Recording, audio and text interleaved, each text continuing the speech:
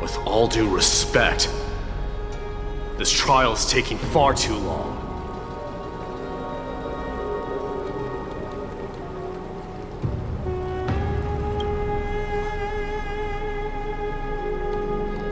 What do you think of this, Thron?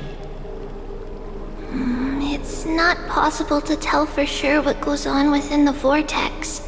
All I can hear are fragments of speech and distant battle cries. Is it Fainan's voice? I'm not sure. It's difficult to make out clearly.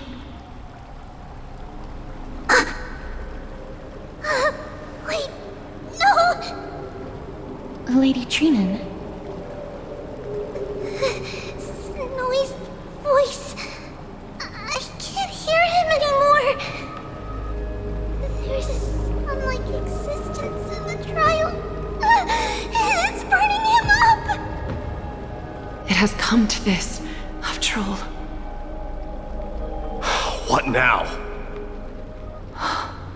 Get ready, my Demos. Plan B. We pull him out when something goes wrong. As I promised you, Aglaya, I will intervene in the trial this time to bring your deliverer out to safety. But that's as far as I will go. Of course. I know this is not the time to demand any more from you.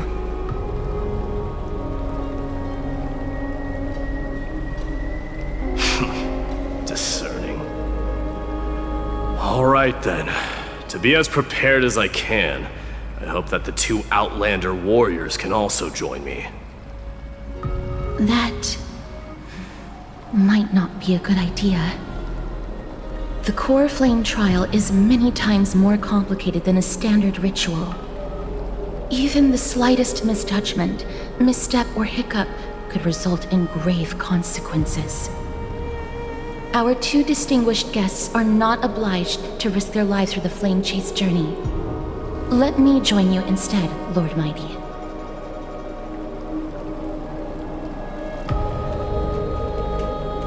No. Someone should stay outside in case we need help.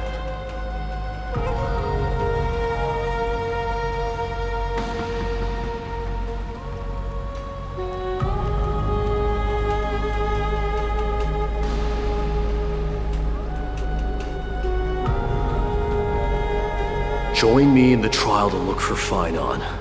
And when we do, Glaya's golden thread will guide us back out.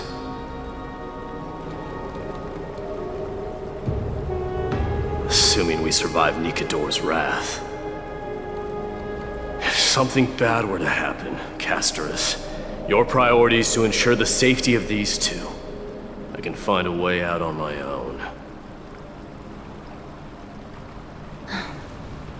Yes, Lord Mighty. Thank you both for your valor. Time to get to work then. Let me have the honor of taking the lead in this battle.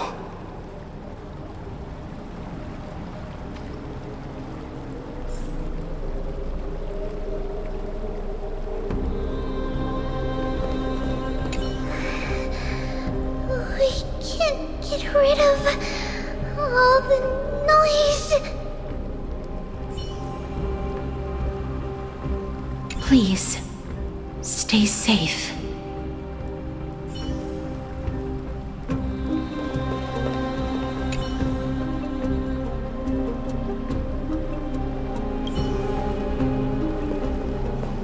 May that warrior be safe from harm. When you are ready, I will preside over the ritual on Thron's behalf.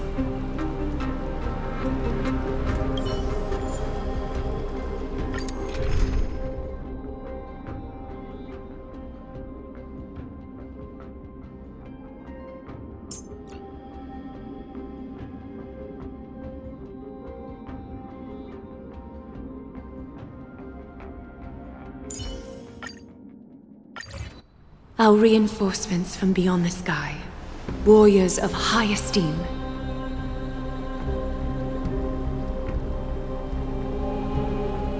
Please close your eyes and hold your breath.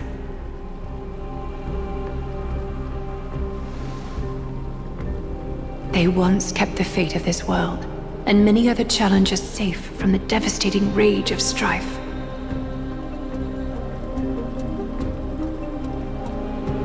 They now seek to venture deep into the trial of divinity and prove their will to destroy our enemies, as foretold by the prophecy.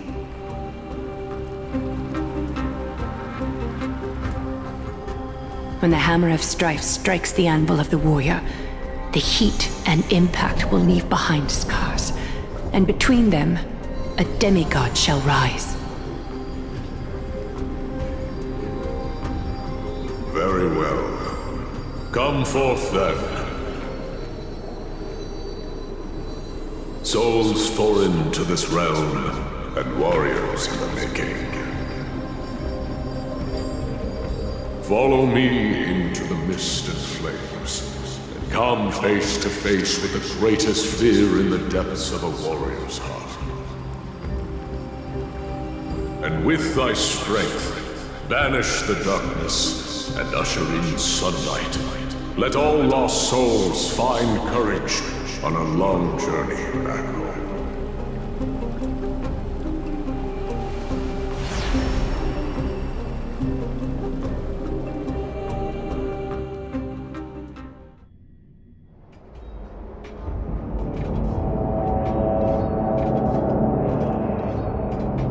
What's the matter? Surprised? Where there's strife, there's carnage. It shouldn't come as a surprise to see such a sight in Nikador's trial.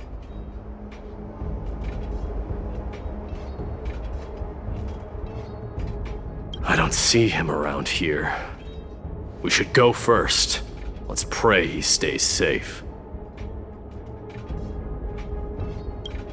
Huh. The greatest fear in the depths of a warrior's heart, huh? So, this is what he fears the most.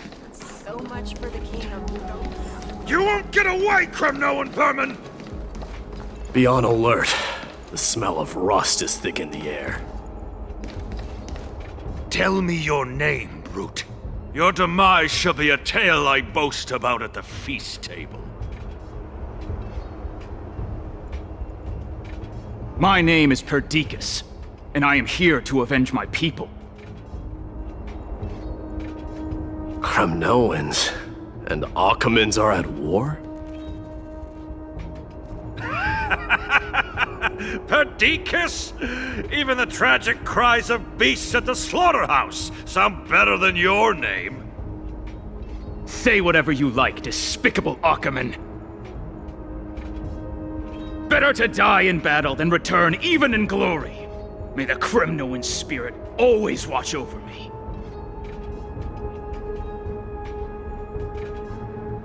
Foolish brute. I see you're eager to die. Very well then. I shall grant you just that.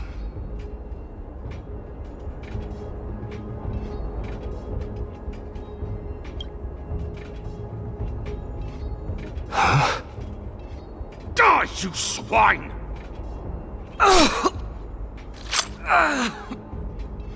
Matamos. My king. Why?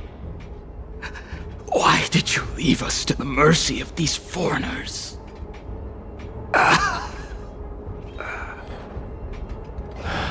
Is this? And you are... Oh. So the Alpha Brute has found his way here. You Kremnoans are all eager to die, huh?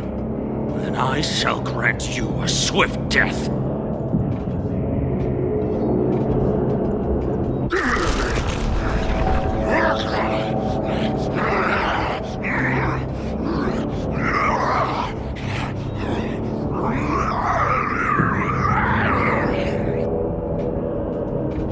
Face your death, cowardly king!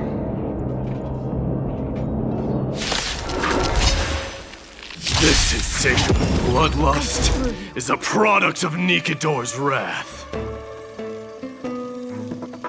together as one. Let this place witness glory. Forever doomed! Open sesame. It's coming. Light in the west wind. Away we go! No bullying allowed!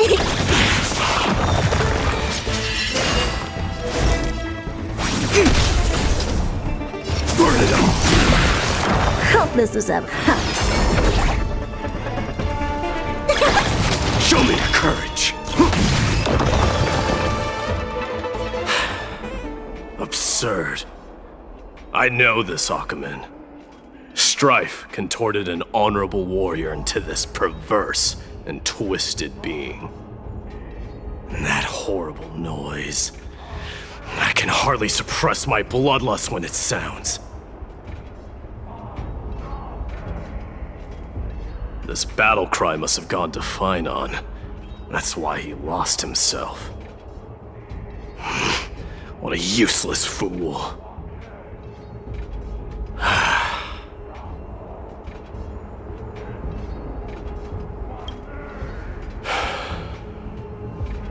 It's nothing. Let's go. That voice is Cartonis? Not you too, Cartonis.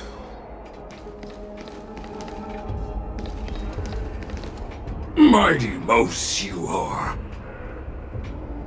Destroyed all the wicked king. Here to take my life finally.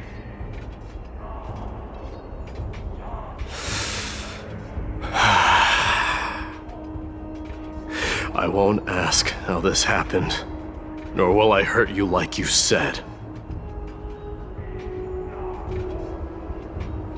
I just need you to tell me where Finon is. All of this, you know very well. Leave our city, cursed son of Gorgo! I have no intention of hurting you, Cartonis. Humiliate me you shall not! Leave! Get out of Okima! Get out! Symbol of your sovereignty, take it! Signet of Kremnos, bask in blood-soaked glory, your kind alone! This is... Mother's signet? It's here again. I knew it. Ha! Finally gone mad, despicable vermin have! With your mad king, perish together in that maelstrom of battle! Enough! Be quiet! You are not at all Cartonis! Look out!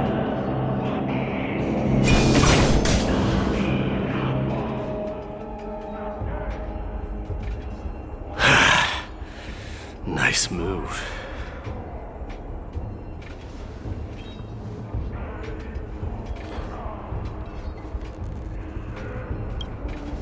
Wait. He seems calm and composed, unlike the rest.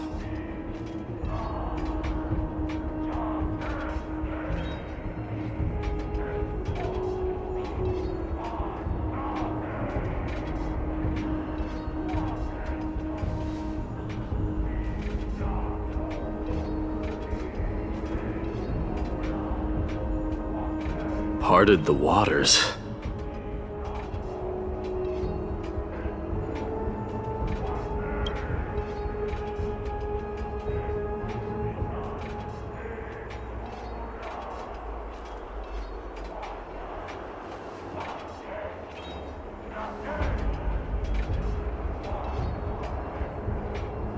So, you are Dan Heng. What did you go through before meeting us?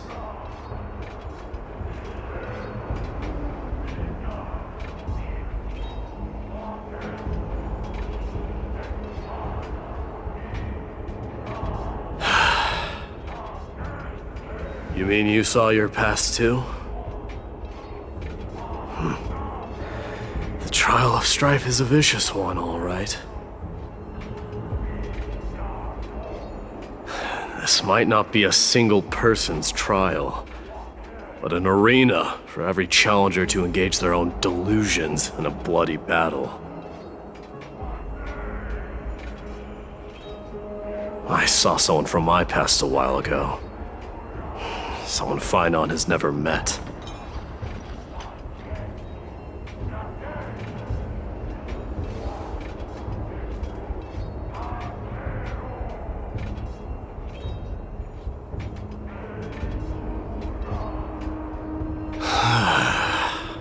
We can only hope this battlefield is nowhere as extensive as I imagined it to be. Let's first follow the sounds of battle to their source. The battle cries seem to be getting a lot louder. This will be the end of you outlanders! Find your friends in hell!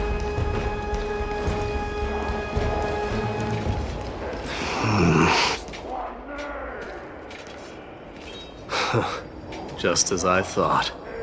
This is where the battle cries were coming from. The true entrance to Nikidor's trial.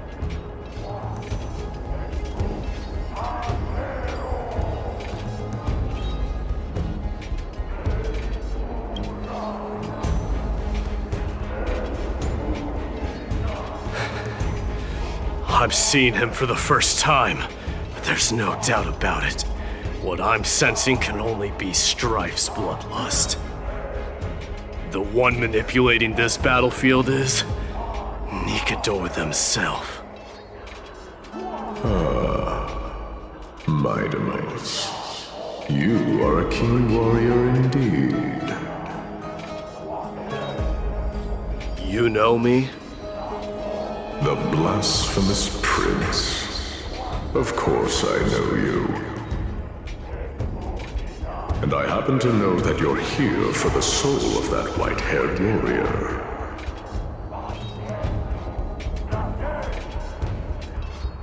Great. Let's cut to the chase then. Hand over that poor excuse for a swordmaster, so we can be done with this farce.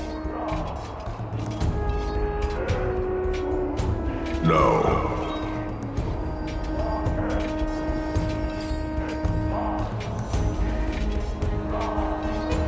I applaud your courage and strength for coming this far, but you have chosen to besmirch the dignity of one who has fallen, and I cannot turn a blind eye to that.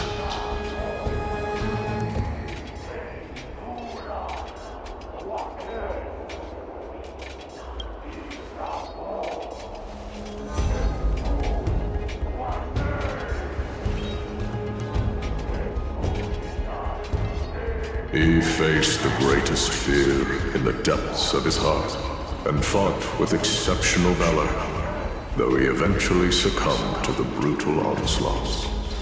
I have since brought him to the rear battleground, and granted him glory worthy of his courage, tenacity, and sacrifice. You wish to take him away? Sure. Pick up a spear and prove that your resolve can rival his. Of course, cowards who hope to avoid bloodshed are better off disappearing from my sight this instant. Your opinions are of no interest to me, Mad King. If it's a fight you're looking for, then you will get one, Titan. I will put you to rest once more with my curse of immortality. Commendable. Your noble mother displayed the same spirit with a spear in her hands. Don't you dare speak of her. Why not? She challenged the former Kremnos king to a duel, even knowing that it was a deadly trap, all to protect your dignity.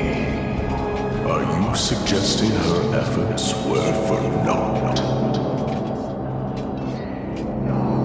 Her death was caused by you, the incarnation of strife. How dare you talk about her past? Enough of this nonsense. You should be wielding your weapon at the god of strife. Battle me and put a swift end to this!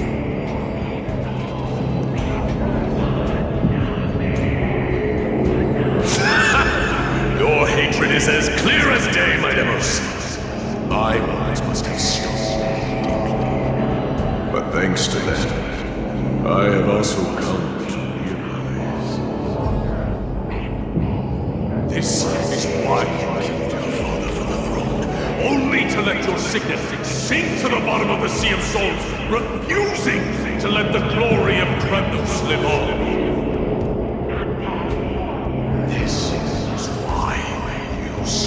Strife Titan, only to reject the core flame, letting strife continue instead.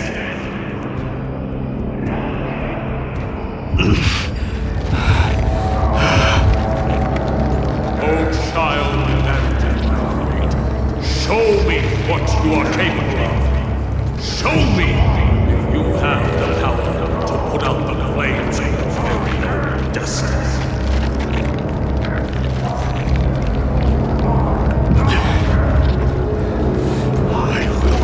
Your chest apart, Titan. The same way I ripped apart that former king. I see you wish to repeat this. Come at me then. Ignite the flames of your fears and step onto the battlefield. Take this fierce battle to the boundaries of strife and consume me. Or lose yourself in the fight, and watch your defeated corpse burn to ash. Remember this, the son of Gorgo will be drowned in blood.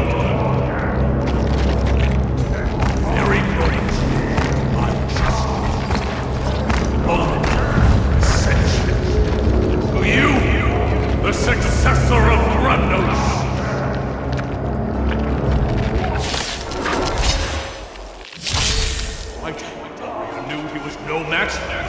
Yet he chose to fight till his very last breath!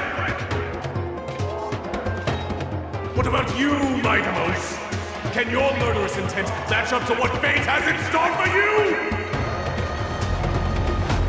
Prove to me that you are worthy of this power!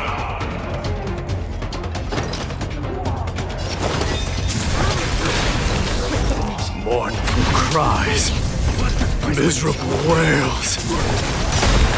Kings of Kremnos! This is the power you desire? Never seen perfection before? Curiosity, endless riddles, nothing but a void. Like the West Wind, away we go! In the name of fairness, I grant you the blood of strife! Raging power. I can hardly contain it. Open sesame. Glimpse the unknown.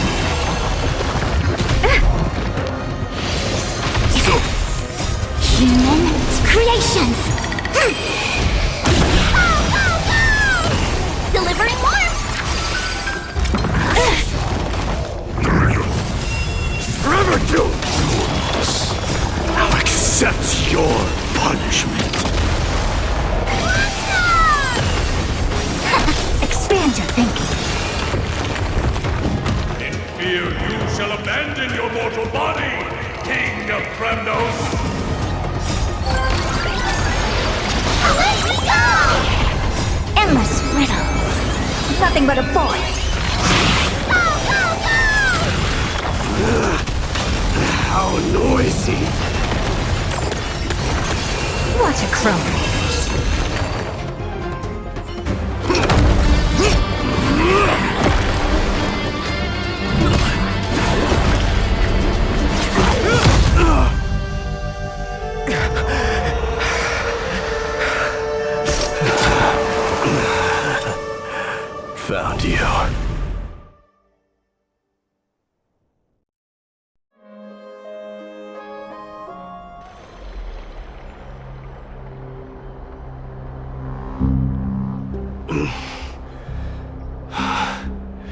I did my best.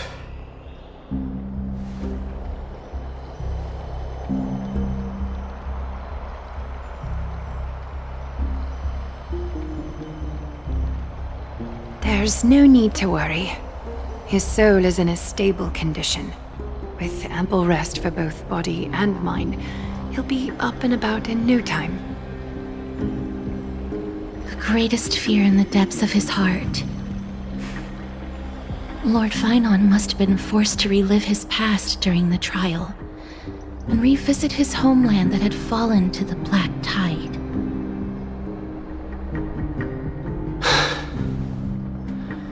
In all likelihood.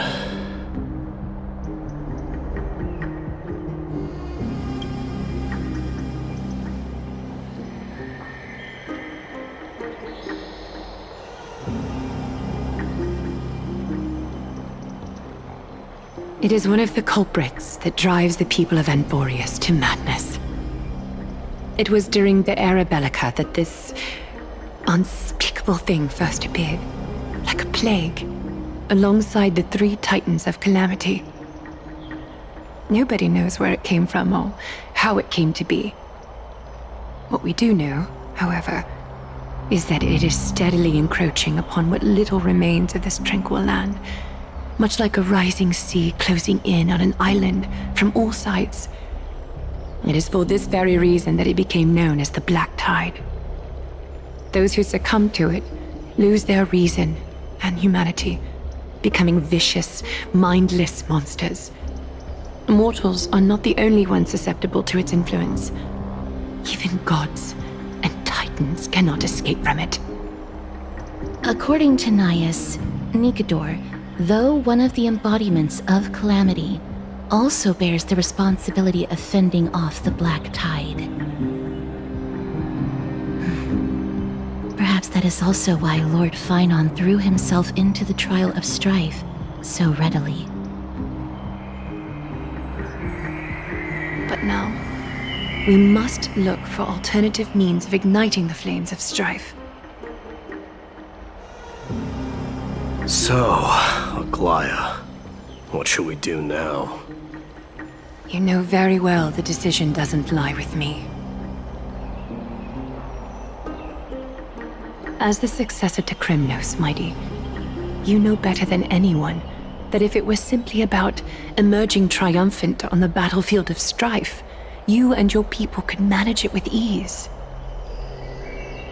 But ultimately, the heavy burden of divinity can only be borne by one.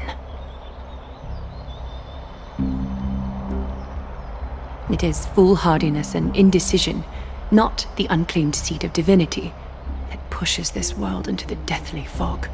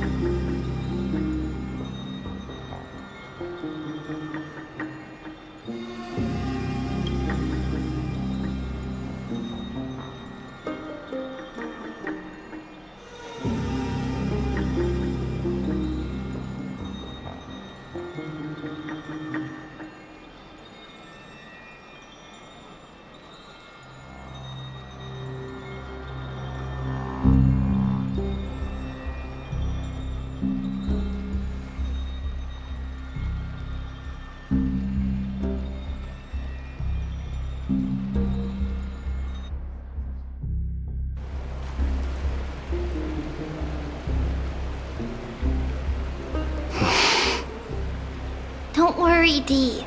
This isn't the first time he's been like this. A long time ago. I'm not worrying about him. Oh, alright. You're a little quiet, though. I'm sorry. That was rude of me. What I meant was, I know that man can pull through for sure. It's alright. Being straightforward suits you better. Actually, Dee, there's something we're curious about. What did you see in Nikador's trial? Something that terrifies me. Isn't that ironic? There shouldn't even be a word for fear in the Kremnoan language. Do you think you stand a chance against that thing that terrifies you? Is this also part of your grand scheme? What do you mean? Aglaya knew that Phynon might fall. And she expected me to take his place. That was the plan all along, wasn't it?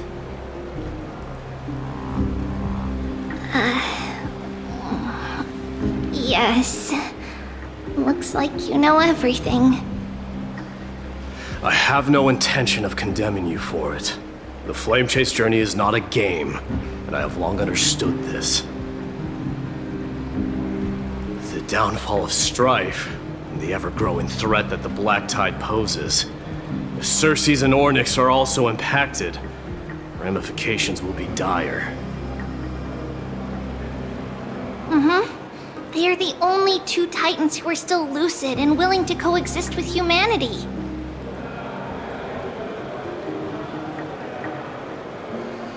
Regrettably, I do not hold the key to completing the trial.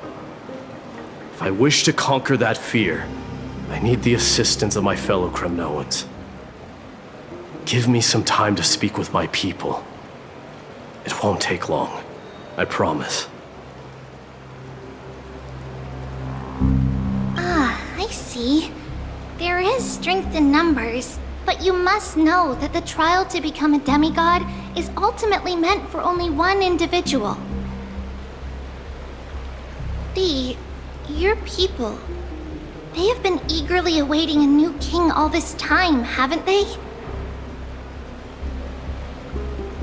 If you take on the divine role, they will have no reservations about following your lead. After all, you're the hero of Castrum Kremnos. I once was.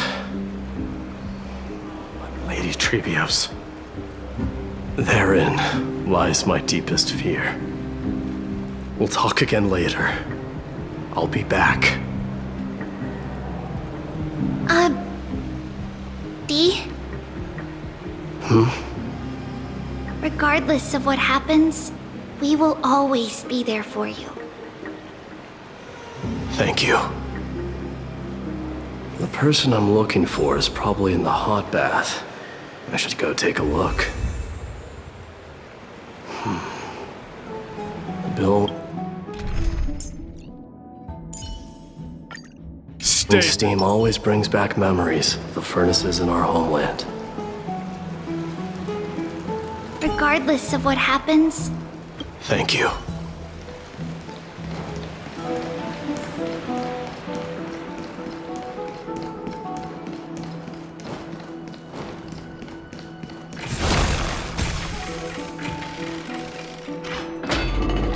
Children left unattended by their parents?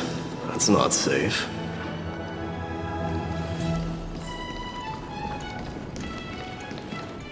You shouldn't run around in here, kids. Hey, it's the Crown Prince! Are you also here for a bath? I want to hear stories about the feats on the battlefield.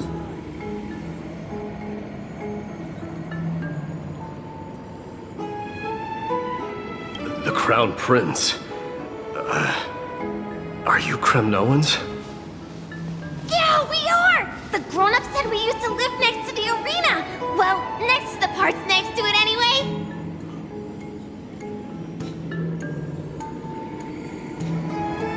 My dad is a centurion with the Hydra Lancers, and my mom is the bravest warrior in the God Shield Brigade.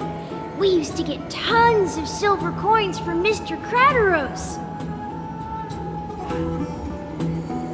My parents are serving in the Holy City garrison now. As warriors of Kremnos, they're braver than any Achaemen. Why are you kids here alone? Where are the grown-ups?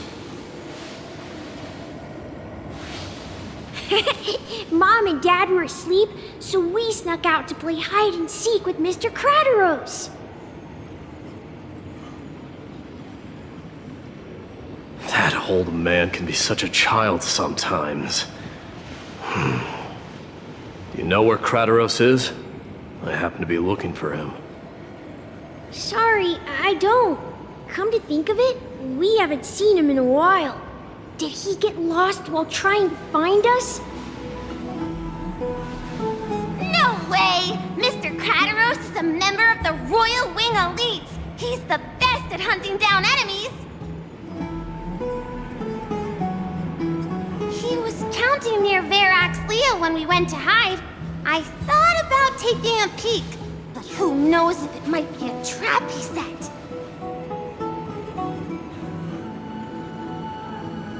It was prudent of you to be cautious. So, which Verax Leo was he with? It's, just take a few turns after you go out from here. It's close to the backs. All right, I'll go look for him. You should consider the game over and head home for now. And don't play around the hot baths again.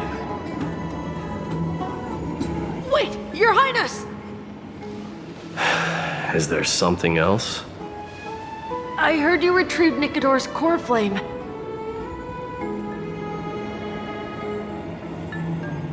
Does that mean we get to go back home soon? Have you ever been to Castrum Kremnos? You were all born in the Holy City, and are living lives no different from the Achaemens. Everything you know about our people comes only from the tales of others.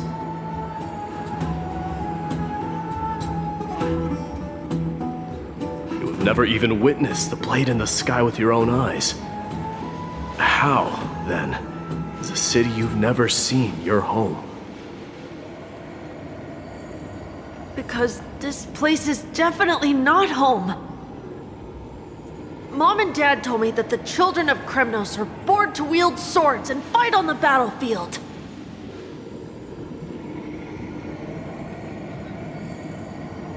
They also said that the Kremnoan detachment led by the Crown Prince is the bravest army across all of Amphorius. No one can defeat them. The kids in the Holy City don't play with us. The moment they find out that our parents are Kremnoans, they shun us.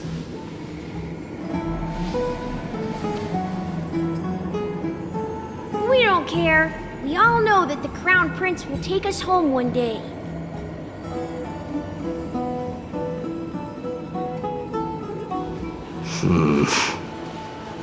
The time has not yet arrived. But, young men of Kremnos, heed my command. Return to your parents at once.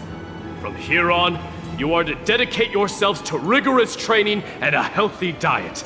You must not neglect these two aspects if you are to become a brave warrior of Kremnos. Only by following this path can you be deemed worthy of returning home. Yes, Your Highness! The future of Kremnos. I should find Crateros.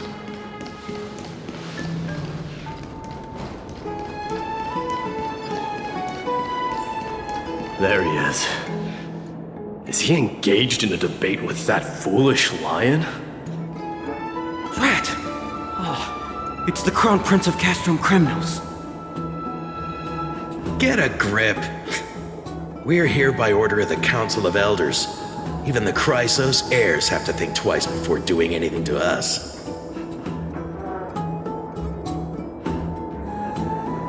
Out of my way, lackeys of the Council.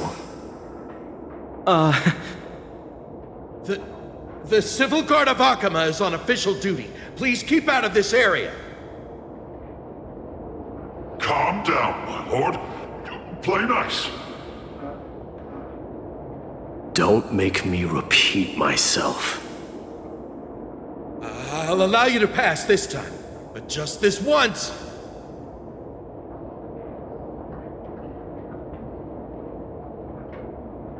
So, you think yourself knowledgeable? Then here is a question for you. Do you know how Chrysius Leo in Castrum Kremnos came to be mounted on the wall? I don't know, my lord. How did it come to be? Let me enlighten you. A long time ago, the founder of Castrum Kremnos led a group of warriors to hunt down a lion on the outskirts of the city of Tritos. That vicious beast had been a menace for years, and the bones in its den were stacked even higher than the peaks around Akama. But do you know what happened? Nary a moment had passed after the beast's head peeked out of its den, when the Kremnoan warriors surged forward and brought it down within the blink of an eye, shattering its knees with a single strike. And then... why are you red-faced already? We haven't even gotten to the best part yet. It's your storytelling, my lord. You're weaving such a captivating tale that it got my blood pumping. Please, go on. Well, if it isn't Lord Mighty. It's been a while. Oh, what in Akama is happening? To what do I owe the pleasure, son of Gorgo? Kratos. My esteemed teacher. Let's talk somewhere else, Mighty Mos. I'm tired of speaking with this silly lion. What about the Council's informants? Those two hyenas are nothing but scavengers of rotten meat. They couldn't bite even if they tried.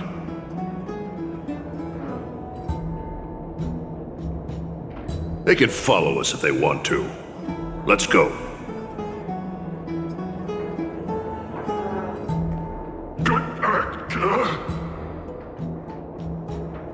Wait, so how in the world did Chrysius Leo get mounted on the wall? Keep up with us, you hyena. Oh, sorry. I meant officers. Hey, old man, how dare you? Calm down. Calm down.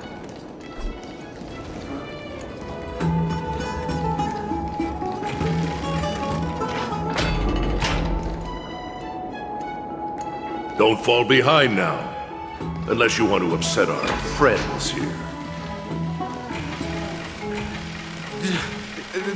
Don't you dare try any tricks with us. We're almost there.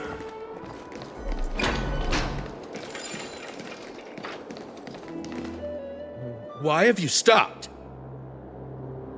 This is a nice spot for a private chat. Shall we, sir? Let's do it. What are you up to? Someone help me! Some privacy at last. So, tell me, why have you come to seek this old man's counsel? I came to discuss the future of the Kremnoans. Interesting. I heard the core flame of the Lance of Fury has been restored, though not by your hand. And you're even considering giving up Nikador's divine power. Is this true? Those rumors are not entirely groundless.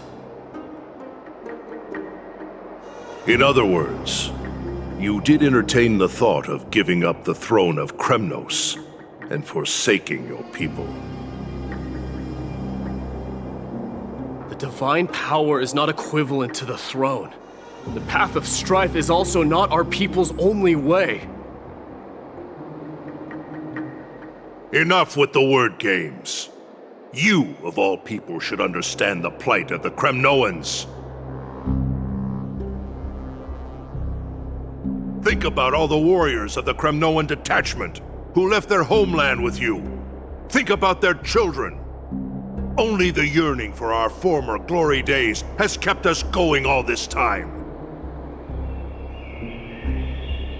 If they ever learn that the crown prince they look up to so much is actually toying with the notion of stepping down, think of the disgrace it would bring upon your departed mother, Martimos.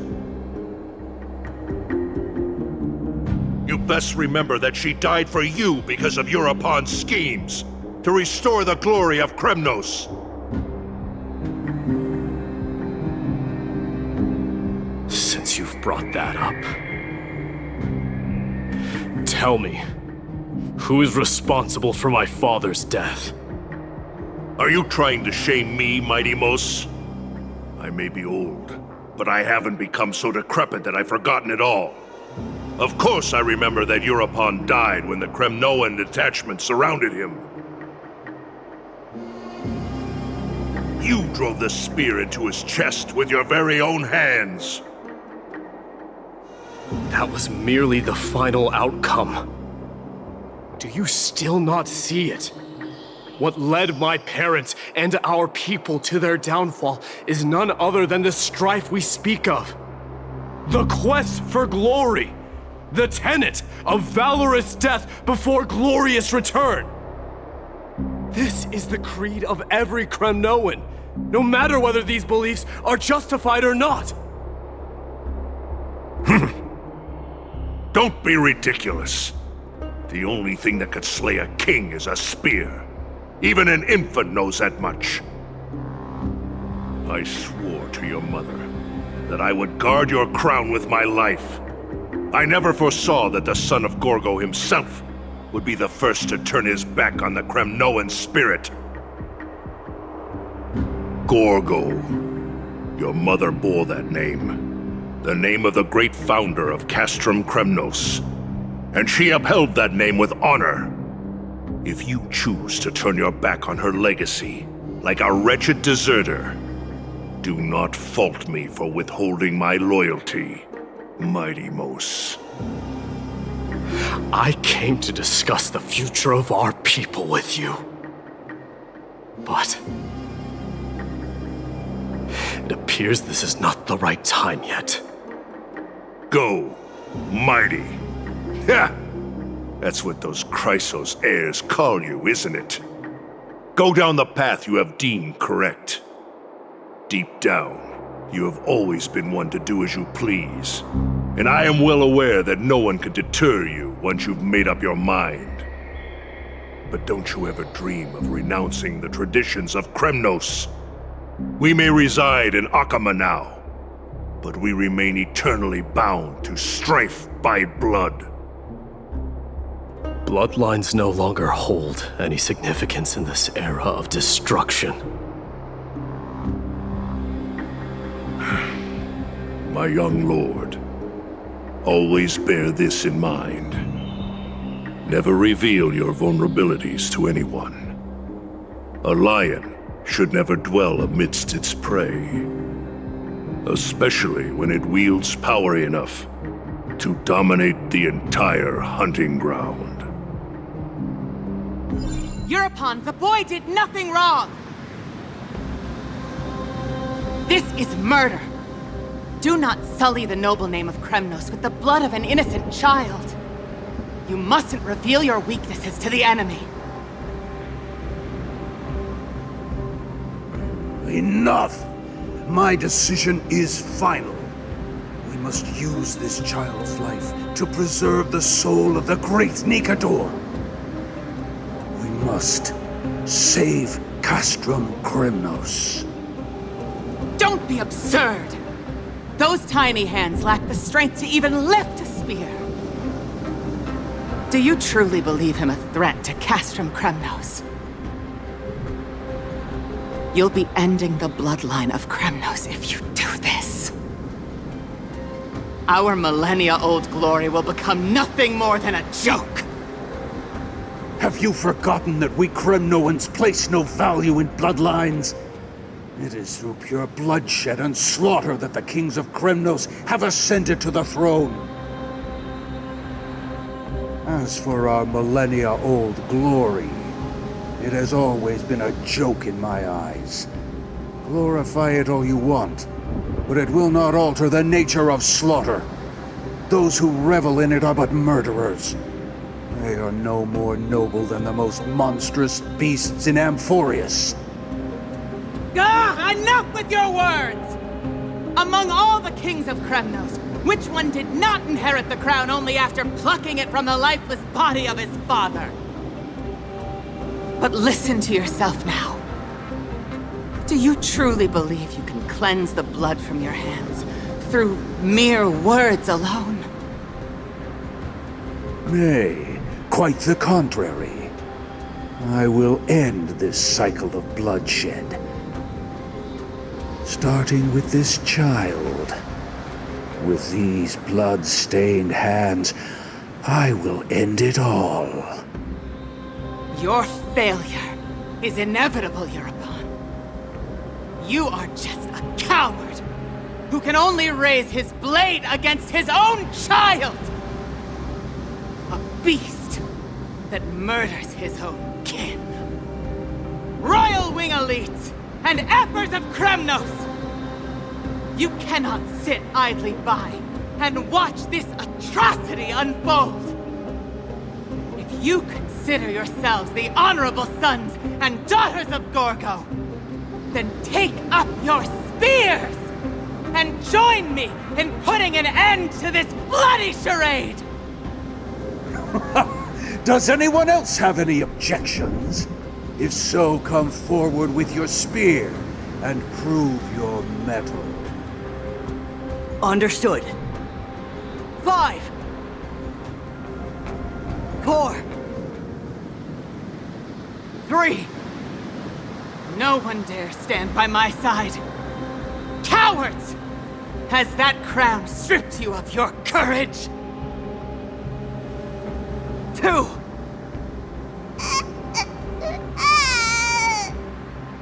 One.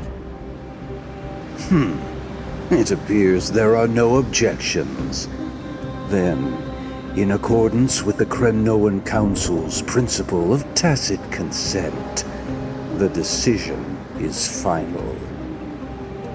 With all present as witnesses, this child shall descend into the Sea of Souls, where he will nourish the Lance of Fury and join the fallen heroes. May fate and the gods await your arrival. My son, my Deimos. Stop! If you have more to say, then speak. On account of the life we have shared together, I grant you this one final chance. With the blade of fury above us and the council bearing witness, I, Gorgo, hereby move to challenge the crown in accordance with the laws of Kremnos. O unworthy king, in the name of the Council of Elders, I demand that you duel me! Very well. We shall see who the Kremnoan blade strikes down. Midamos, my son. They all tell me to forget. But how could I ever? The son of Gorgo will be crowned in blood.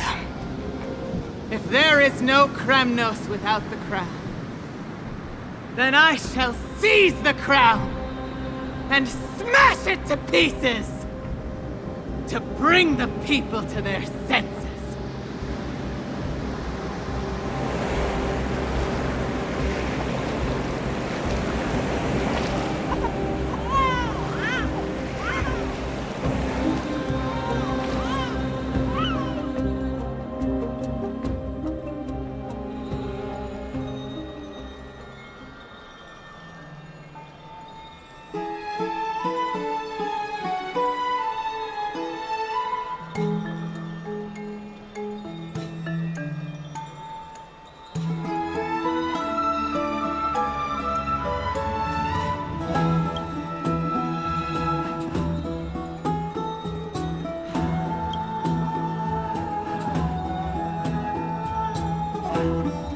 Mister, you're awake.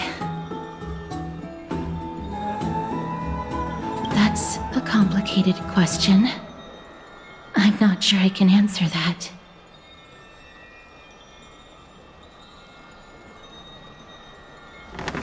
I apologize for arriving uninvited.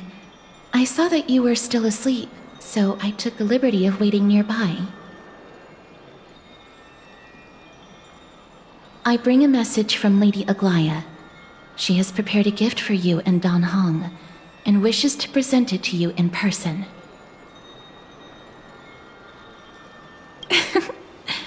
I'm glad you're in good spirits. All right, let's set off.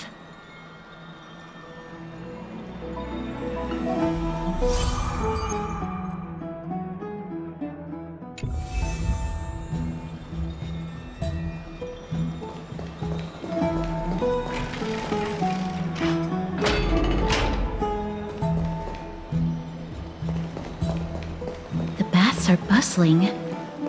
Now that Nikador has fallen, the soldiers in the city can finally catch a break. I don't know how long I'll be able to live like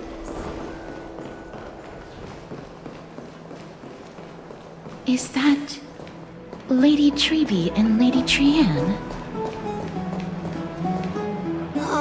You must have forgotten. This is a precious relic from our hometown. We definitely all saw it back then. Trianne, this is a counterfeit. We both know it's impossible for something this fragile to have survived all those years in one piece. Nothing is impossible. We are fragile too, but we still got through those sad times. Ugh, look at that color! And how it glitters in the light! It's exactly as we remember it!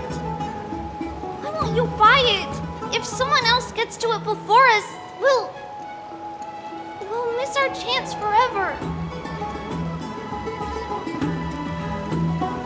Calm down, Trianne. You need rest. Please, there's no need to fret.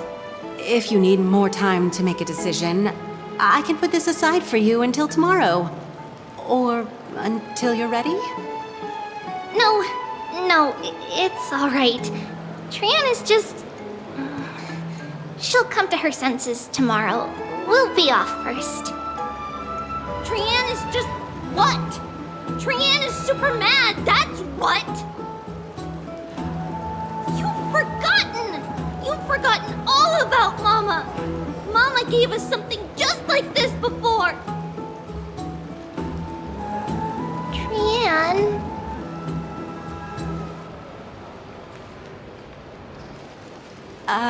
See you tomorrow? I hope you two patch things up soon. See you tomorrow. May the winds of fortune bless you.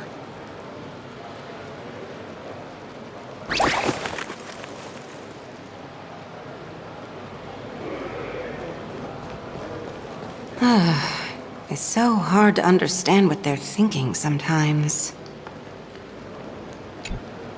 Excuse me, if you don't mind, could you tell me what Lady Treby and Lady Trian were discussing just now?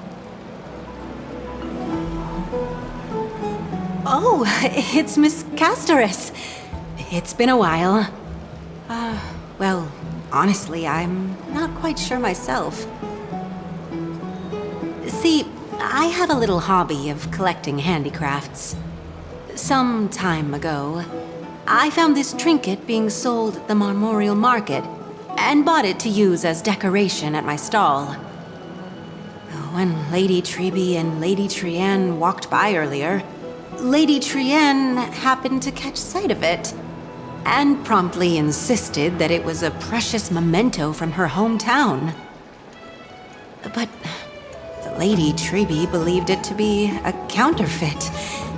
She said it couldn't possibly be from Yanisopolis. The likelihood of such fragile glassware surviving the Chrysos War is simply too low. For some reason, Lady Trian became awfully upset after hearing that. I see. Madam, would you mind selling this trinket to me? Certainly. It's just, if it truly is a relic from Yanisopolis, it could be worth a small fortune. Miss Castoris, I'm running a business here after all, so... I understand. Feel free to name your price. And what might your concerns be, my friend?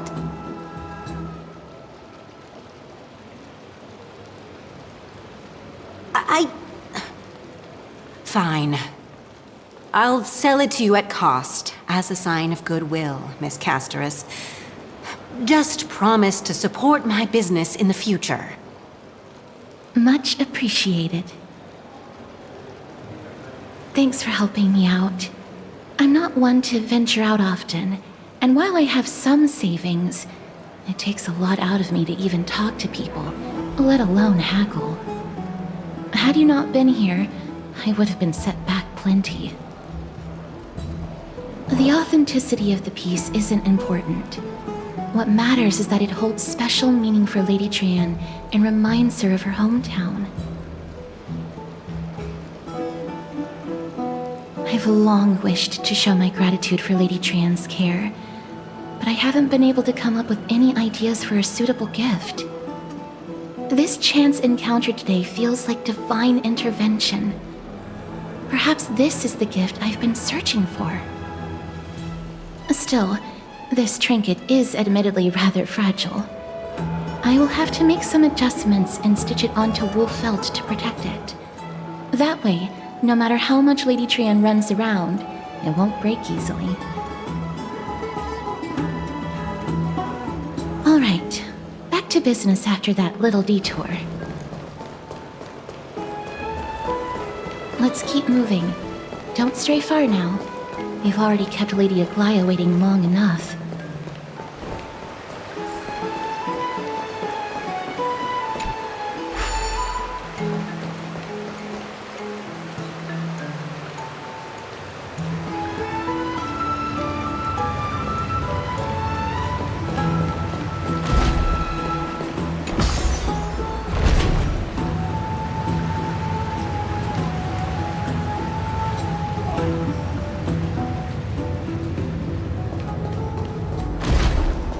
It seems your friend arrived before us.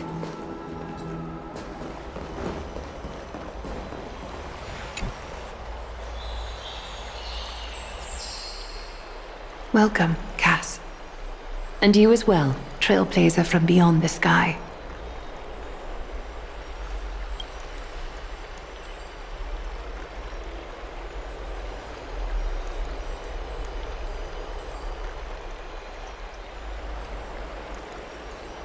For all that has happened, it was never our intention to drag you two into the battle against Nikador and jeopardize your safety.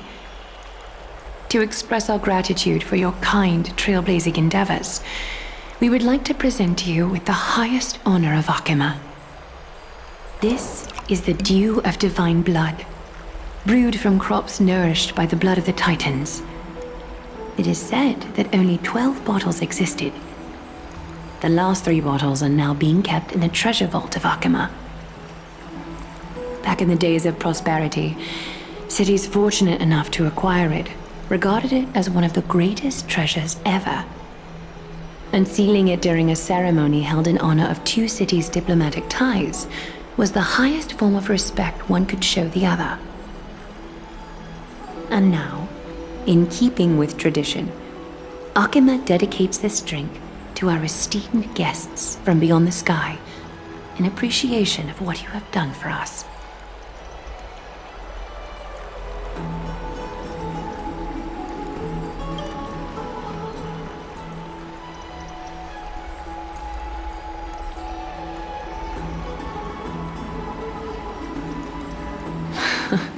Very perceptive, Mr. Dunhung. Your heroic deeds have proven that you come in good faith. With the dew of divine blood as testament, we wish to forge an alliance with the Trailblazers.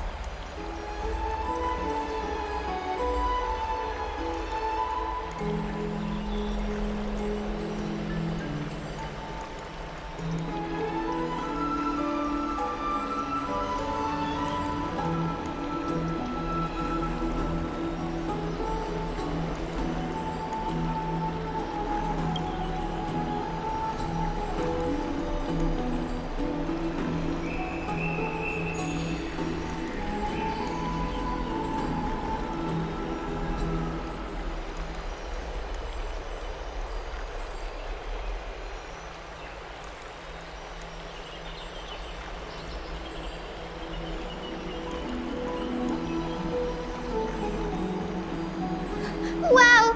Gray and Danny have sharp eyes indeed.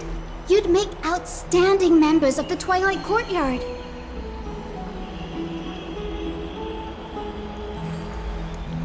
No need to worry, by the way. I can tell from Lady Aglaya's tone of voice and micro-expressions that she's being genuine.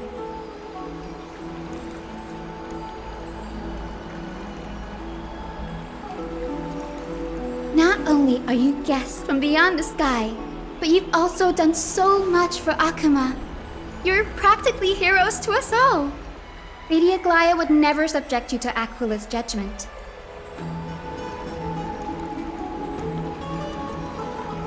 Hyacinth, thank you for taking care of the wounded of the past few days.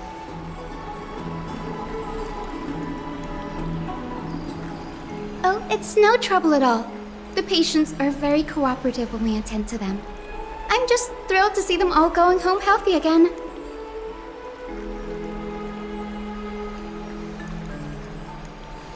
Oh, it's Cassie! Oh, I've missed you.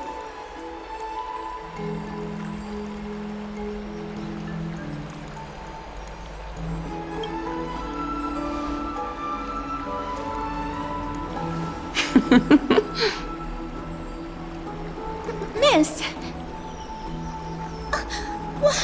You can't say that! Lady Aglaya should always be Lady Aglaya.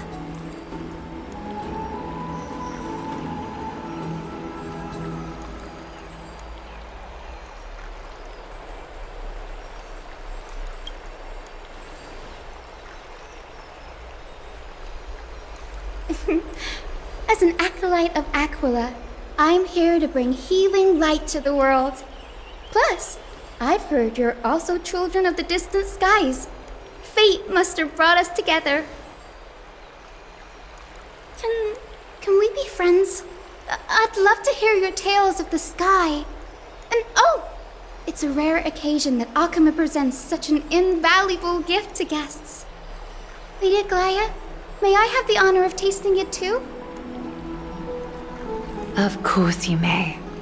Esteemed guests of Akima, please believe me when I say that this gift carries no hidden agendas. As for the matter of the Alliance, you need not give me an answer here and now.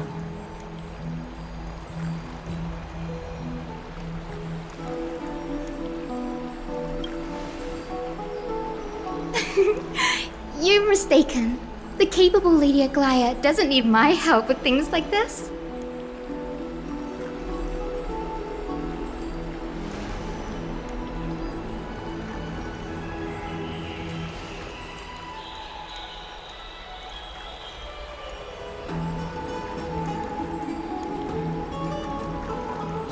Yay! Then I'll get started on my questionnaire.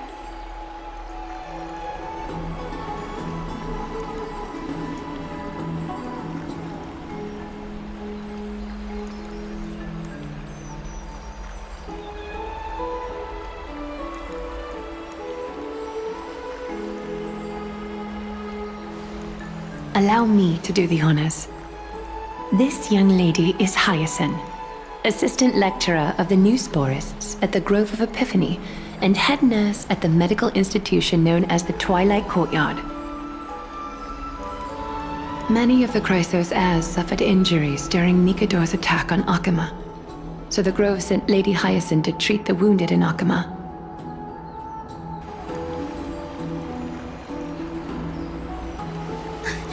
But what I'm really good at is helping people sort out what ails their mind and spirit. If you're ever feeling troubled, come find me. A little sunbathing in the courtyard will chase all your worries away.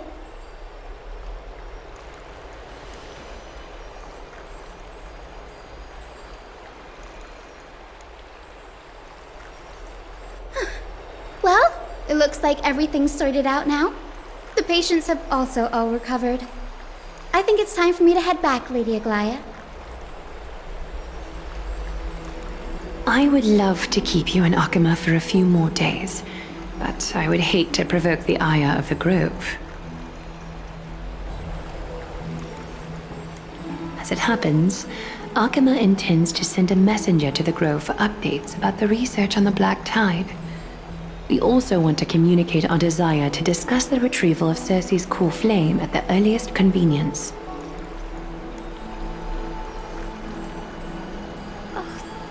Sounds pretty serious. Lady Aglaia, you can't be asking me to... No need to fret. We won't put you on the spot. Trian will be going there as the diplomatic messenger of Akama, and Castras will be accompanying her. I happen to have a few questions for Professor Anaxa as well, regarding the missing Titan Thanatos.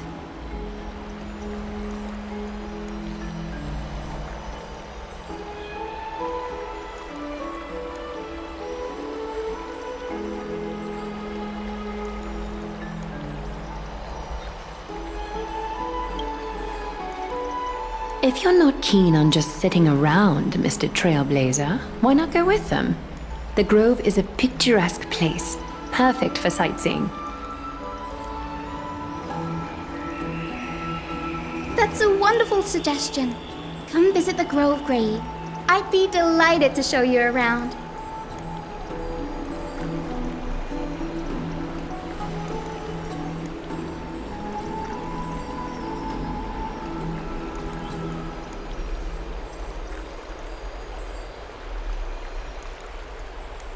In that case, do bring this spindle along with you. This tool, called the weft, is used to spin thread and has been passed down in my family through generations. Though it doesn't see much practical use nowadays, it's become a symbol of great significance. In this respect, it is the perfect token to represent my will. If you encounter trouble at the Grove, just take this out and show it to them. While you're in the Grove, the golden thread of the weft can also render all things around you visible, regardless of whether they're corporeal or not, allowing you to see things as I would. Castras knows this too. Make good use of it.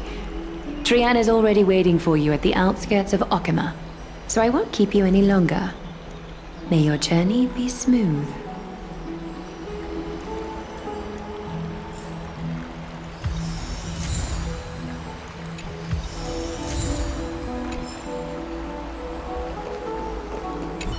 I'm glad to be in your company again, mister.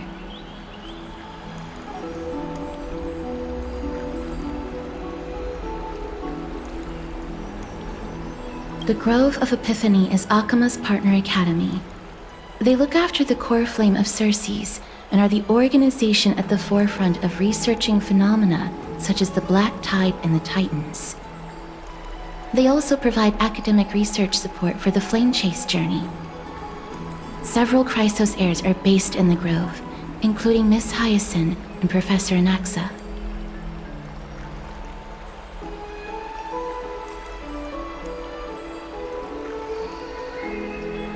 When I was studying at the Grove alongside Phynon and the others, Professor Anaxa was responsible for teaching us about the Chrysos heirs and the Titans. That's also when I met Miss Hyacinth. She was Anaxa's teaching assistant then.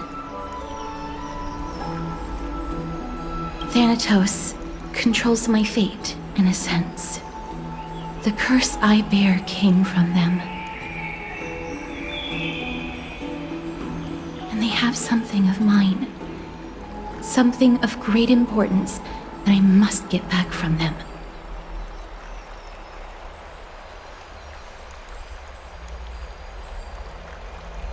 Oh, I came here with a colleague from the Twilight Courtyard. I've asked her to pack her luggage in advance, so she's already waiting for us by the city gates. Let's go meet up with her.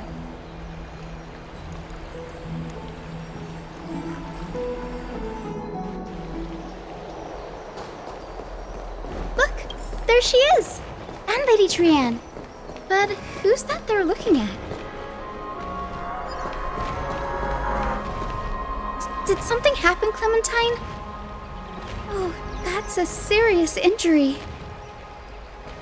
Miss Hyacinth, this man was discovered by Trianne! Trianne was in a bad mood this morning, so we went to the outskirts of Akama for some fresh air. But then we found him collapsed on the roadside. Trianne knows the city has good doctors, so Trianne brought our new friend into the city to look for a doctor.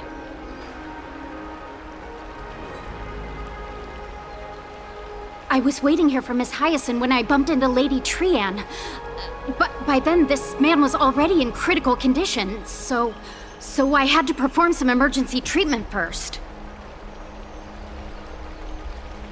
These wounds, they're caused by the Black Tide. This is bad.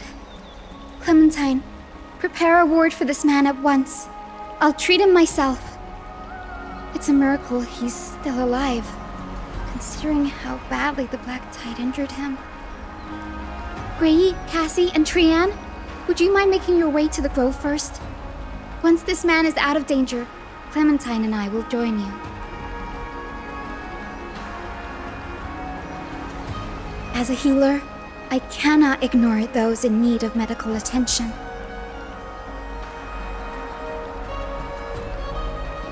I understand. May fate have mercy on this poor man. Trianne believes he'll get better. Everybody, follow Trianne! Fly, fly, fly away from Akama!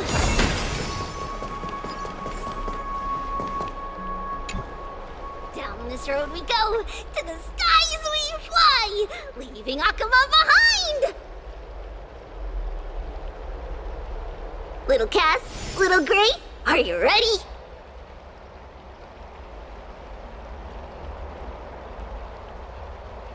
You might not be aware of this, but using the Sentry Gate takes a significant toll on Lady Trianne.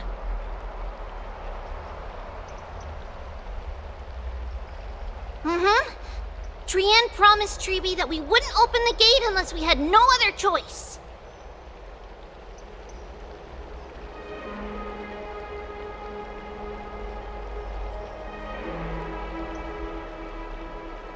I'm ready, too. Okie dokie! Everybody, let's hold hands. To the Grove we go!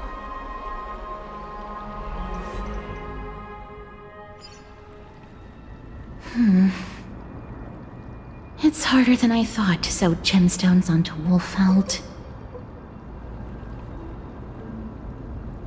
pass, Memmy, Memmy, Mem. Memmy, Mem, Mem, Mem. Mem wants to try sewing. Here, why don't you give it a go? Memmy, Mem, Mem, Memmy, Mem. Memmy, Memmy, Mem, Mem, Mem, Mem, Mem.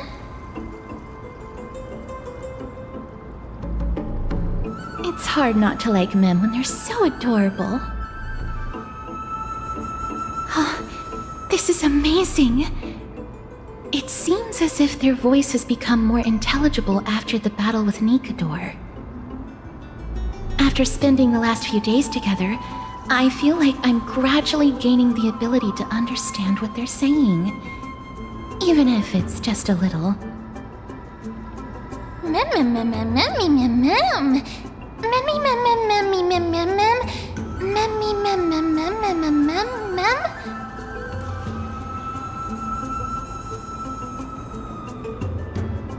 Memmy, Mem. Memmy, Mem, Mem, Mem, Mem, Mem.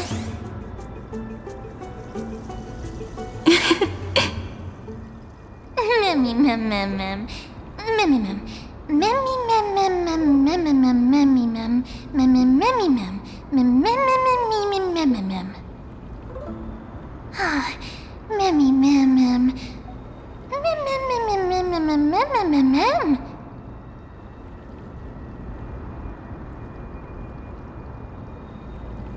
Memmy, Mem, Mem, Memmy, Mem, Mem. Mem, Mem, Mem, Mem, Mem, Mem. Mem, Mem, Mem. Cute. Is everybody awake?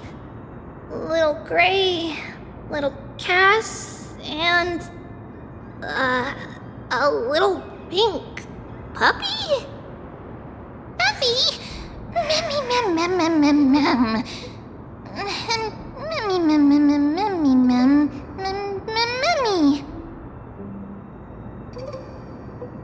It's already action hour. Lady Trianne, I hope you're well rested.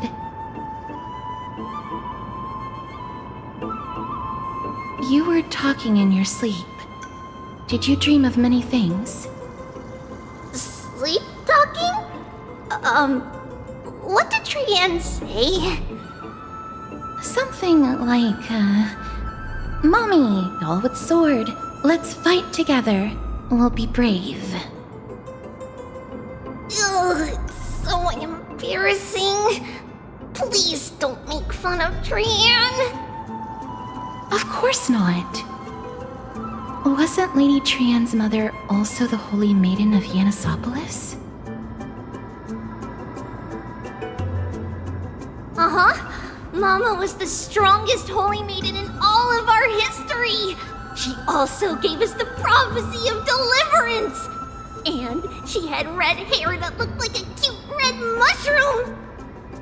But Trianne can't remember what Mama looked like anymore. Not even in the dream just now.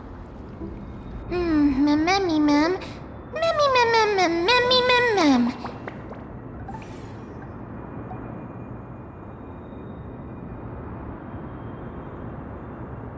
Memmy, mem, mem, mem. Memmy, mem, mem. Memmy, memmy, mem, mem, memmy, memmy, mem, mem. Memmy, memmy, memmy, mem. Memmy, mem, mem, mem.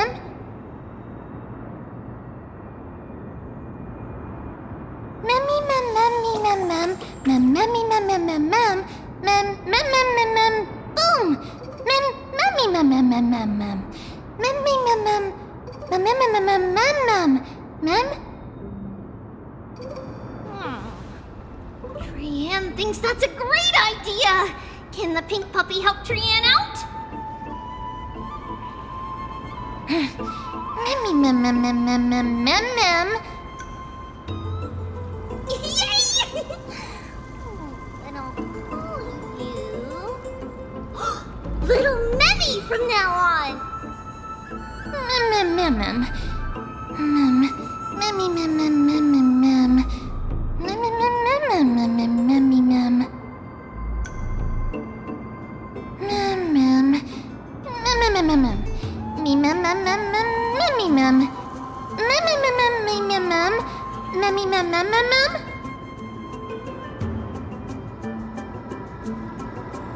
Okie dokie!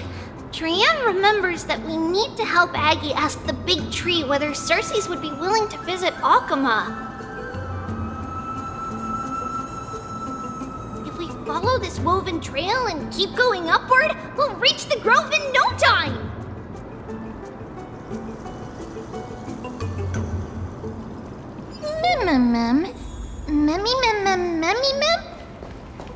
Legend has it that whenever they requested an audience with Cersei's, Nestia would always come to the meeting in a long white dress. As the warps and wefts of the dress came into contact with the ground, they turned into paths and stairs. May this romantic path bring good tidings to Akama.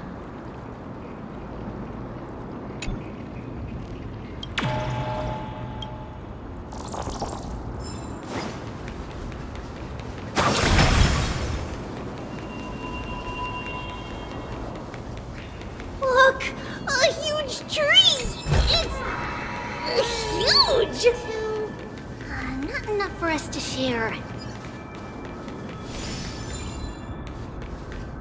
Ma'am.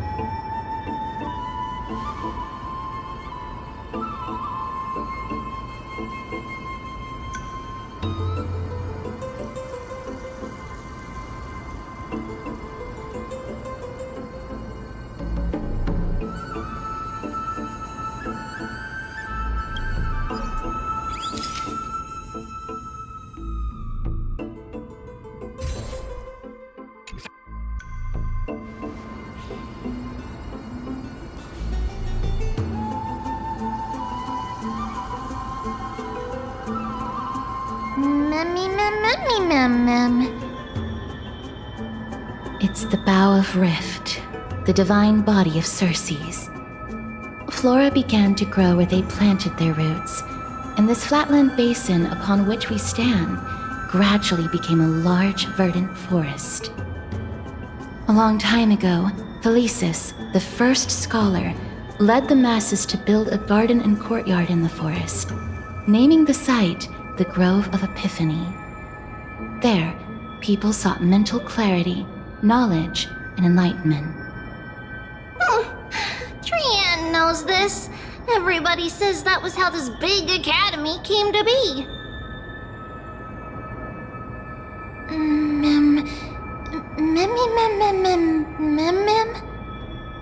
Something feels off. The Grove has always welcomed scholars. So too would Cersei's give us her delicate leaves and extend her branches in greeting. Yet, it seems both the Grove's messengers and the Titan are indifferent to our arrival. That doesn't seem likely. Miss Hyacinth didn't mention anything about it. Maybe everybody's still asleep because classes haven't started yet. They don't want to be disturbed, so they shut the entrance.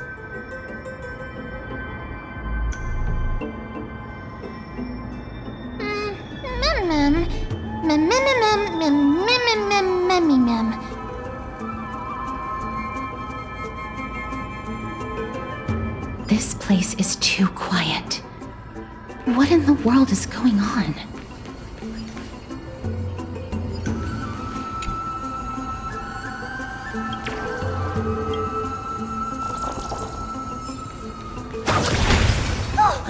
Trian found it! Everybody, fly across to the other side! The entrance on the other side. Where could it be?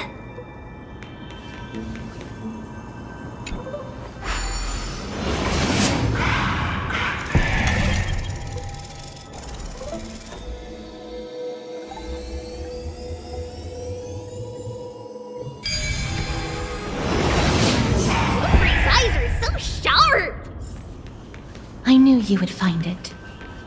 The courtyard of Storgi should be just ahead of us.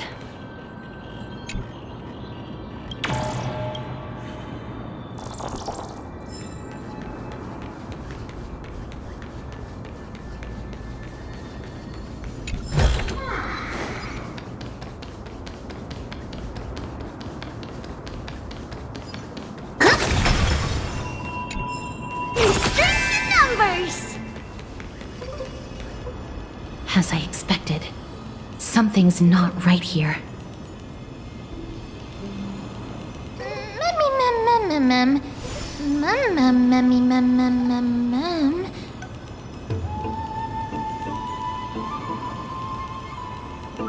Not to mention that this whole place is also eerily quiet.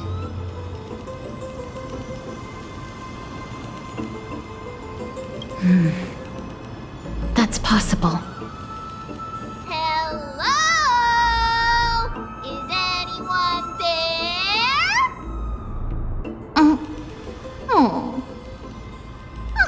No one's here. I have an idea. Lady Trienne, could you lend me that golden spindle?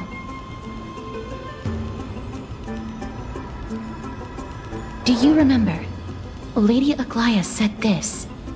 While you're in the grove, the golden thread of the weft can also render all things around you visible, regardless of whether they're corporeal or not. This is achievable because the grove is not only where the roots of Circes are, but also where the chrysalis of gold manifests.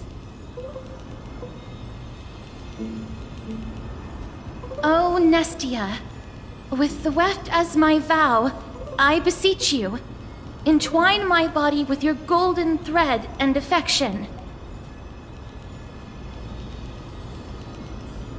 This is a proverb that was recorded in the handbook of Nestia's priests. If I'm not mistaken, we should be able to draw power out of this butterfly exuvia with the golden thread.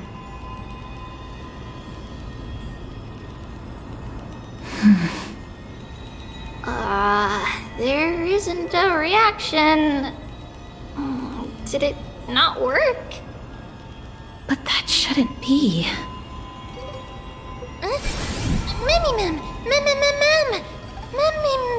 Mummy. Are they white dryad flowers?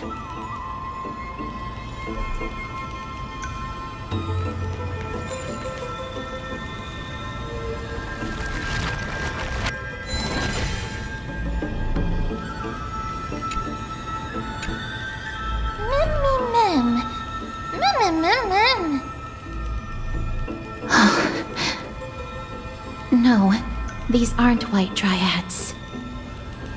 These are shadows of dead white dryads. Dead me, ma'am. Shadow? Strictly speaking, these white dryads are still plants. They only gained sentience as a result of Circe's blessing of equality. But their sentience is minimal when compared to that of humans. These flowers have already died. What you see here are just faint afterimages of their souls. However, this also means that the golden thread has definitely connected with the Titan's presence. Without the golden thread's outlines, we would not have been able to see them at all. But what happened to them? Why are there only tiny shadows of them left? Ma'am, can you read their memories? Let me try.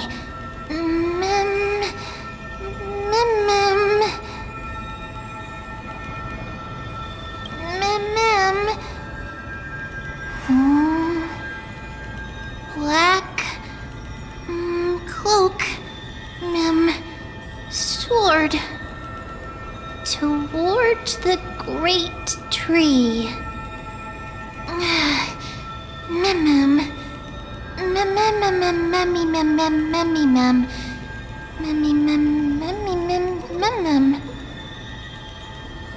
have a bad feeling about this. The deathly fog of Thanatos is fast approaching. Oh! Trianne will be on high alert!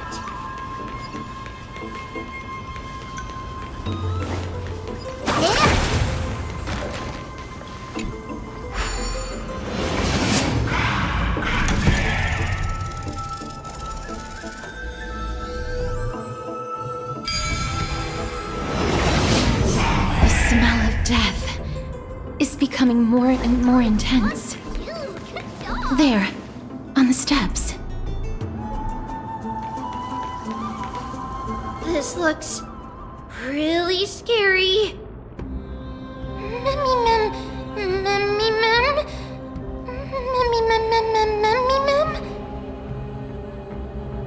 No, it's neither of those. This is a creation of the Black Tide. Such creatures are formed when living beings are corrupted and turned into deformed hollow husks of their former selves. Everybody, stay alert. Regardless of what has happened to the Grove, the fact that we're seeing the remains of a Black Tide creation here definitely doesn't bode well.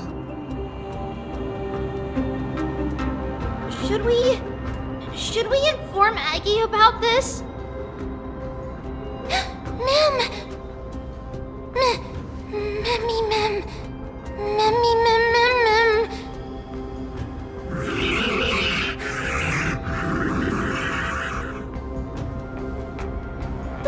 The monster is alive!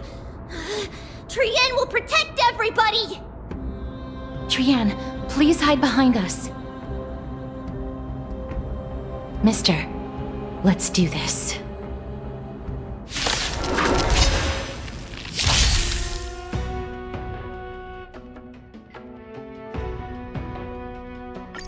As expected, the words black, sword, and cloak.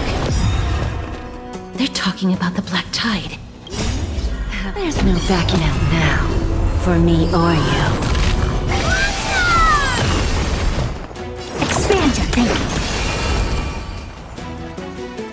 Together as one.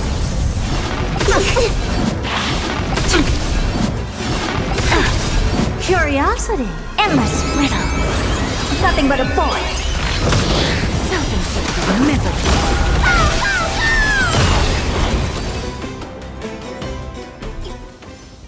You defeated it! Little Gray! Little Kaz! You're so strong!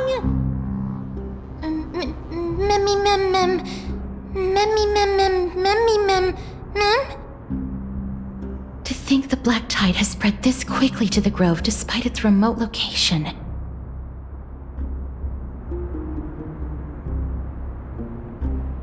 I'm afraid a world where strife has fallen is far more dangerous than we ever imagined.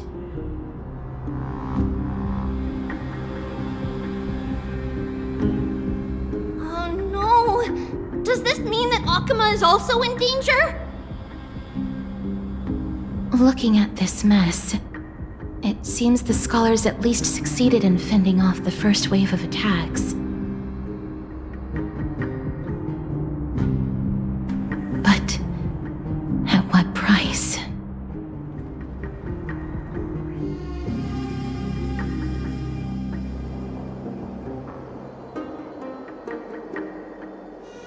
Lady Aglaya, after a few days of surgeries, both major and minor, we were able to save the life of that patient found on the outskirts of Akuma.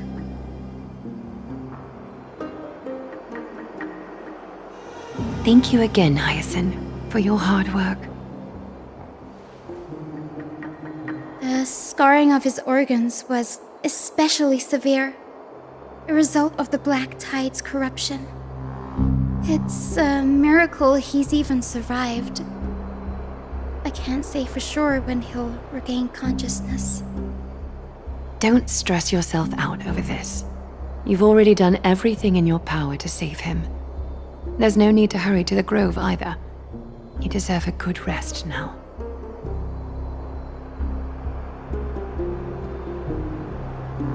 Tribi, I have some things to tell you as well. There's something strange about where that patient came from. He is not Ackerman. The way the stitches on his clothes are hidden is quite unique. Such craftsmanship is undeniably from the Grove. The Grove? You mean... Now that I think about it, Castris and the rest should have arrived at the Grove by now.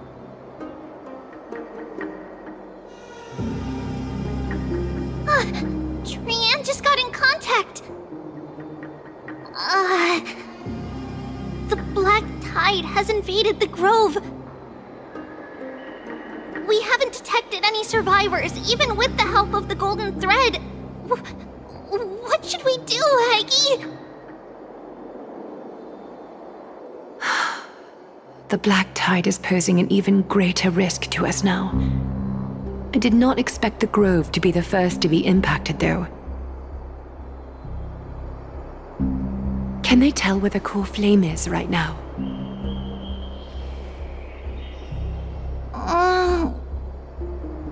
We see it. The core flame is still there, but...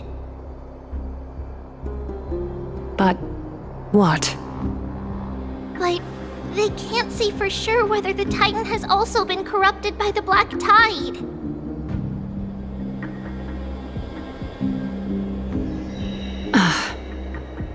Please let them know that for now, the most pressing task is to identify the core flame and transfer it to a safe place as quickly as possible.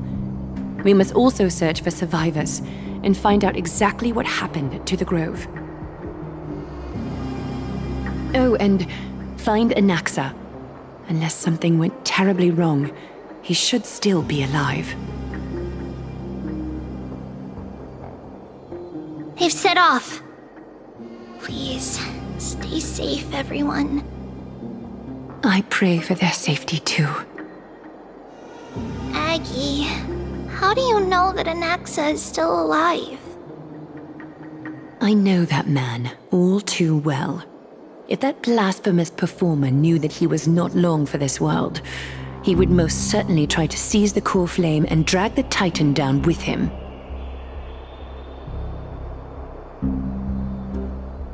Is this a joke as well? No, I'm being serious this time. We're facing threats from both within and without Akima. The merciless carnage may have ceased, but Akima's nemesis continues to sharpen their blades even now. They may have even prepared the gallows from which to hang us already.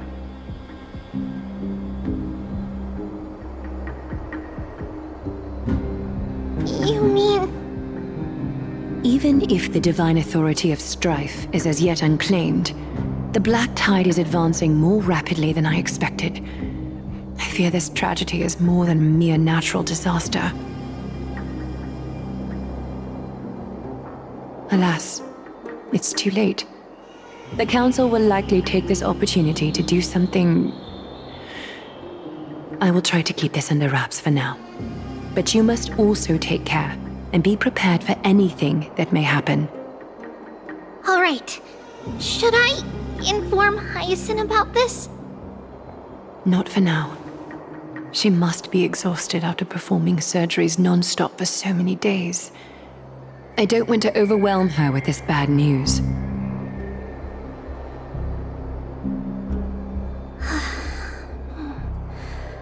We can only hope that the Grove weathers this crisis with as many survivors as possible. That being said, based on the condition of this patient, Treeby, we should prepare for the worst. It's likely he is the only one who managed to escape from the Grove against all odds.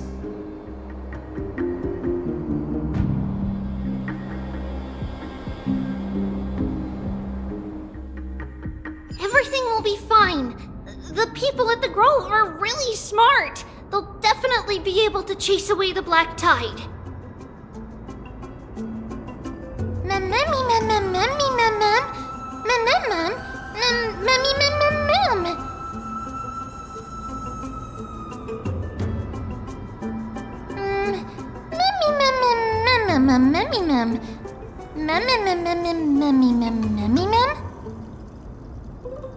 How should I put it?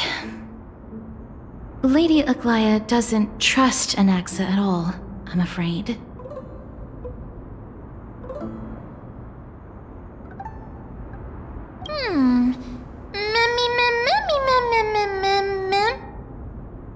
Believe me, she is far nicer to the two of you than she is to Anaxa.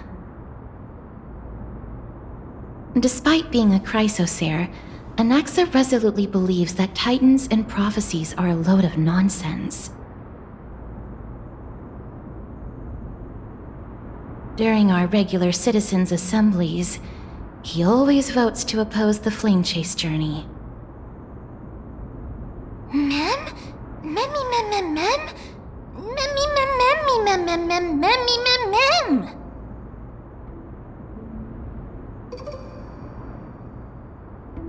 Trian knows the answer to that. Everybody says that Circes, who symbolizes reason, is the most tolerant of novel ideas. Apart from Kefali, they're the Titan who treats us the best.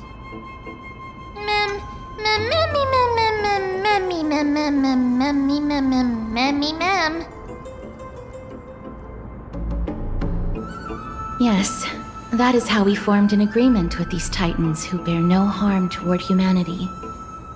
If they agree to support us on our flame chase journey, we will wait till the final moments of the journey to restore their core flames. With the exception of Voronix, that is, they didn't lend us their power willingly.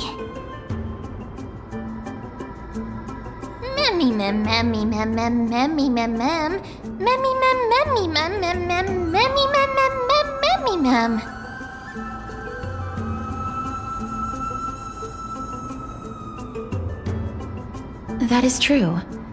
It's also fortunate that these gods weren't corrupted by the Black Tide and did not descend into madness. Trian believes Circes will be alright. After all, everybody says that the people of the Grove are really smart. So, Little Gray and Little Cass, just leave the task of finding Anaxa and everyone else to Trian. It's easy for Trian to look for people because we can fly.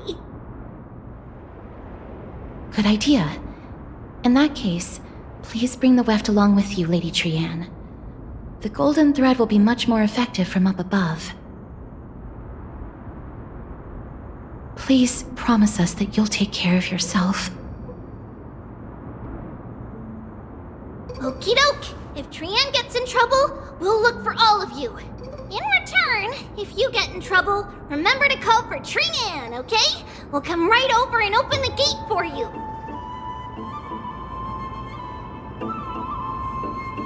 That's the other thing I wish to mention. Do not open the gate unless you have no other choice, Lady Trian. Your body is not in good shape at the moment. Okay. We will keep that in mind. Trian was just trying to help. Of course, we know that. After all, Lady Trian is a demigod, the most powerful among all of us here. Remember all those brave heroes in the tales you've heard. They would always save their strength until the very last moment. That way, they could ensure that nothing went wrong with their plans. Isn't that right? In that case, brave Trian shall clear the way for all of you.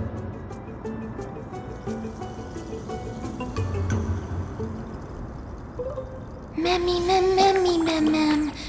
Memmy mem mem mem.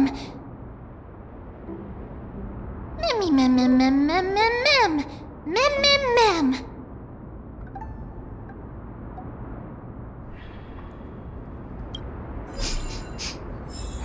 Memmy mem mem mem. So many monsters. Memmy mem mem memmy mem. Memmy mem.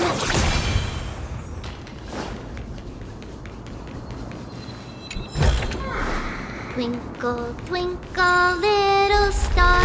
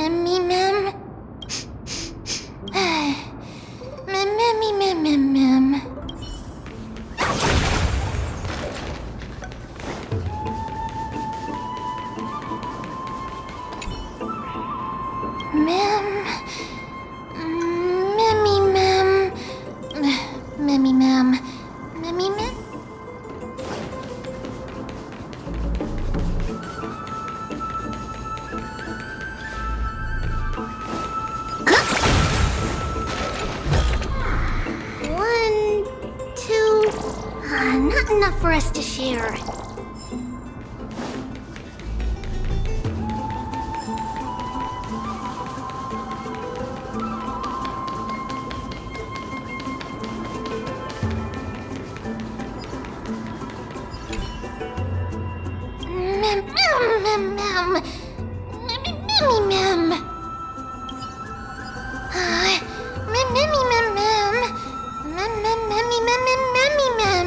It could be because when a life is devoured by the black tide, it loses its soul.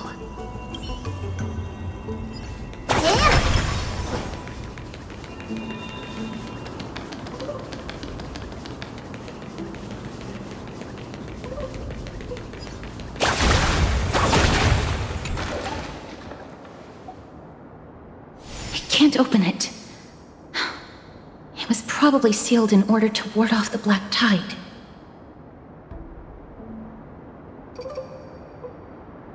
Save your energy. Yanis's power is far stronger than we could ever imagine.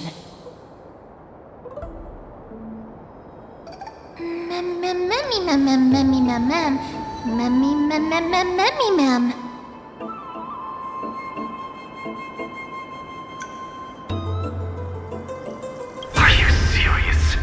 Just a mere door, and your first instinct is to call on the gods?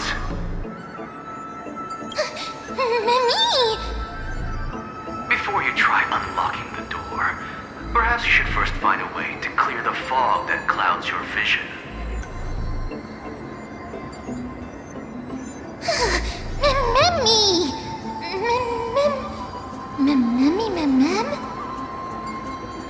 My name is Anaxagoras, one of the 7 sages of the Grove of Epiphany, and the founder of the New Sporists. Before we go any further, rule number 1. Do not call me Anaxa.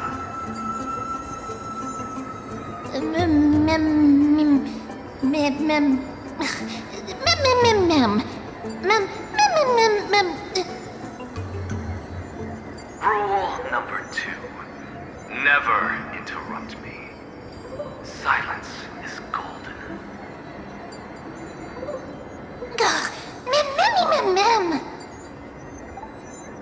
The person standing here and conversing with you right now isn't the vestiges of a memory. Rather, it is the culmination of the greatness of science and the pure, irrefutable, and undeniable exalted truth. Through the wonders of alchemy, I have shattered my soul and transmuted it into gold before burying it in this spot. I have recorded these words so that visitors may learn where their next destination lies.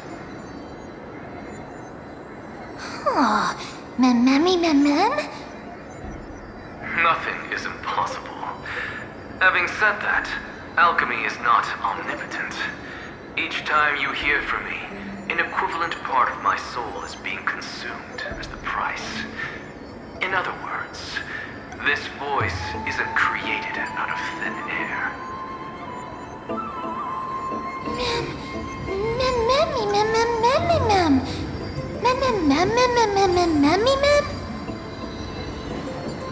That's because my precise calculations account for every possibility.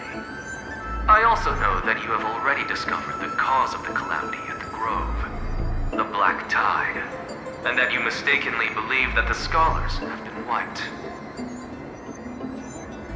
But that is where you're wrong. While the Black Tide was still approaching the Grove, the sages found a way to evacuate the vast majority of the scholars. They are heading toward the holy city of Akama as we speak.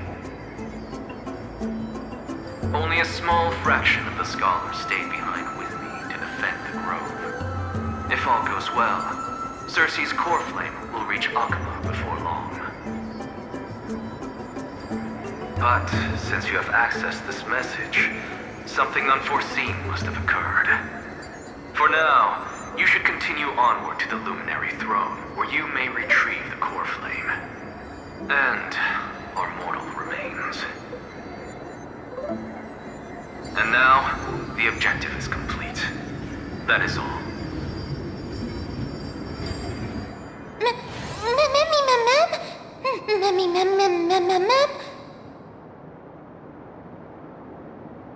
Mister, judging from your reaction, you must have found a useful memory. Professor Anaxa? That's a lot to digest at once. I'm sorry. Please give me some time.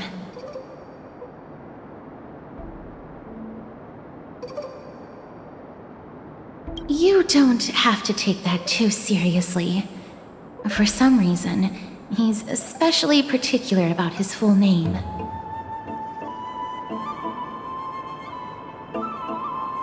Professor Anaxa theorizes that all beings originate from the same source and have a similar composition, which in this case refers to the soul. He calls this theory Nusporism. It is an extremely complicated theory. You should get him to explain it himself if you're interested.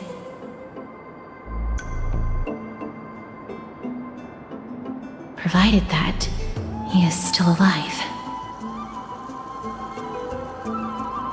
Yes, that seems like the only good news so far.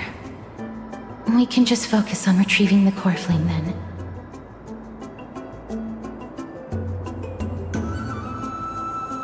I do not wish to consider this possibility. Perhaps they were just unable to transfer the core flame, but managed to escape.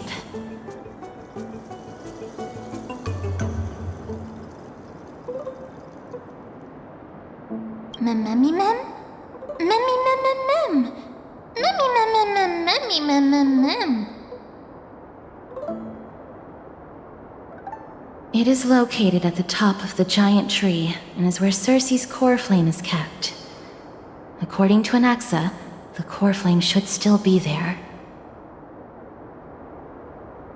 But making our way there won't be as simple as the professor made it sound.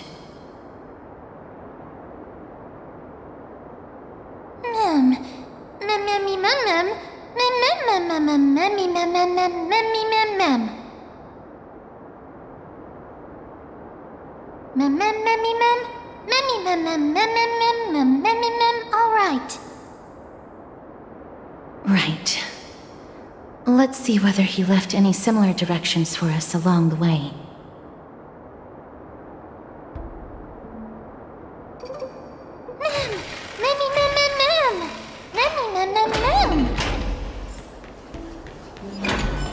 Alchemy is truly incredible.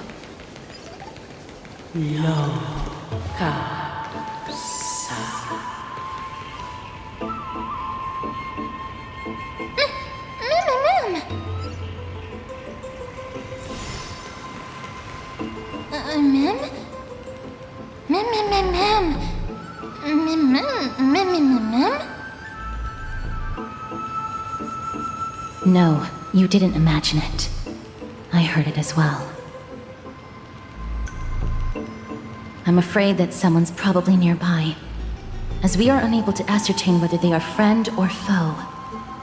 We better remain cautious.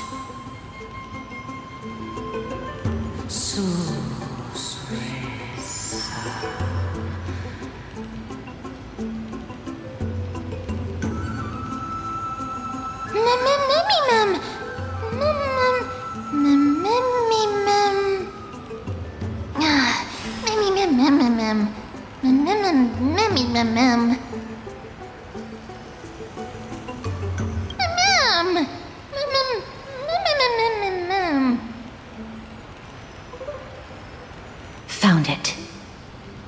The voice is coming from over there.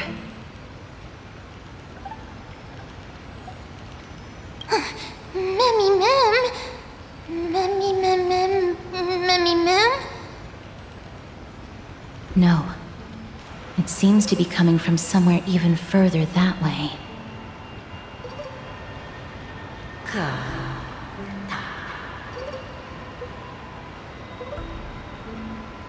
Let's go check it out.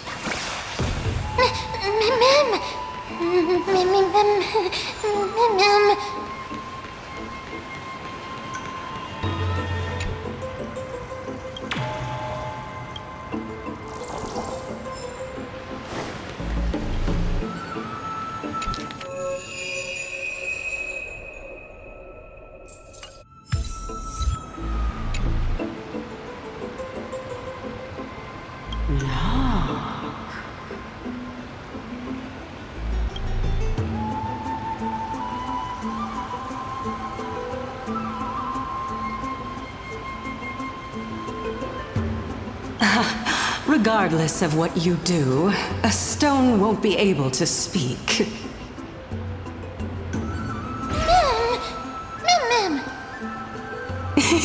Such a lively little bunny. You even smell a little familiar.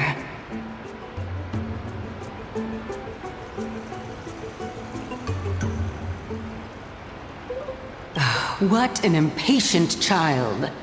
Don't you know that haste makes waste? Who are you? Keep your distance and identify yourself. Otherwise, you'll face the consequences. The scent of Thanatos. I recognize you. Idonia's renowned goddess of death. Since you are aware, stop provoking the authority of death. Answer my question.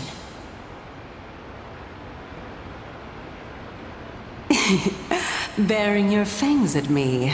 How cute. Just call me Calypso. I greet you on behalf of the Seven Sages and the Litophagists.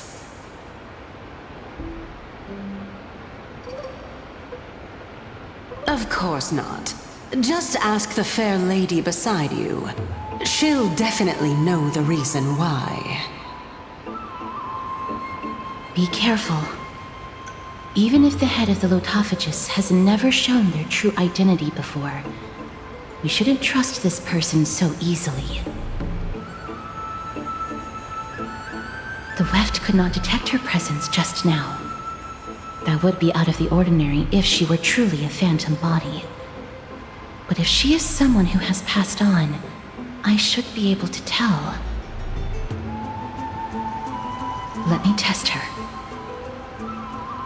Do you mind if I join your private conversation? That would be rather inappropriate for someone who isn't even willing to reveal their real self. Forget it. However, I'm going to ask you some questions. Please answer them truthfully. If you can do so without hesitation, we won't treat you as an enemy for the time being. A pop quiz? Well, that sparks my interest. Go ahead. What was the topic for the grand finals of the 752nd Great Debate? Is a flying arrow in motion or at rest? Who was your representative? Medea. She went up against Phynon of the New Sporists. Who won? Nobody won because the 752nd Great Debate never took place.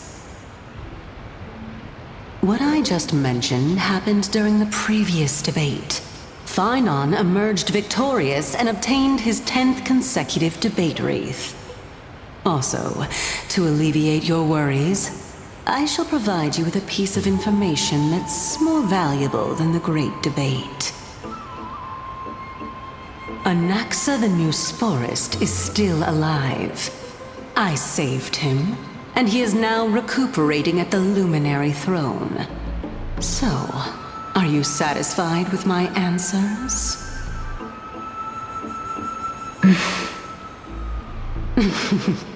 This dumbfounded expression of yours is much more adorable and likable than the previous one. As the saying goes, seeing is believing. Why don't you follow me to the throne and take a look for yourself? I'll keep my eyes on you at all times.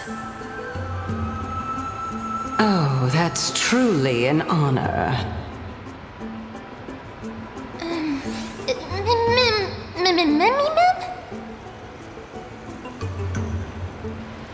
As long as we can get the water wheel turning, we'll be able to use it to ascend. So, the solution is to awaken this heart.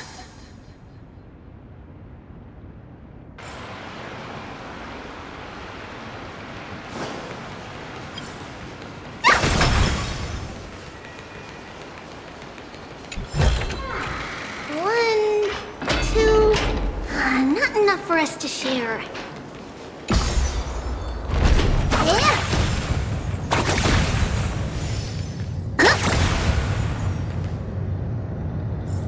Is that the Chamber of Purifying Tears? You have a good memory. Why exactly did you... My intention should be obvious. See that shallow pond over there? Water lilies grow there. Initially, Circes watered them with their tears, while Nestia nurtured them with affectionate love. They are a token of the eternal companionship between the two gods. All the two of you have to do is to cross the deep well and retrieve the golden bough of vows for me.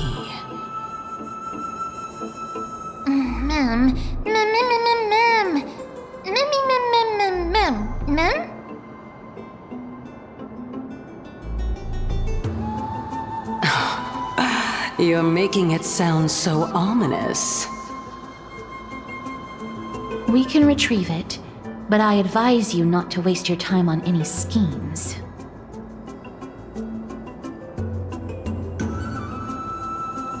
Oh my.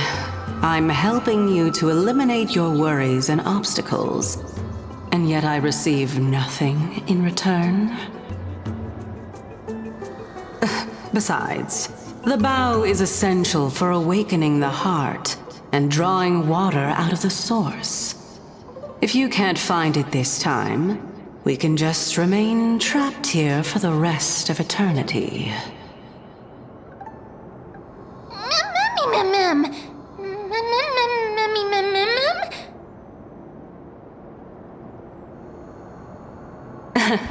You're overthinking things.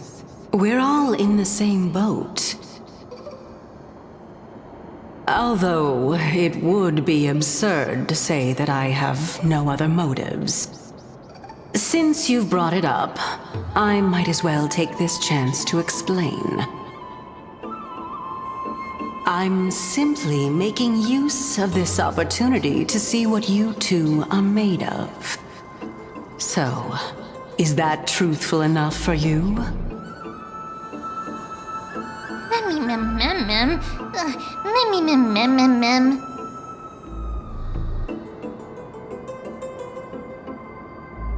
Now is not the time for me to elaborate further.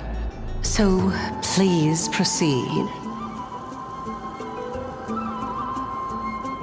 As a student of Anaxa, equivalent exchange should be something that you are familiar with. I cannot deny that. Mister, since our interests are aligned right now, it's better for us to do as she says. Besides, she knows about my past. Even though I'm not able to elaborate much, I can tell you that she has reasons to fear me.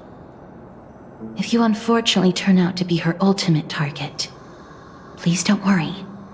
I will promptly intervene.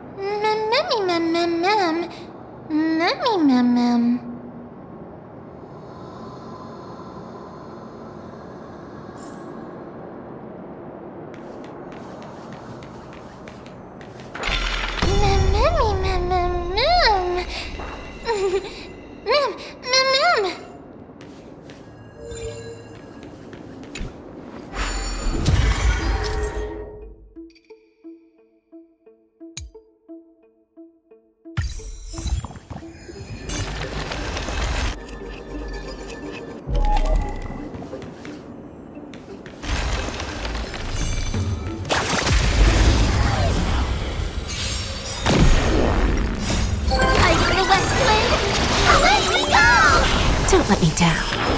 Expand your thinking. Together as one. Open sesame.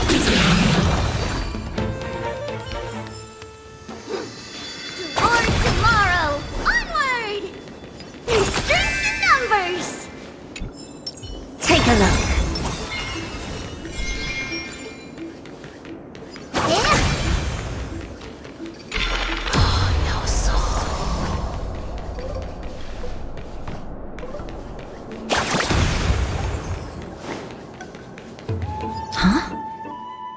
There are Ichor vessels stored here.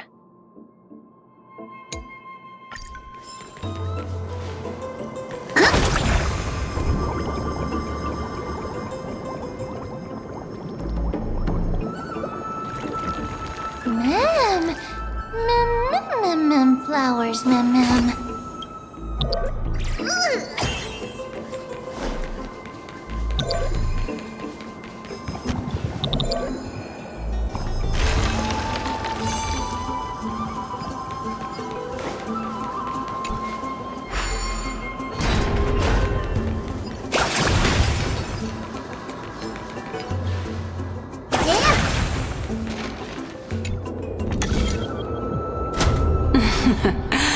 How smart.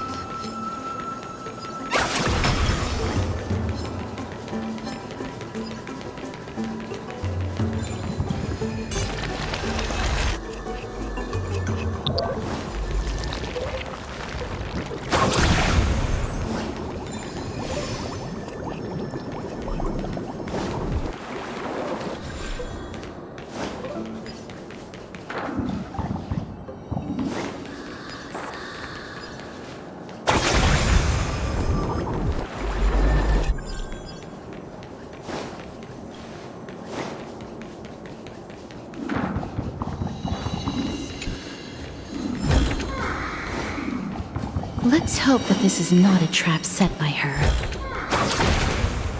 Twinkle, little star.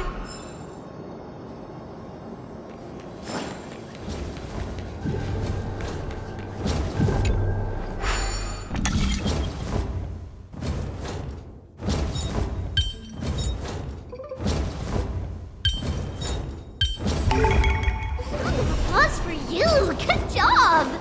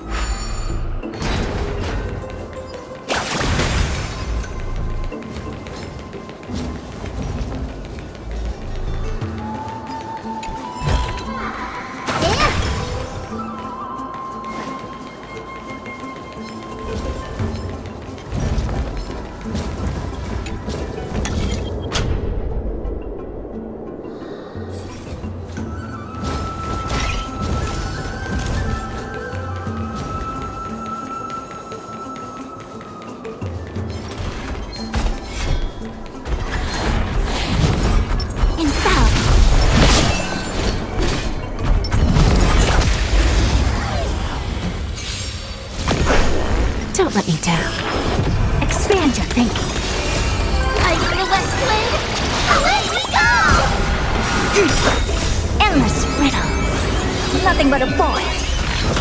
Bending the rules. Human creations. Open sesame. Glimpse the unknown. Toward tomorrow. Onward!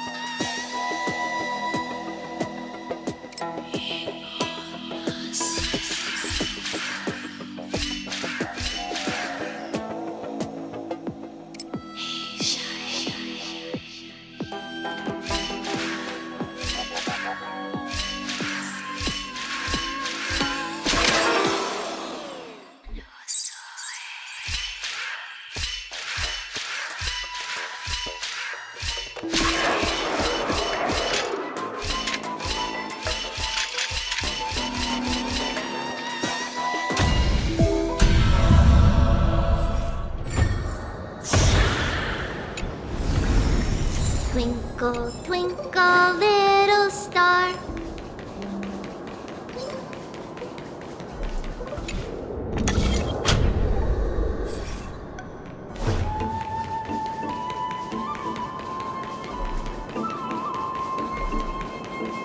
String of numbers.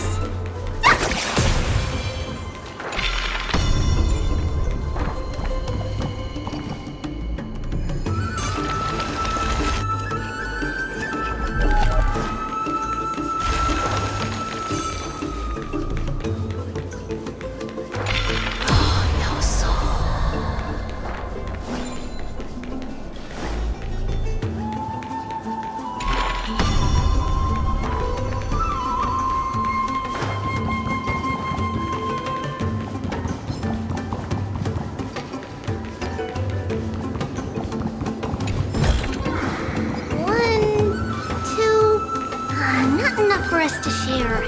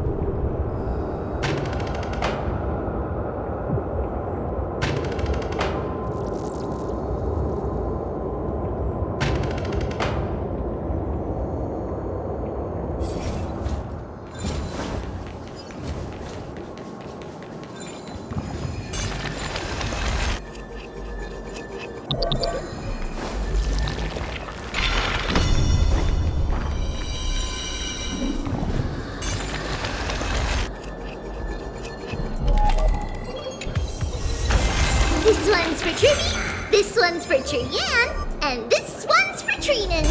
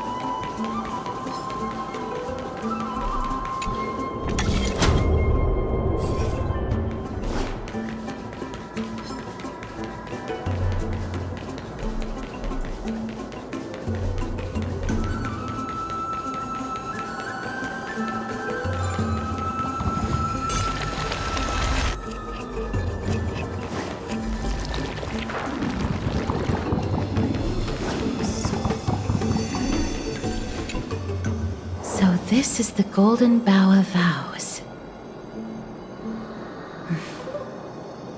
I hope that the Titan will not take their anger out on us. So lustrous and beautiful. It's even more magnificent than before. Cal. Mem.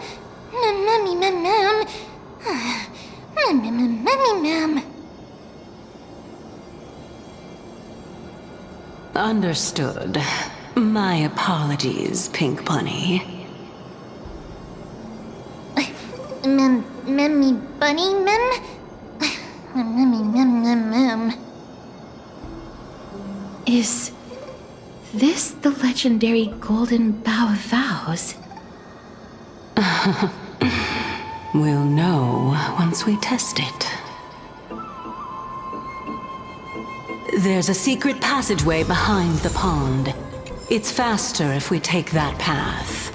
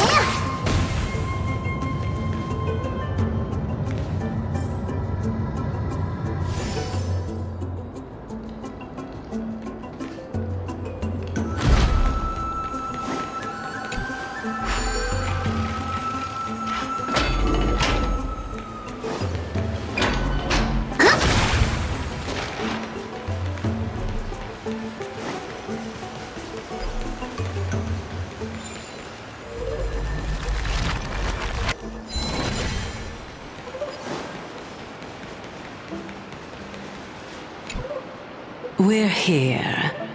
Could you kindly pluck a petal for me and place it into the pool?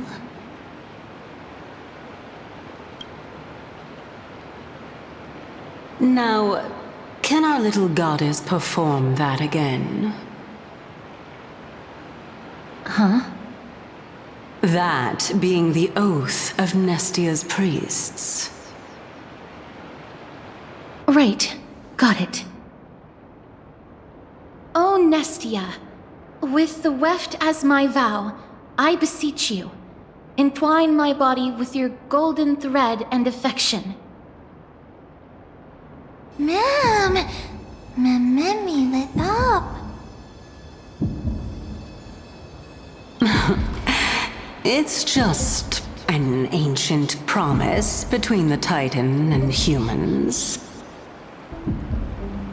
So, what do you think? It really is the Golden Bough of Vows. And I did not set any traps for you, right? That is indeed true. You look like a sad, lost puppy.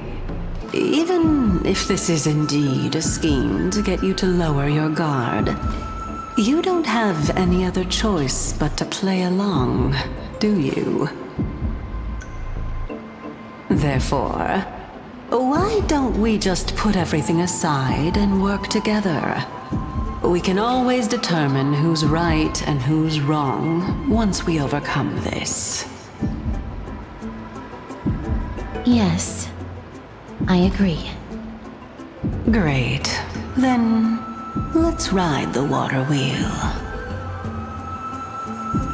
However, giving us half-truths is not the right attitude for cooperation.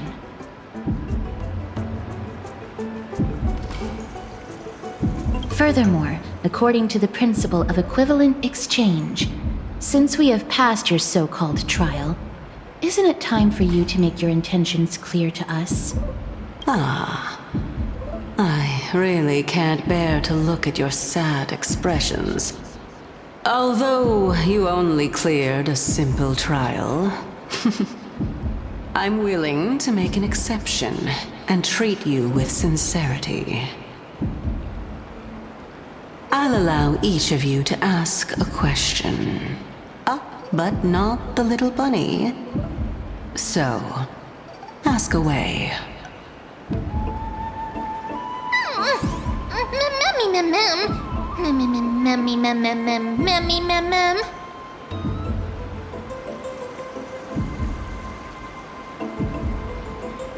Well, in that case, mister, please go ahead.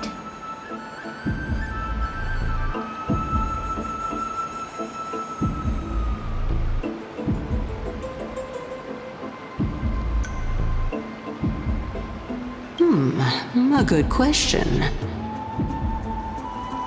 It's an inability to do so rather than an unwillingness. For me to appear in my true form, I'll require your help.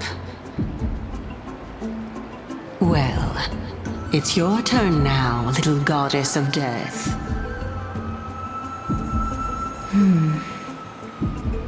My question is, was your previous answer the whole truth and nothing but the truth?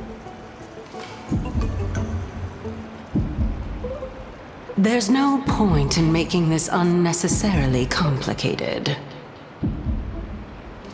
That applies to you as well. However, we do not harbor any hostility. We merely want to avoid any potential harm to us. Lady Calypso, if you want us to work together more effectively, I advise you to answer my question honestly.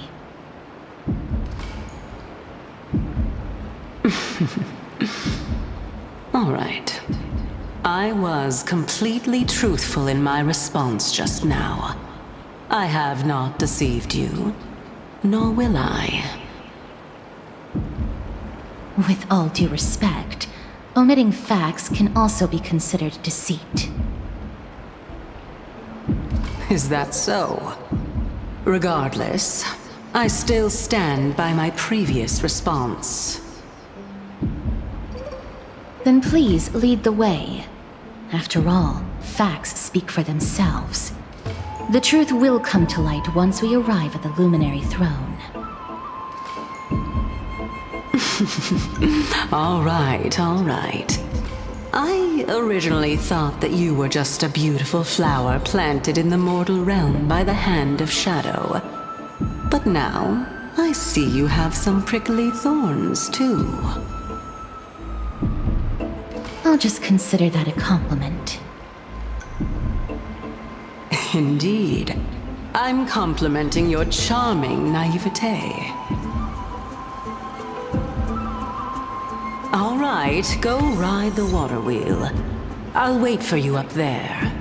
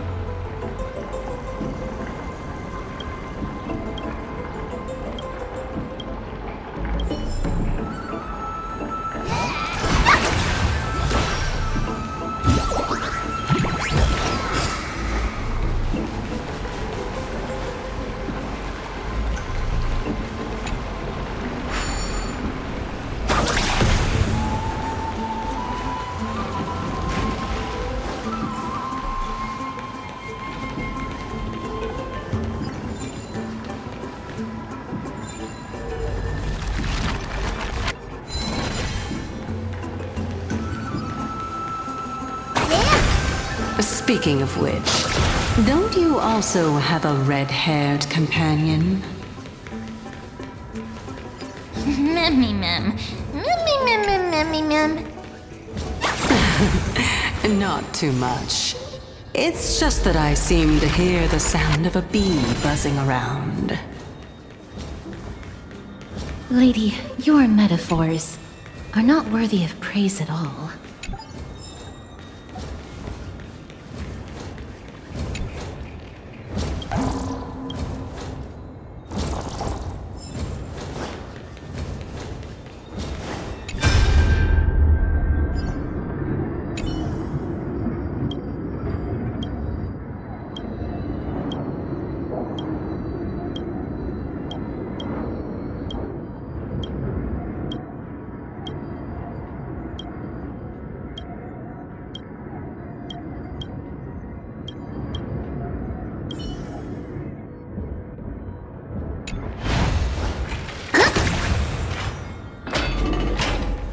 Memmy mem. Mem mem mem. Mem. Memmy mem mem.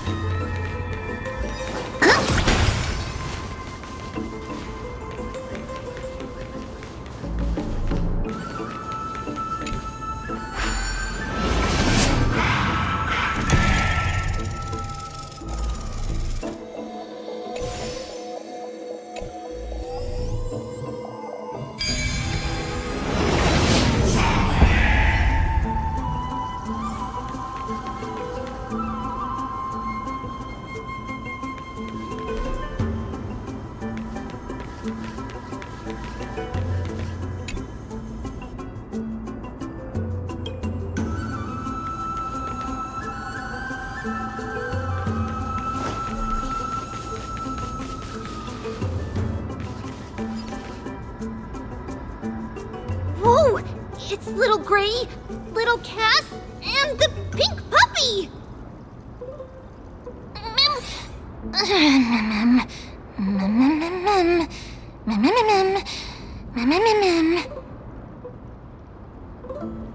Lady Trianne, are you all right? Were you hurt?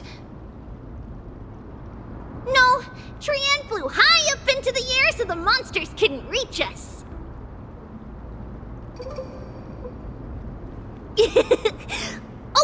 Also, the spindle that Aggie gave us is so powerful that Trianne seems to have found Nax. He's near the treetop.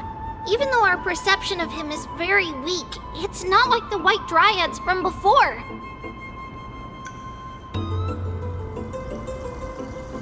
But since Trianne was alone and afraid that it might be dangerous, we did not fly there to take a look.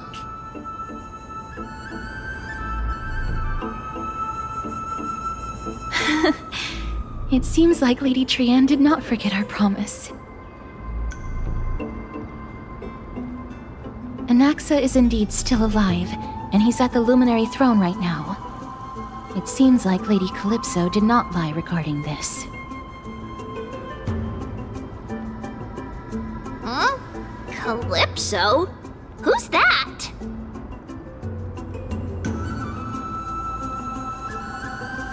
Whoa! A spirit? Trianne wants to meet this spirit that even the gold thread can't sense. Mem! Mem, mem, mem, mem, mem, mem. Mem!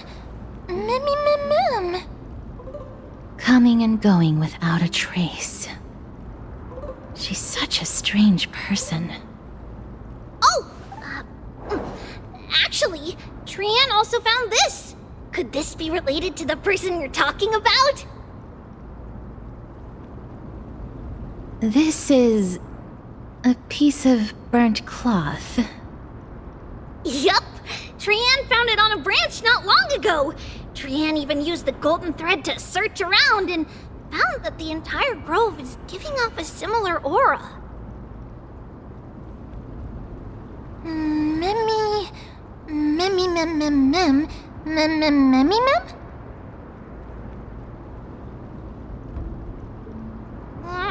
Trian doesn't think so. Because when Trian picked it up, we didn't see anything at all. And judging by the golden thread, the aura seems to be all around. Lady Trian, where is the aura gathered at right now?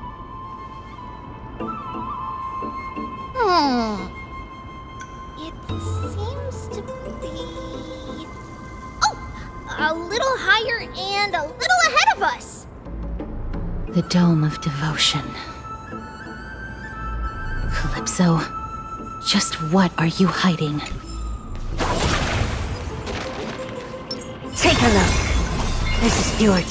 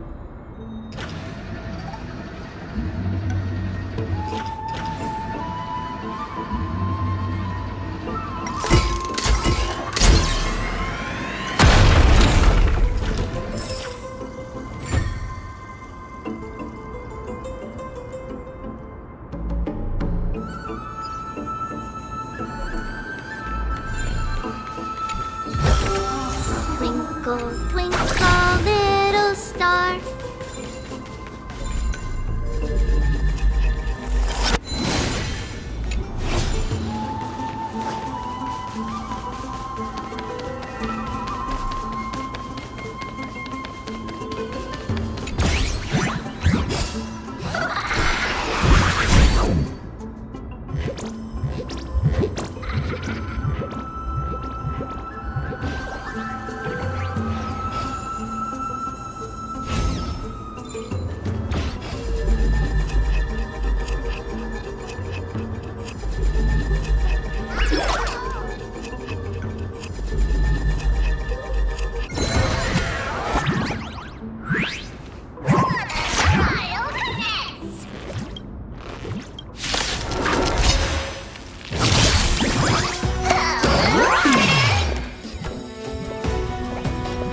Don't let me down.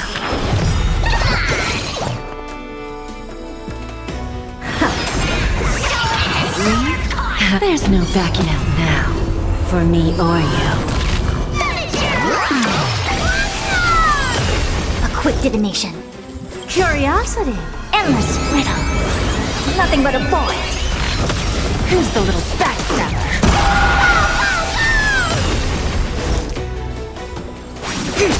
Hopeless as ever. Open sesame. Glimpse the unknown. Let me compensate you.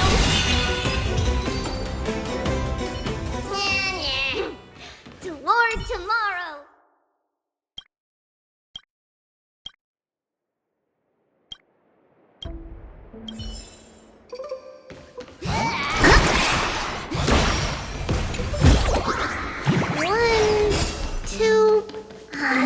enough for us to share.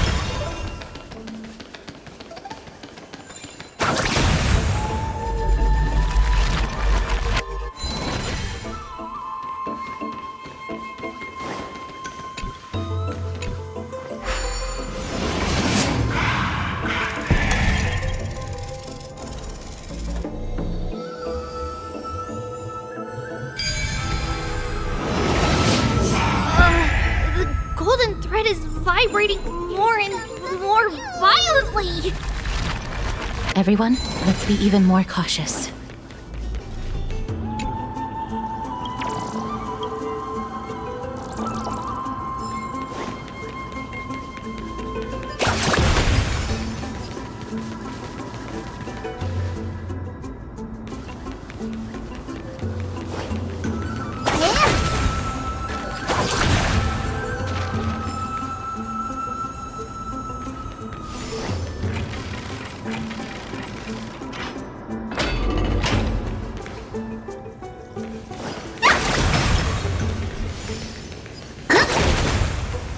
There's no one...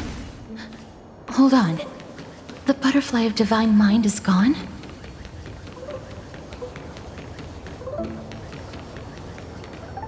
That can't be. Was it for fending off the black tide? Or perhaps... What exactly is this butterfly of divine mind? Is it a very powerful guardian monster? No, how should I put it? It's considered a safeguard for the Titan's core flame.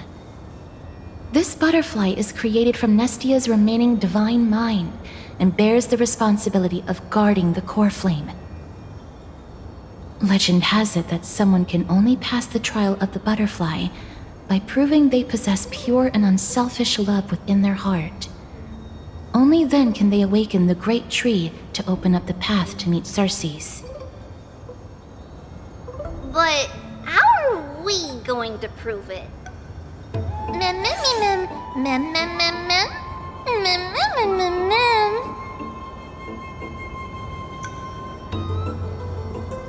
Sorry, but even I don't know how. After all, this is a secret among secrets that only a select few in the entire grove and even Amphorius know. Rather than worry about this, Lady Trianne, did the golden thread react to anything around here?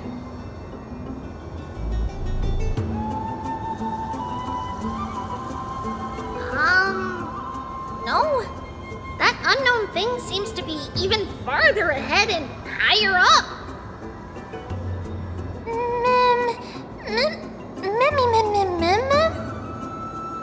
Perhaps we can try again. Let's see if the butterfly will still react to the golden bough of vows despite having dissipated.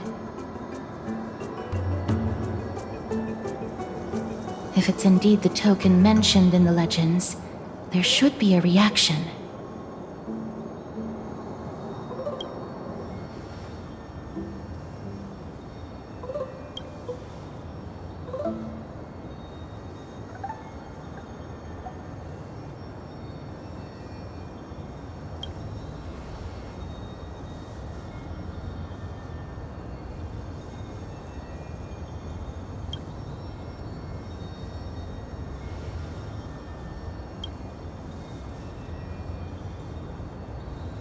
Let me give it a try.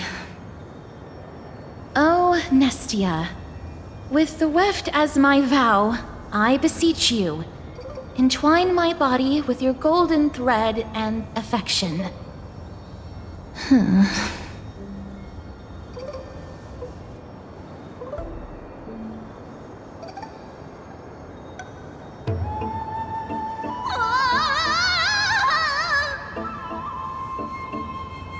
Lady Trianne, and even Mem? Where have they disappeared to? Little Gray, little Cass, look over here, quick! Mommy, he's about to burst into flames! The voice seems to be coming from the Star Chase atrium.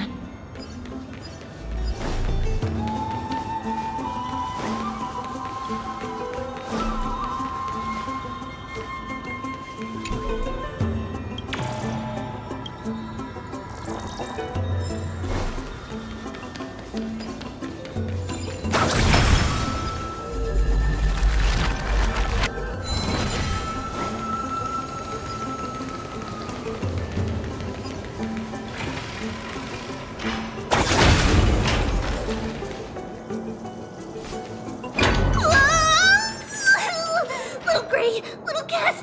It's bad! It's very bad! I'm fine.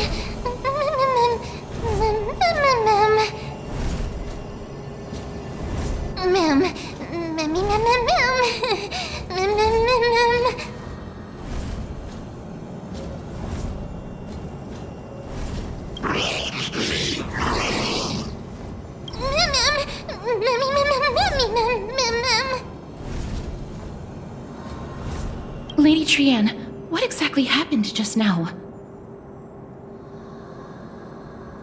Trianne and Memmy were looking around to see if there were any mechanisms nearby. But just as they went to take a closer look at that big piece of amber, they were surrounded!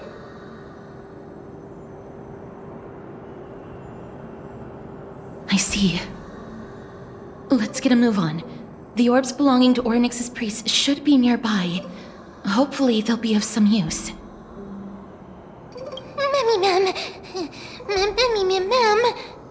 Memmy.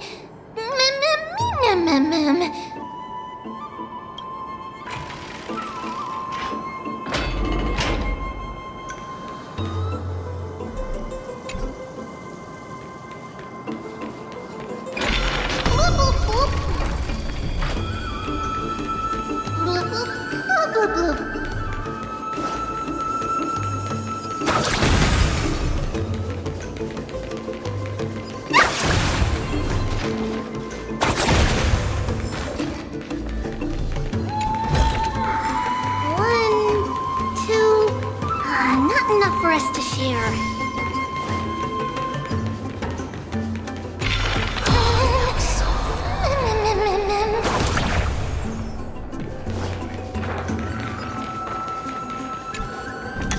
It's connected! Let's hurry! Memmy is already bouncing around due to the heat!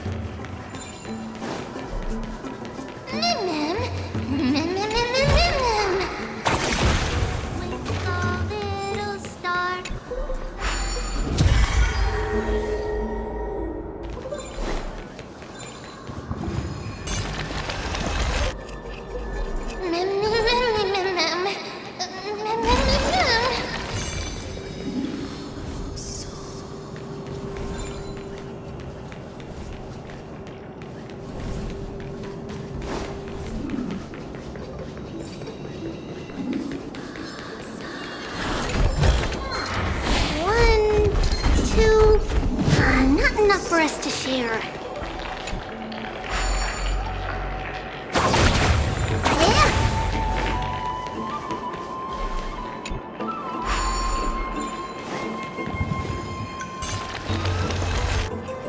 Oh no, I'm starting to smell something delicious.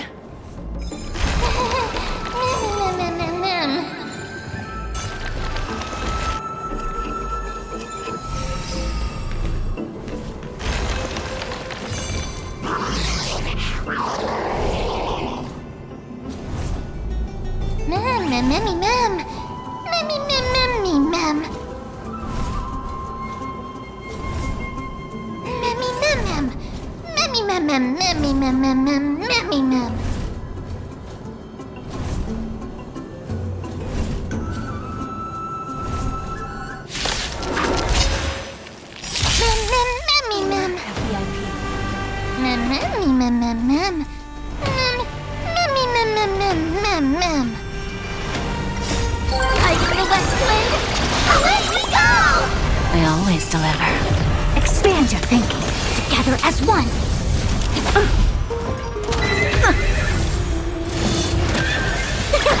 Open sesame. Endless riddle. Nothing but a void. Expand your thinking. Watch it grow.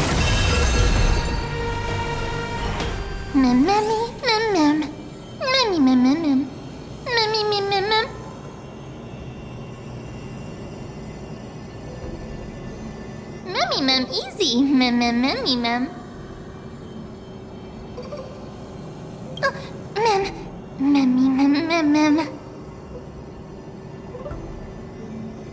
It's alright. Trianne only just flew down. I'm glad that everyone is all right. Speaking of which, this piece of amber is... A remnant of Nestia's core flame. To get to the throne at the treetop, gather the embers before you with the golden bough of vows, and present it to the divine butterfly. Whoa! Where did you come from? You finally appeared, Lady Calypso. Yes, it's been some time. The battle just now was a true delight, and I feel quite elated. It seems like I'll really be able to rely on all of you to reclaim my true form. Lady Trienne, how does the golden thread react to her?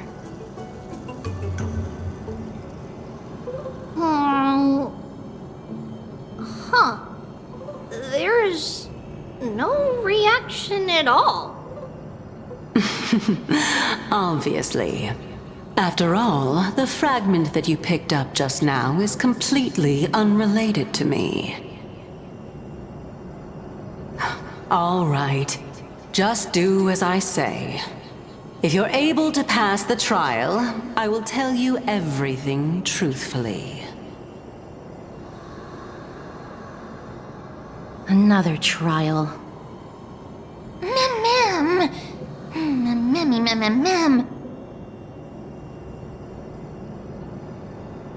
But we have to go to the treetop to find Nax anyway, right?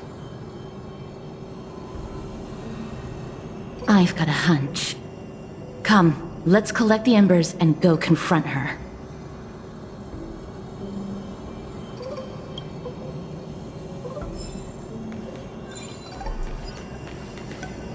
According to Calypso, we just have to gather the embers before us with the golden bough of vows.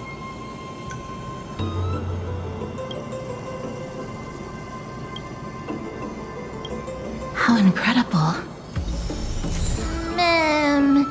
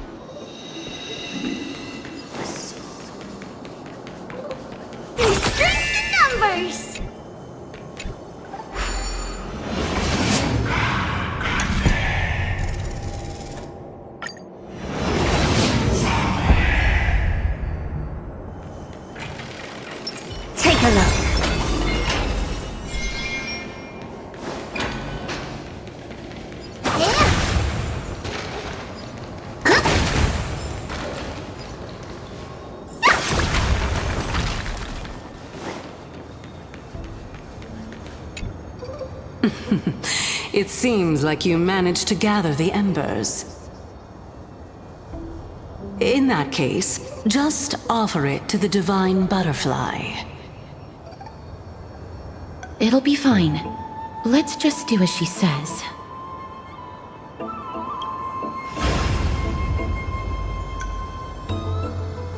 It's a success! The path has appeared! All of you have indeed passed the trial.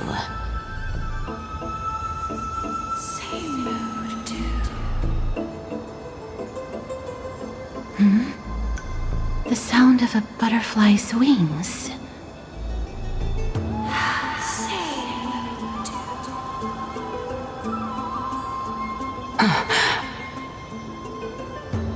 I'll be back shortly.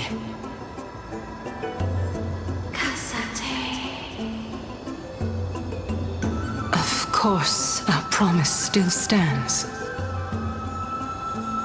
But now, it's time for me to sacrifice myself.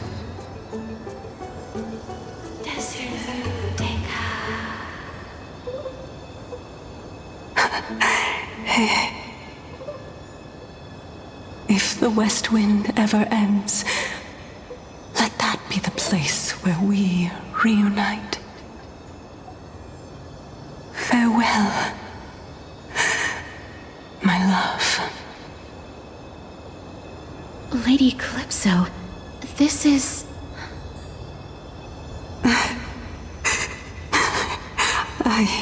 It's nothing much. Thank you so much for your help. Now, it's time for me to fulfill my part of the promise. Well, in that case, I can start. You're actually Cersei's, right?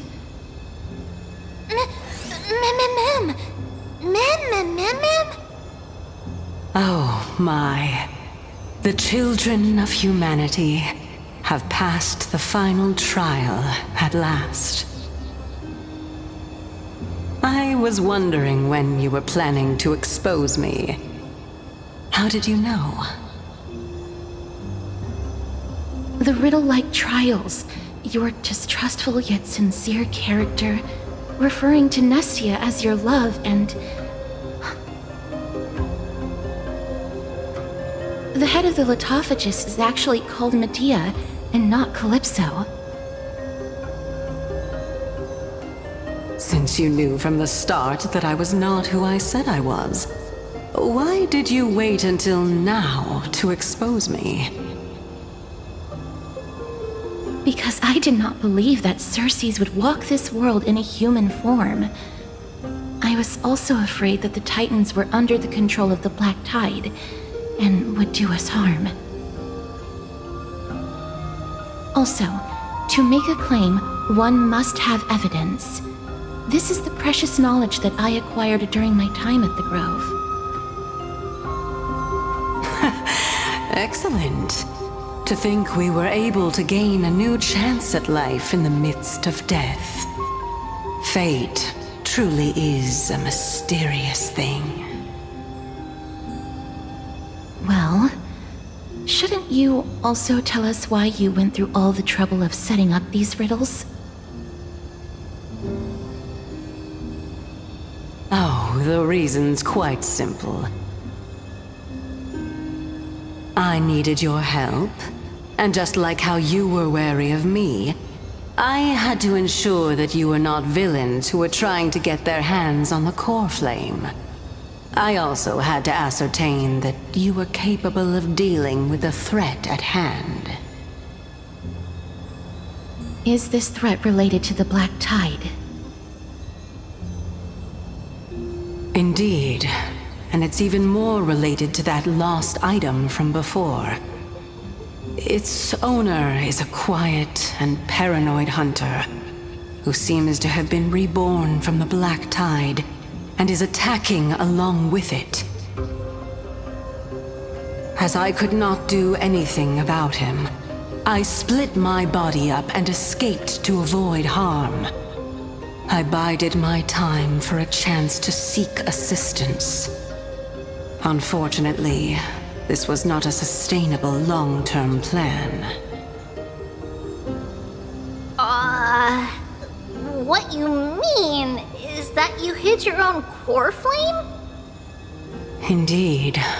I split it into 3. I hid one within the Golden Bough of Vows, and sealed another in the amber, along with Nestia's remaining embers. As for the last one, it's currently in Anaxa's body, which is in dire need of repair. What? Do you mean that you're using such a method?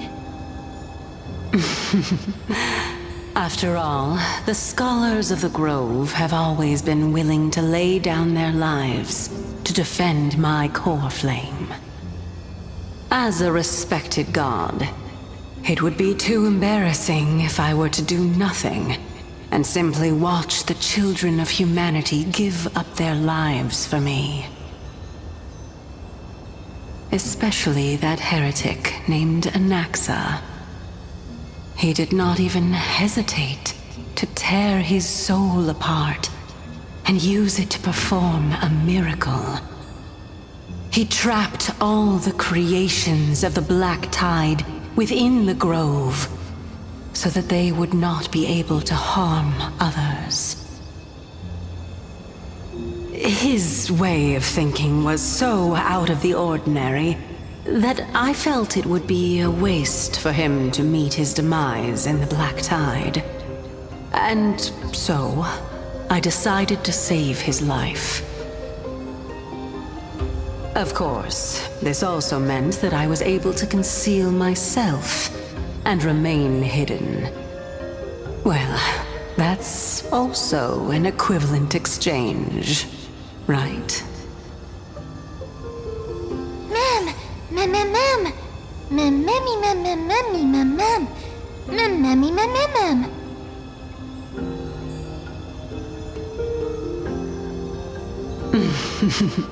What a smart little bunny. This way, I'll be able to regain my true form, and you will be able to bring the core flame and your teacher back to Akama. We'll also take down the black-robed swordmaster at the throne, together in one go. But, Circes, aren't you the reason, Titan? Even if I do not have the authority of strife, I'm still a god. I just need you to buy me some time against the warrior's blade. Once the core flame is reformed, I'll be able to show my hand.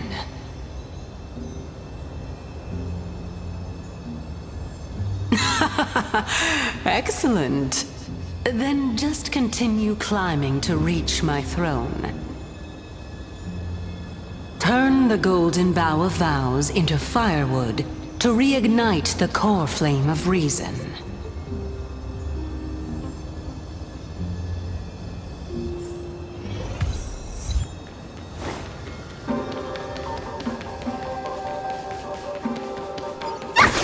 I'll leave it to you, children of humanity.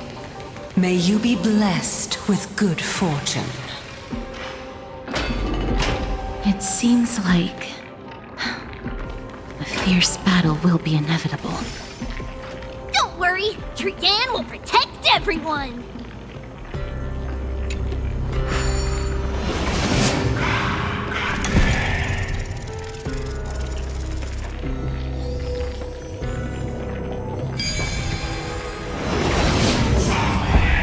Ahead lies the Luminary Throne. And also, the battlefield that we're about to step onto. Mem.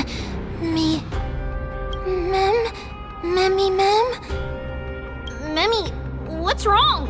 Mem.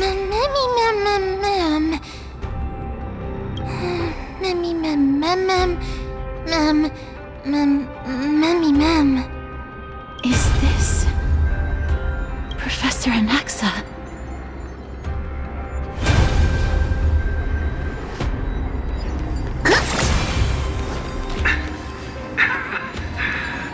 My eyes can no longer see. No matter. All I have to do is to place this body at the core of the array.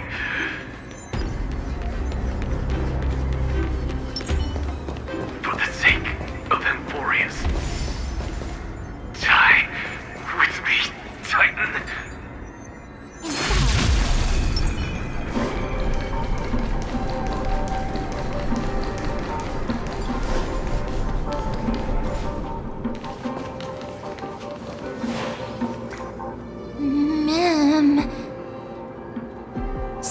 was right.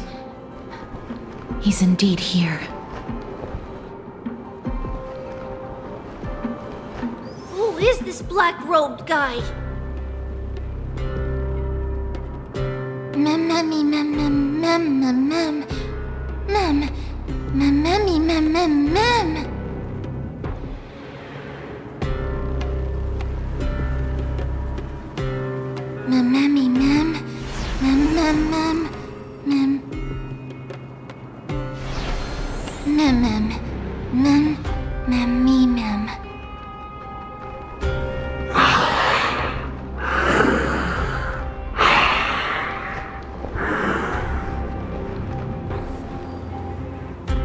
Everyone, brace yourself. This must be the hunter reborn from the black tide that Xerxes was talking about.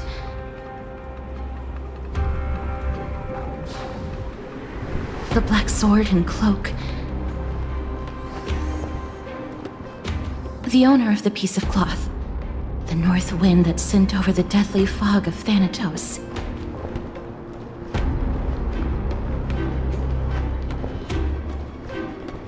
You're not demigods. Stand down or die. Run! Mem.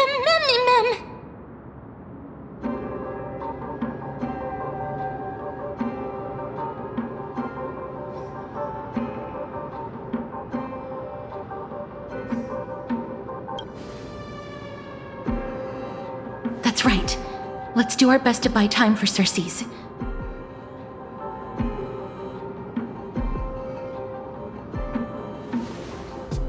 Trian will also protect everyone! Trian is brave! Mister. Only this time, may death protect us.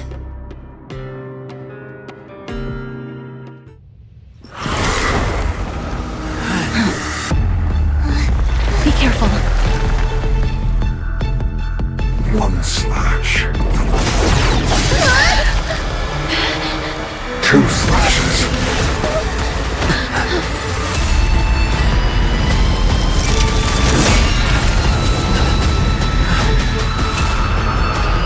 3 slashes.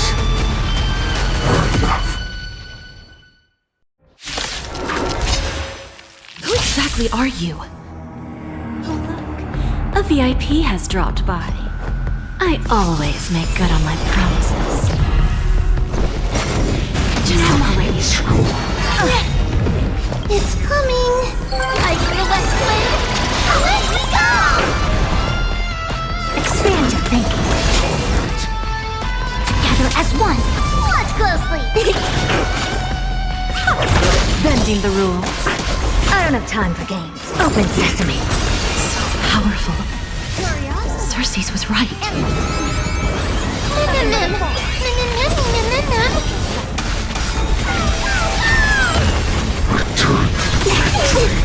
We have a deal. There's no backing out now, for me or you. All things in this human creations. Never seen perfection before. Is it coming? I feel the west wind! Let me go! Expand your thinking. Glimpse the unknown. Remember, I see through you. Converge and awaken. Lose some? Underestimating us will cost you! Delivering warmth!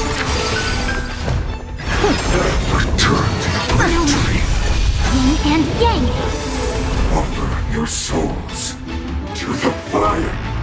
Not good. Be reduced to...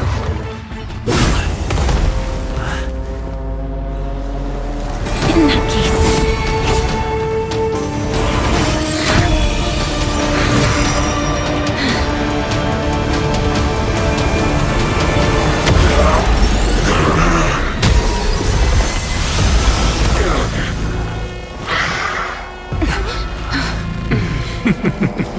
Can't be killed in a single blow. You are indeed no ordinary human.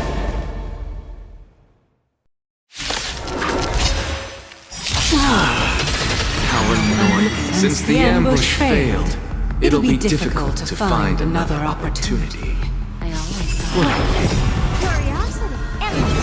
Professor Anaxa? Nothing but a thought. No. It's Cersei's.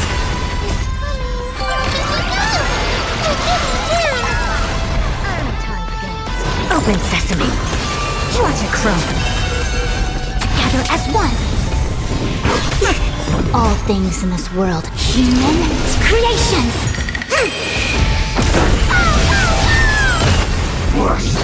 Just graze. Let's go sleep. Expand your thinking.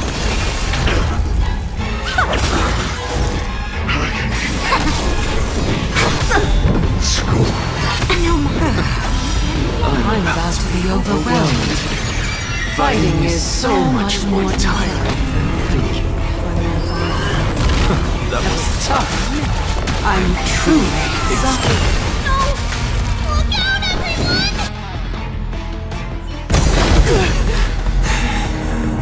This is bad. Century Gate, open!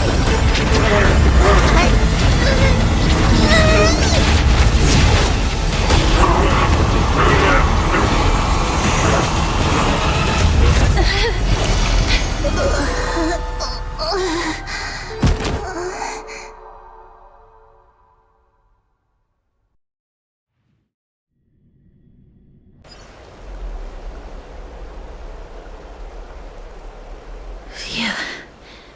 That was a close call. Thank goodness that we returned to Akama unharmed.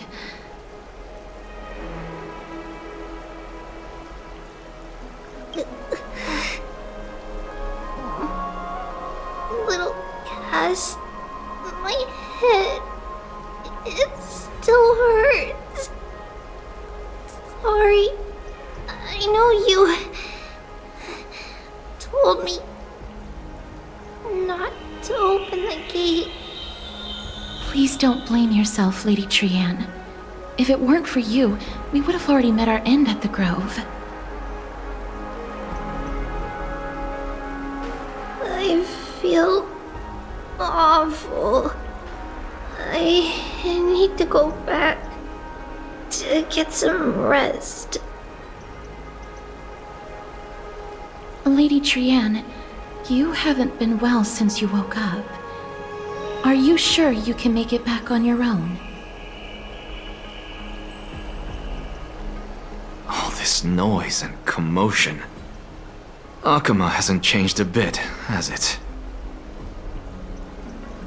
Are you Professor Anaxa? There's no need for doubt. The Titan no longer speaks. It is I, Anaxagoras of the New Sporists. Indeed. You are the only one who would refer to yourself like that. Professor, let me be frank.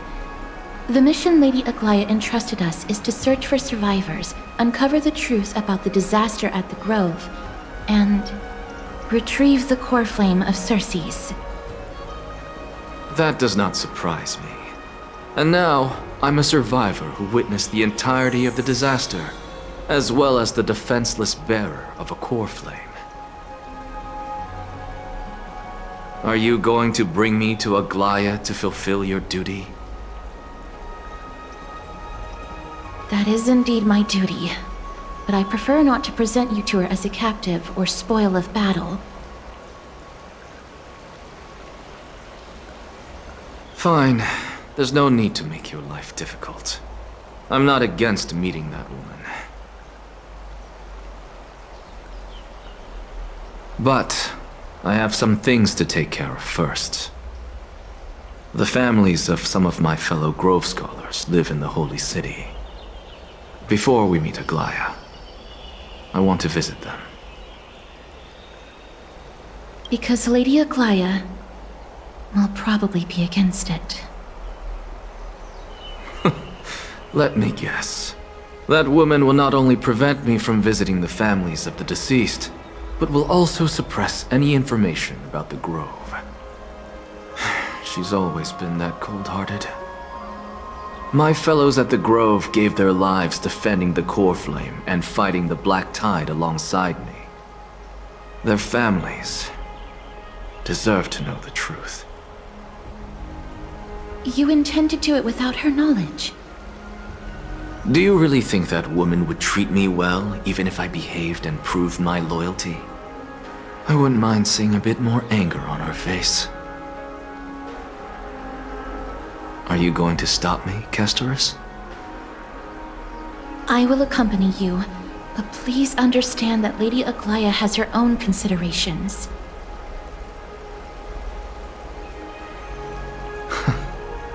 You truly have the makings of a fine scholar, putting yourself in other people's shoes like that.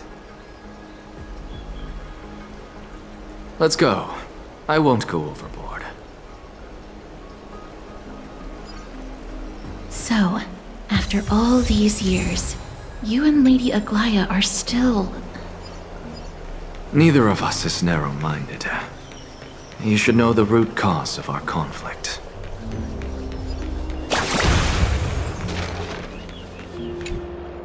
Hello. And you are? Hello. If I'm not mistaken, you are Kallinicus's wife, right? Yes. Oh, are you a messenger? No wonder I haven't heard any news for so long. There's been a change in personnel, hasn't there? Ma'am, Kallinicus passed away a few days ago, defending the Grove against the Black Tide.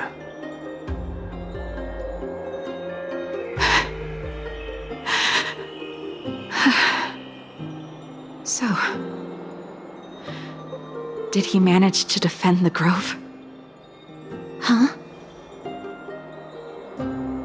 Yes. He managed to protect Cersei's core flame, at the cost of his life.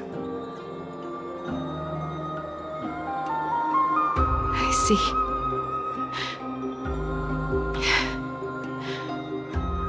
I'll select some of his possessions and pick a nice resting place for him. Please let us know if you need any help, ma'am.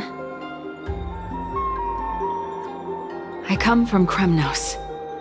Death and sacrifice are things I've learned to face with composure. You know, Kallinicus, even though he was a scholar, he'd always ask me to teach him how to fight whenever he came back. Isn't it funny that a Chrysos heir like him wants to learn from an ordinary person like me? I've been prepared for this for a long time. In times like these, any ordinary goodbye might just turn out to be a final farewell. I'm really sorry. There's nothing to be sorry for. I was once a warrior, and I'll find my way back to the battlefield someday. With the coming coronation of the new king of Kremnos, I'll take up my lance against the creatures of the Black Tide and seek vengeance for my husband.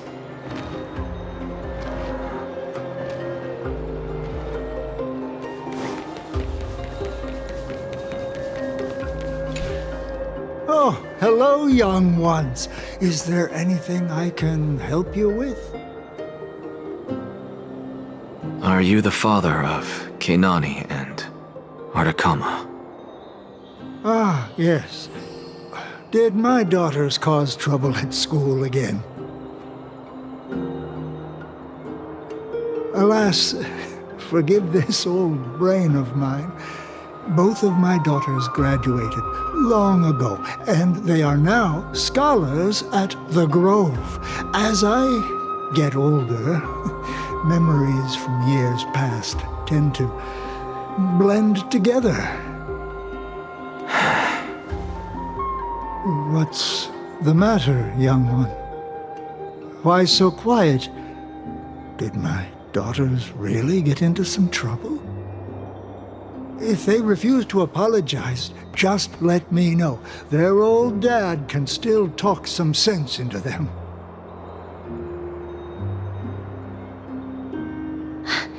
What should we do? I really can't tell him. Mr. Fabio, the Black Tide took Kenani and Artakama. What? They fought until their last breath against the Black Tide to defend the Grove.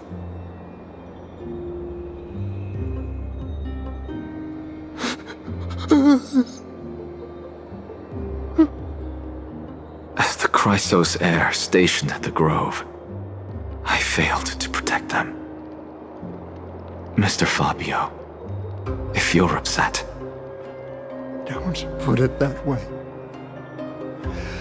Even if my Artakama wasn't one of the Chrysos heirs mentioned in the prophecy,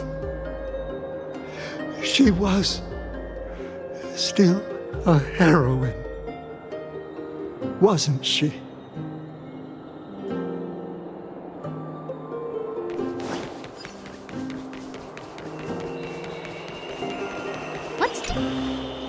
What's wrong? I'm busy. There's a lot going on in the city, and I've got my hands full. Mister, we're sorry to bother you, but... No, wait, Lady Castors, did Lady Aglaia send you because of some mistake I made at work? Keep your cool, Titus. I'm Anaxagoras from the Grove of Epiphany, and a colleague of your father, Old Titus. A few days ago, your father passed away. Wait, what? My old man died?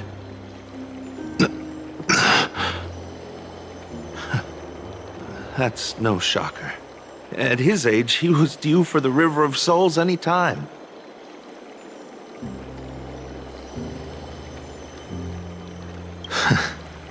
Just up and left me behind. That old man. I've been telling him for ages to stay in the Holy City and enjoy his retirement. But no, he just had to go off to that grove and mess around with those scholars.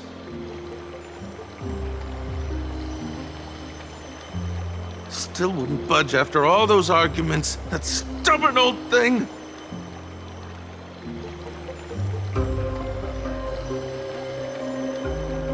I already got him a retirement home and was waiting for him to come around.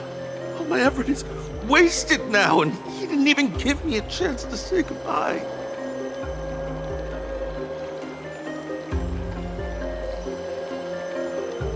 That bull-headed old man, stubborn as a mule.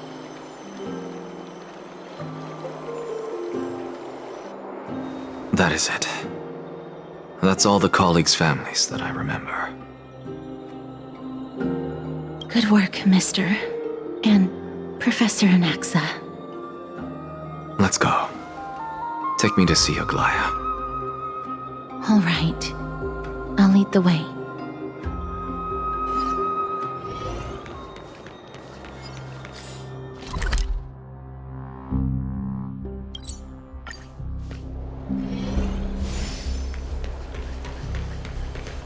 Miss Castoris, my lord, you're back.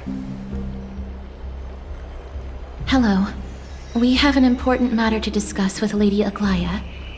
May we trouble you to inform her of our presence? My apologies, Miss Castoris. Lady Aglaia has just informed me that she has no time to receive anyone at the moment.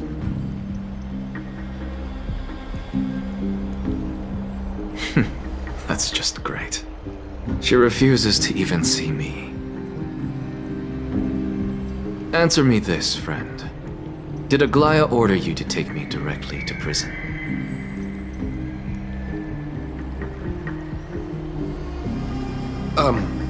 Who are you? Please don't jest. It's possible that she really is busy. Let's wait here a moment, and I'll try to contact her using the slate.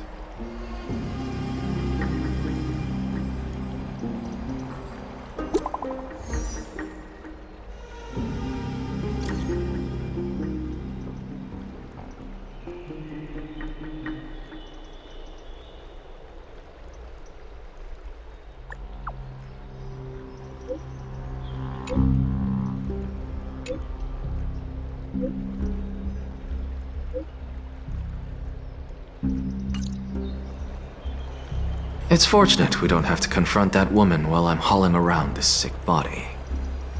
Castorus, and this friend I haven't gotten the chance to know, I'll take my leave for today. That Titan made a myriad of adjustments on their own. My head still aches from that. I don't want to stay a second longer in this noisy city if I can. Please be careful. Akama isn't the Grove. This place is covered by her golden threads. I know. That woman is extremely confident I won't escape her grasp. Don't worry. As I said before, I'll mind my behavior.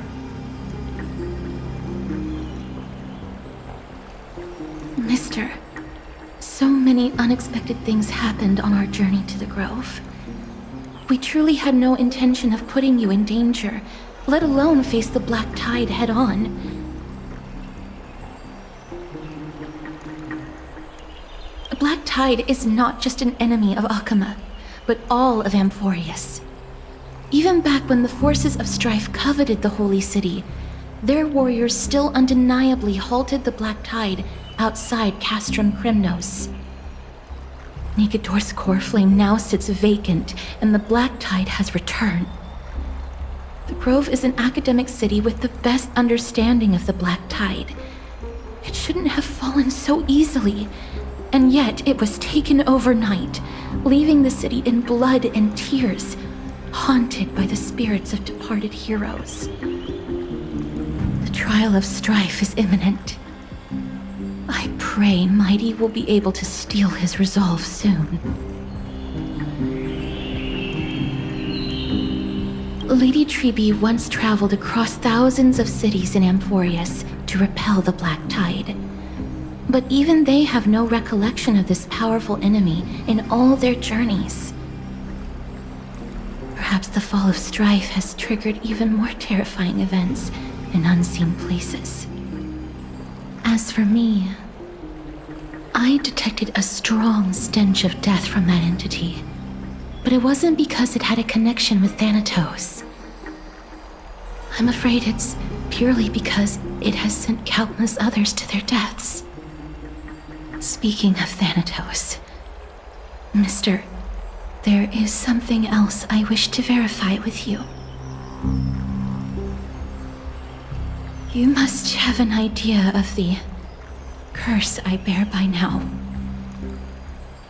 I was born as the shadow of death, a poison shunned by all living beings. Yet when you caught me in the Grove, I'm curious why you weren't affected by my power, Mister.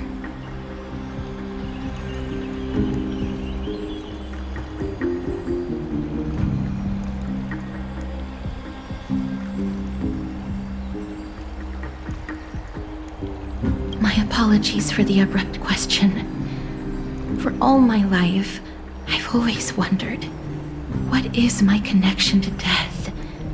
And why am I inextricably linked to Thanatos? Mister, you must be tired after being on the move these past few days. Please set aside the tragedy at the Grove for now, and rest for the day.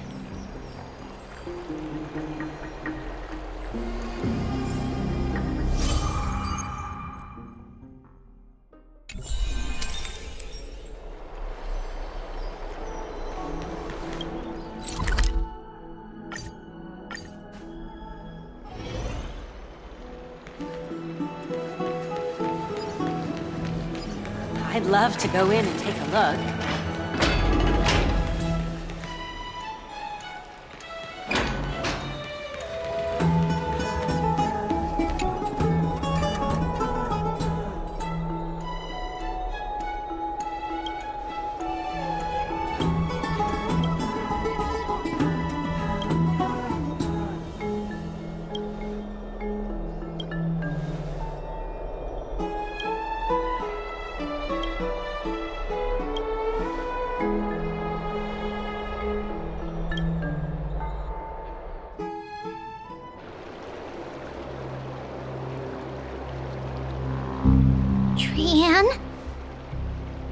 What's wrong? Is there trouble at the Grove? Yes, I sensed something. It was fleeting, but very strong. It feels like they're in some big trouble. Trianne used the Century Gate again. Can you see what's actually happening? No, it's fuzzy like always. But the enemy's aura has disappeared. Maybe they've moved to a safe place? Let's hope that it's just a false alarm. We should place our trust in him and Castorus, teacher. They will keep Trianne safe. Peggy, you're talking like we are little kids. One day, Trianne will reach her limit, and Trebi will take on the role of gatekeeper from her. We are all aware of that. I am just a little concerned about her state of mind.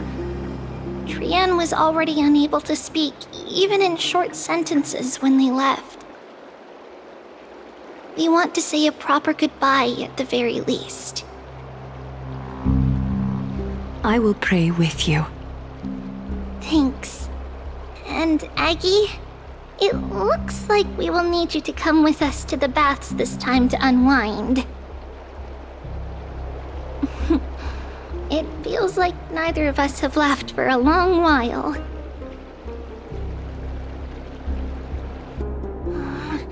It's time to head out with the West Wind! All right.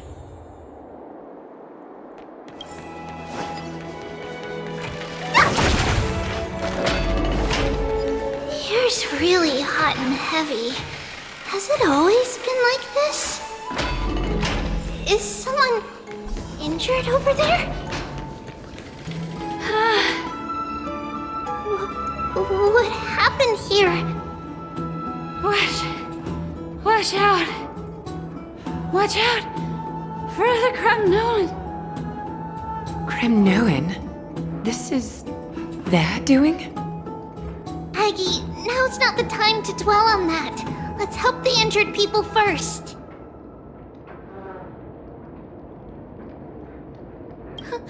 Excuse me! Coming through! Oh, you two are here as well. That's a relief. Even the Twilight Courtyard is involved? What in the world happened here? I actually just came to relax. But as soon as I got here, I saw all these people lying on the ground. I've examined them, and they don't seem to be seriously ill. It feels like they've just spent too much time in the hot water. Multiple individuals fainting simultaneously from the hot pool steam? Where is the manager of the baths? He disappeared, and no one knows where he's gone to. Some people have been saying that the Kremnoans are behind this. Lady Aglaya, what do you think about this? Let these people rest. The two of you, please come with me. Have you thought of something, Aggie? Yes. While their intentions elude me, it's time to bring this farce to a close.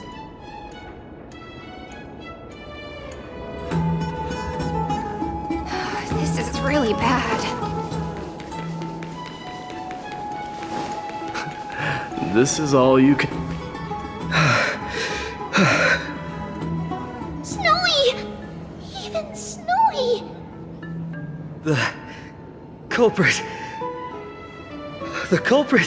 is Mightimos.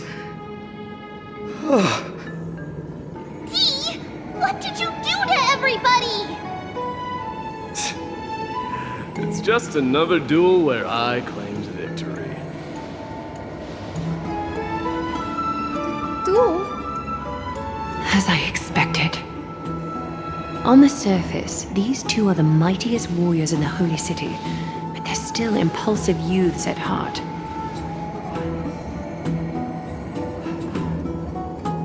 Speak up, Mighty. Tell us exactly what kind of foolishness you and Finan indulged in this time.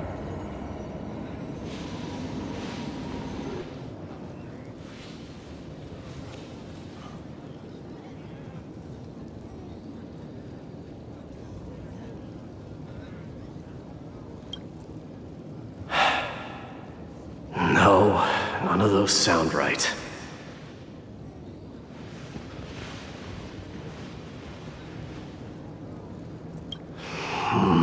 Forget it. Am I seeing things? Is the magnificent deliverer finally deigning to step outside?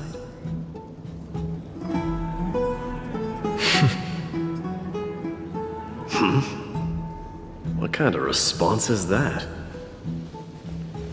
Nothing. I was just imitating your usual response. I don't feel anything special from you.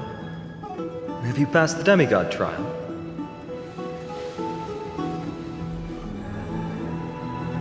The ritual hasn't reopened yet. In case you forgot, it hasn't been that long since I pulled you out of the trial. I didn't forget.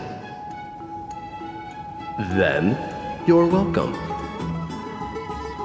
In twilight's last gleam, Makima stands bold. Her walls sturdy, tales untold. Dreaming of her fruitful gardens, pilgrims arrive from distant lands. Figs and olives, so grand. Yet little do they know that they will step into flames, fuel to the fire, a burning brand. What are you playing at this time? I just felt like reciting a few lines of poetry. Surely the Crown Prince of Kremnos knows how to appreciate poetry, right? Kremnoans steer clear of such weak literature. But my library doesn't lack collections of this kind. These lines express the poet's yearning for their home, just as Akama is distant from many people's homes. I know how to interpret poetry, Haikis. There's no point in pretending to be profound, my friend. Thank you for helping me out when I was in a tight spot, but it seems to me that you aren't prepared for the trial either. Don't compare your situation with mine. My people are still relying on me. I can't ascend to godhood on my own without first resolving their issues. So, are you suggesting that you, the mighty Mightimos, and the heir to the throne of Kremnos, wish to defy tradition that has endured among your people for millennia?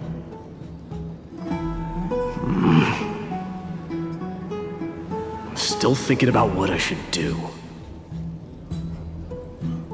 Never mind. It's probably not my place to offer you counsel. An idea does strike me, though. Go ahead. Let's see what terrible ideas you've come up with this time. Maybe we both need to relieve some stress. Come, Mightimos, let's recommence our previous competition. This time, we'll see who can stay in the super hot bath for longer.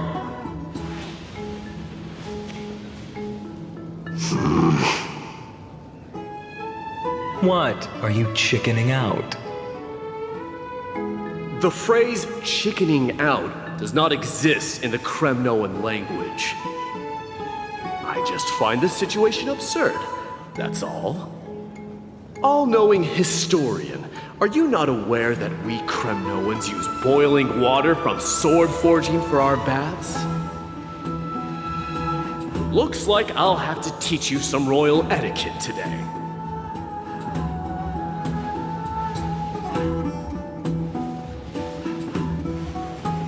And thus, an unprecedented sauna battle commences! unparalleled resolve. The two warriors' determination even alters the very hue of the steam. Flames intertwine with scalding vapor, reaching toward the heavens, shrouding the sky and the sun. The spectacle is so magnificent that none dare gaze upon it directly. Since we can't see what's happening in the competition, why don't I regale you with a tale of kings to pass the time?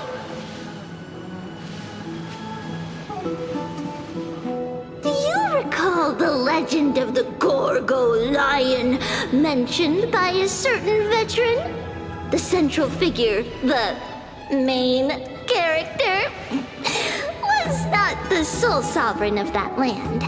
An oryx stood as its formidable rival. Long before the dawn of Era Chrysia, the two beasts started their timeless battle on the plains of Tritos. The lion regarded the oryx as its food, while the oryx perceived the lion as a scornful, oppressive, and challenging barrier that it swore to topple with its antlers. For tens of thousands of years, without respite, the two creatures thus continued their relentless pursuit and rivalry.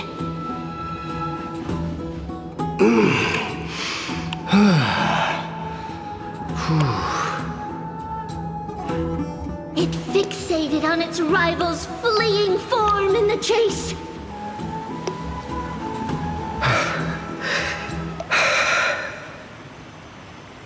It set its sights on the other's neck, nearly within reach.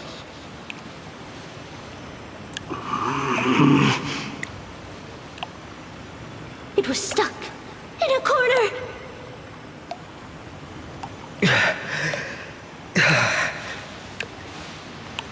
It had nowhere to escape.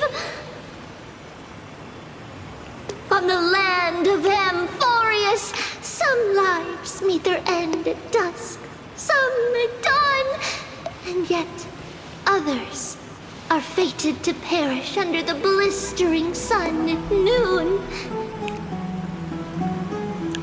And at last, the most scorching moment of the day descended upon them.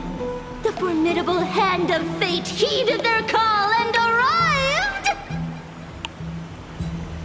My lords, would you like me to reduce the temperature a little?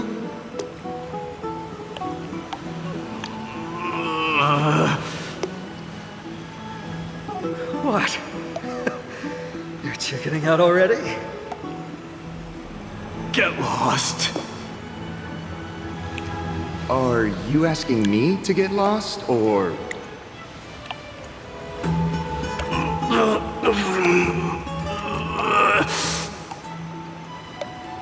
Do whatever you want. Oh, please forgive my presumptuousness, my lords.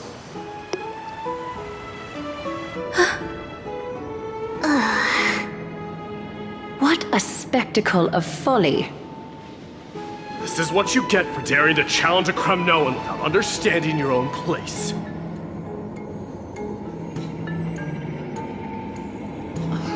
What I'm saying is, your little game dragged down quite a few innocent souls alongside you.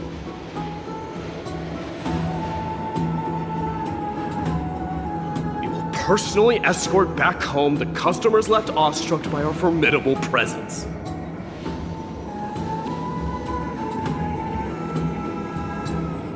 This isn't fair. You're wearing way less than I am.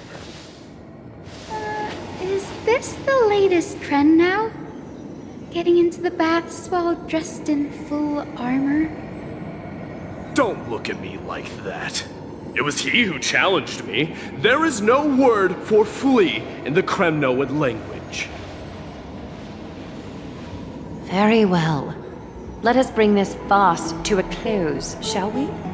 Warriors, it is time to get moving.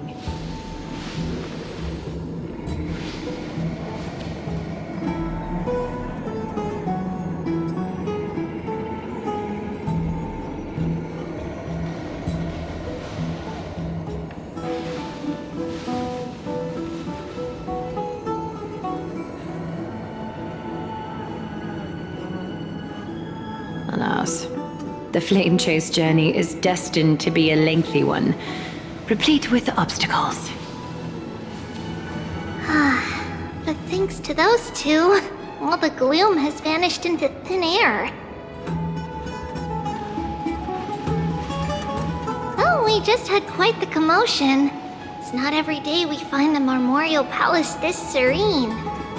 Shall we continue with our previous plans? Hyacinth, would you care to join us?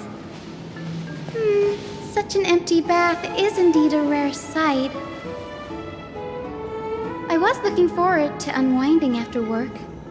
I'd be delighted to accept your invitation, Lady Treeby.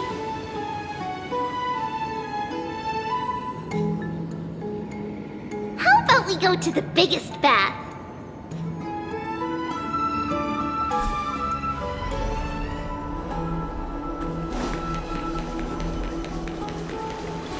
Let me check. The water temperature feels just perfect.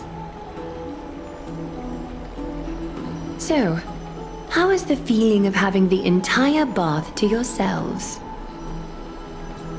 It's so good. But, Lady Treeby, aren't you going to soak in the bath with us? We will have to pass. After all, we've become children. Please understand that she can no longer endure the heat of this pool due to the blessings of Yanis.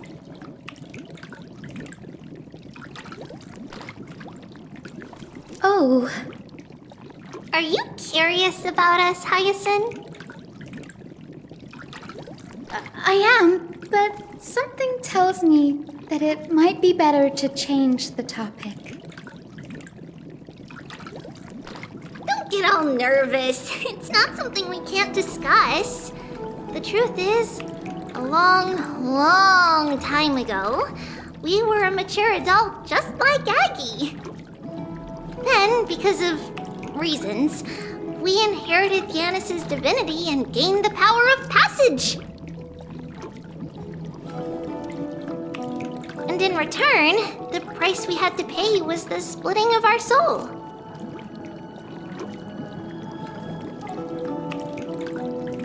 Each opening of the Century Gate intensifies the strain on Treeby and the others. They are gradually regressing towards infancy, both in body and mind. We don't know what awaits us at the end either, but anyway, that's why we've turned into children.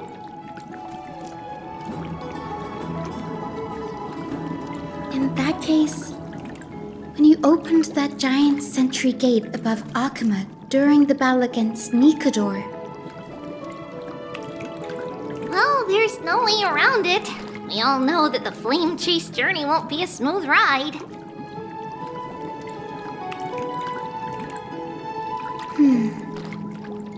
Maybe we can find a way to fix it.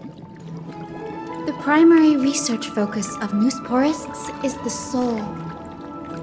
We explore its depletion and methods to restore dispersed souls.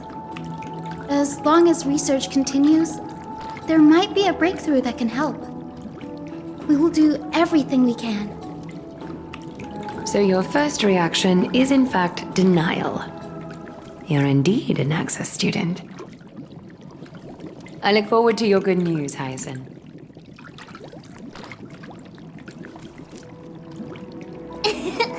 Now there's another reason to look forward to tomorrow.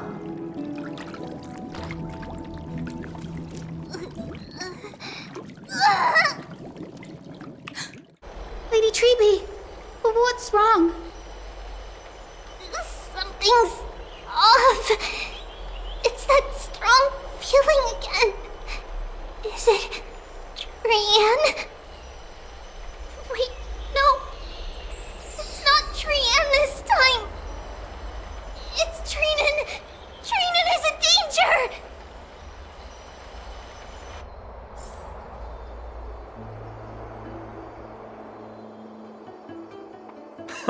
I win this round of escorting the bathers home. How does one contender alone make a valid competition? offering a compliment or two wouldn't be the end of you, you know.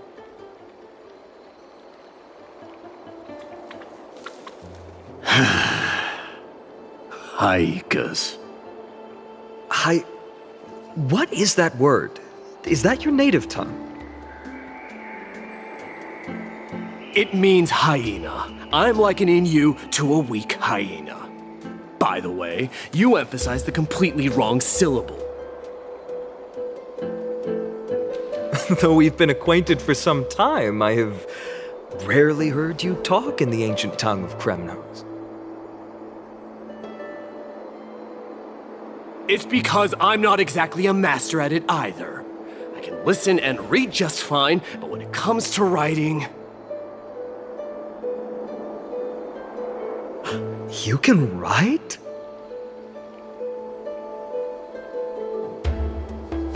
You speak as if you don't have a brain. That was in jest. I understand. After all, you spent all your childhood wandering far from home.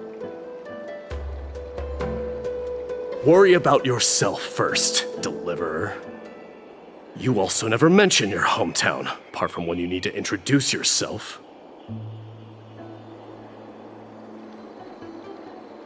Well, it's because there isn't much to say. Ides Elysiae is simply a tiny village that disappeared many years ago in the flames of war. The only times I get to see it are in my dreams, and in the trial from the Lance of Fury. I knew it.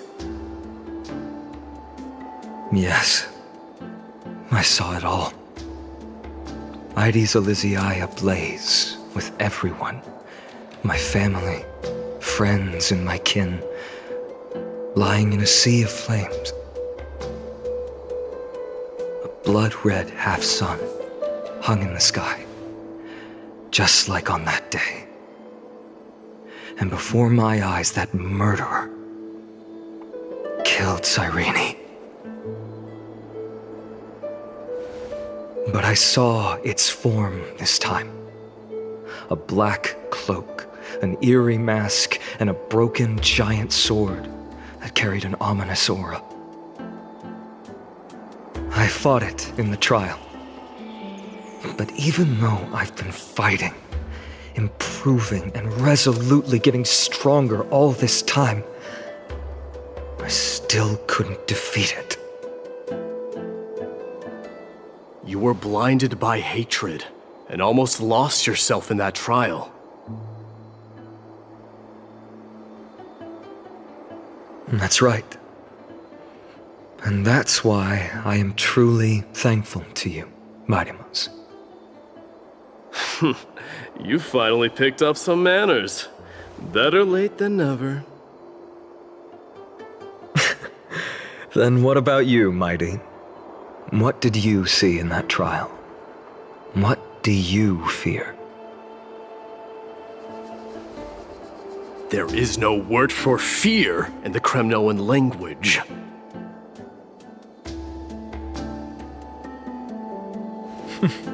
I'm getting the feeling that your language has no words at all.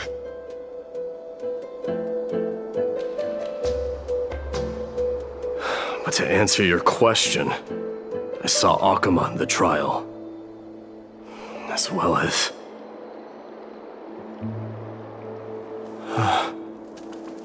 my old comrades, Hephaestion, Perdiccas, Ionius, Ptolemy, and Possesta.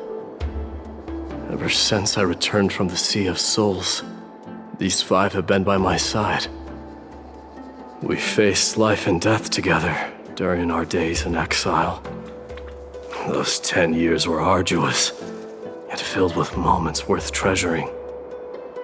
Each night, we would gather by the campfire, savoring honey brews and singing our hearts out. The wind in the wilds of Amphorius smelled like rust. Hephaestion would always tease me about adding goat milk to the honey brew, claiming I ruined the blood-red color of the drink. He had a scrawny figure, but was a relentless force on the battlefield, dispatching foes without so much as a blink. Perdiccas was an expert in concocting medicines, delving into all those strange folk remedies. Leonius was a swift runner and our most reliable messenger. Ptolemy was a real bookworm, always spouting off in chapters and verses. When we left Kremnos, he made off with a stack of ancient tomes from the Grand Library. Not like it mattered, as my family owns the library. And then there was Pacesta. He was the silent type, but a truly masterful musician. This is the first time I've heard you mention these 5, and their names. They died on the battlefield before the Kremnoan detachment managed to join Akama.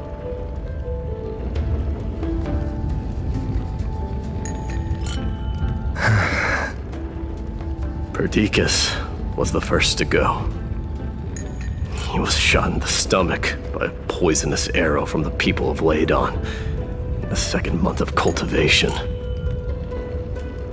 In the end, his remedies mended all but himself. Midamos, do not mourn. I have achieved honor by bestowing a noble death upon the enemy. Leonius died in the 5th winter. Idonia's snowstorm lasted 3 full months. On the night of the fiercest storm, our foes launched their assault. Idonia. Is that the city Castorus used to live in? Yes. Those zealots were as fearless as Kremnoans in the face of death, but they lacked respect for honor. They cornered us in a bottomless swamp. Leonius covered for our retreat. They cut his legs off. He vanished into the mire of a foreign land, his body never to be recovered. This is perfect. Mighty Mos, I can finally deliver the news of you ascending the throne to the Nether Realm. 20 dusks later, we finally breached the walls of Idonia and entertained the usurper's plea for peace. However, the rebels refused to surrender and set up an ambush within the city.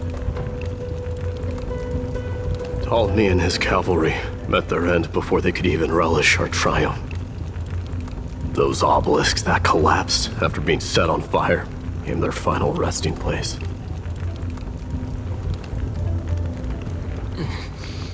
Mighty Mos, please tell my family. It was not cunning schemes that vanquished Ptolemy, but the immense weight of Amphorius' entire history. Then, it was Pacesta. He lured the enemies into the city of Aenionis with his melodies, buying us invaluable time. Our enemies, consumed by indignation when they discovered the trick, set the entire city and my soldiers on fire. His final words were recorded on a small clay tablet, fractured by the flames. Mighty Mos, don the crown. And at last, my most trusted friend, Hephaestion. He was supposed to stand by my side through it all. But a sudden relapse of his illness hit him on the eve of my duel against my father. He hid his condition from me. By the time I returned victorious, he had but a breath left in him. A Kremnoan dying on a sickbed. I would be a laughingstock to everyone. Hephaestion, my dear friend, spare your strength. I'll go get a physician. No need. Even if Perdiccas were here, he couldn't stop destiny from taking me away. No! None can take you away.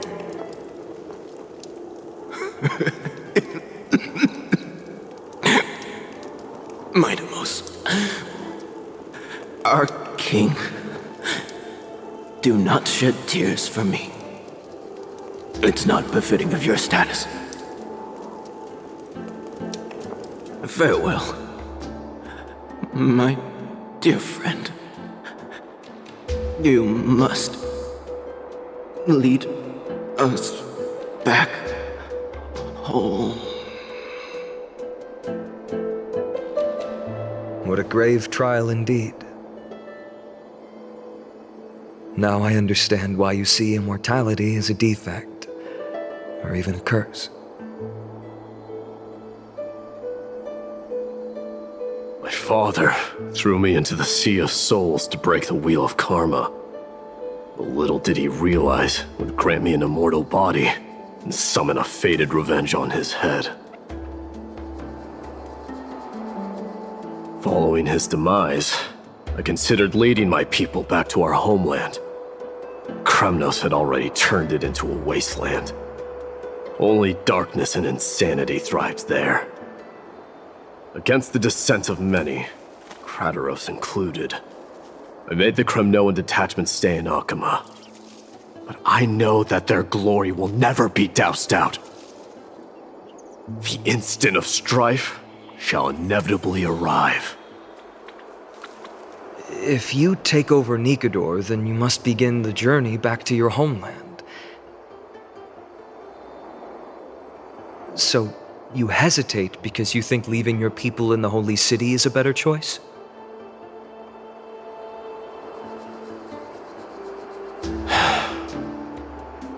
I don't know. But I have never been crowned. And those 5 were never endowed with any titles. None is aware of their glory. Your predicament is truly complicated. I don't know how I can give you any useful advice. Maybe you could seek counsel from more peoples, such as the Grand Craftsman. Cartonis' peoples seem to have been through comparable dilemmas. And that teacher of yours, Krateros? Dee, we've got a big problem! Big problem! Lady Tribby, what's making you so flustered? Hurry up and go save Trinan! She got abducted by Krateros!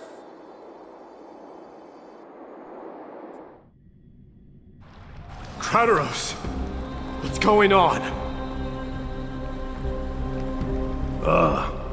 Mightimos. It seems I was the one who exposed my vulnerabilities first. Aglaya, I demand an explanation. This man abducted Trinan by force and forced her to bring him to the Vortex of Genesis. He then brazenly stepped into the trial of the Lance of Fury, and naturally failed.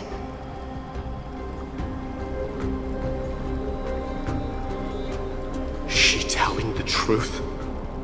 Why did you do that? Because I don't want to wait anymore. Your hesitation made me desperate. If you want to run away from your destiny to become king, then keep running. Someone will eventually stand up and fill in the gap left by strife.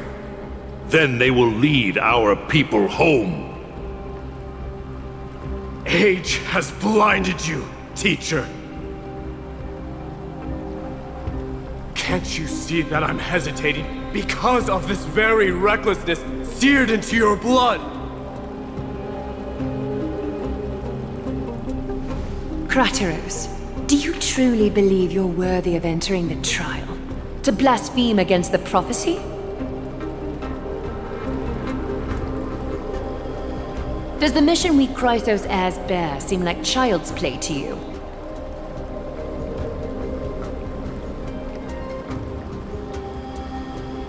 Do you know how the Kremnoans see you, Aglaya? You're a hypocrite and a megalomaniac. The prophecy of Genesis and the Flame Chase journey are just excuses for you to seize power.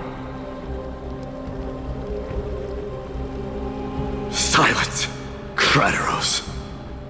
Do you even know what you're saying? Are you defending this woman, Mighty Mos? How many wars did people start because of her and her so-called prophecy? How many cities fell in the past millennium, their people massacring each other? Even if this so-called Genesis really exists, will there be a place for the Kremnoans in that new world?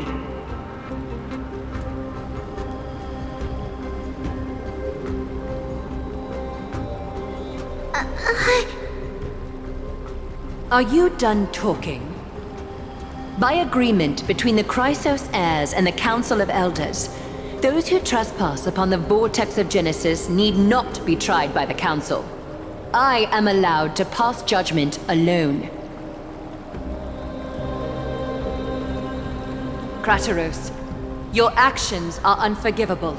I hereby sentence you. Aggie, wait! We have a proposal!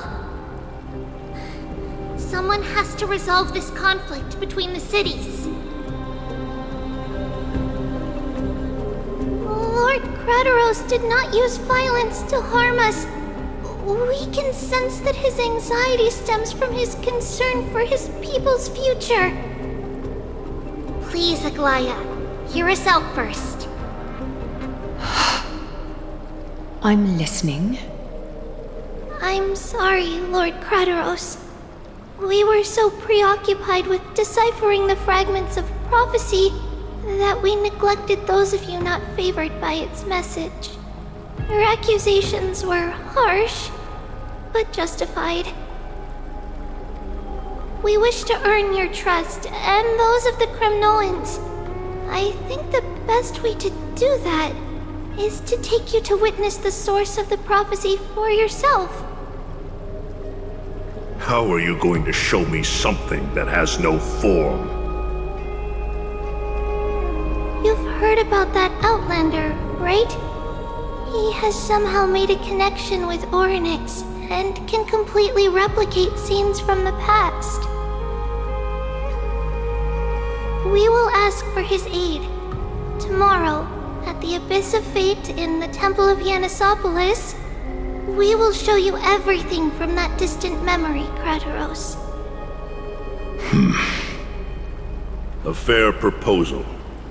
I accept. Until then, you will be stripped of your freedom. That is my one condition, and I will brook no argument. It is not the first time I've been made someone else's prisoner. Do as you please, demigod. Teacher,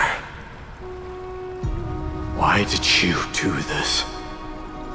Forgive me, young master, but I just cannot wait any longer. Ever since your father died, our people and I have been waiting for a day to revive Kremnos. We placed all of our hopes in you, but never received an answer.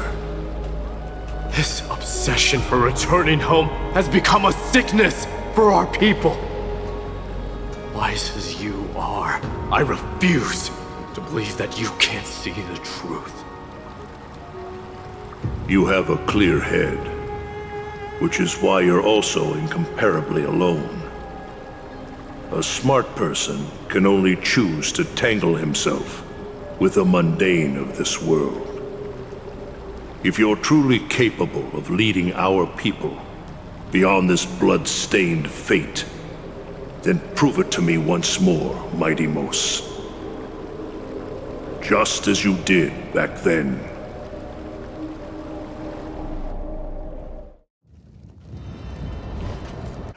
A fierce fighter.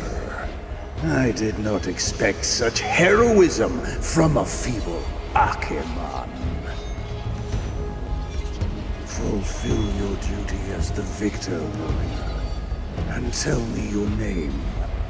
I seek an honorable death from you. As if you have any honor! Listen closely. I am the leader of the Kremnoan detachment, Midamos. I'm here to finish you, father.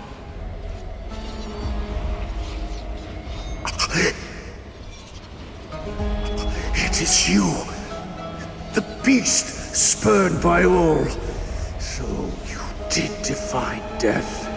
The prophecy was true. You will bring an end to my Kremnoan dynasty. Defy? You're wrong. Death fears me. It's the reason I have this body of steel. As for you, you already stand at death's door, father. You were the one who threw me into the Sea of Souls. The one who tried in vain to enslave a Titan. And the one who desecrated the body of a god. Haikis! You're a weak king. So weak that even the lowliest hyena is a more noble existence than you. And now, fate's reckoning is upon you. Then swing your blade. Take my crown. Coronate yourself with an old king's blood and inherit it all. Become the new rightful king of Kremnos. No. I don't want the crown. Listen. If there's only one end for the kings of Kremnos, then the crown means nothing to me. All I want is your life. To avenge Mother and my comrades. But the walls of Kremnos will not fall with me. Do you truly think you can escape fate's grasp, my son? You and I, we're both the same. We feast on strife and fear. Now, kill me!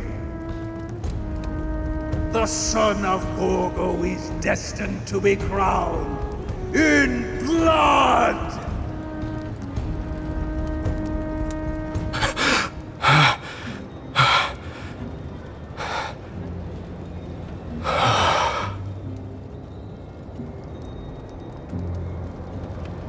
Kratos. He said the Grand Craftsman Cartonus might have some suggestions. Might as well go see him. Grand Craftsman, how have you been? King of Kremnos it is. That you would come, I knew. You knew I was coming? Your matters, I've heard. The path forward you seek. Many questions you have. But before that, take this. What's this? A signet ring for the King of Kremnos. Belonged to your mother. Recast and restore it. I did. What? Mother threw it into the Sea of Souls. A long time to fish out it took.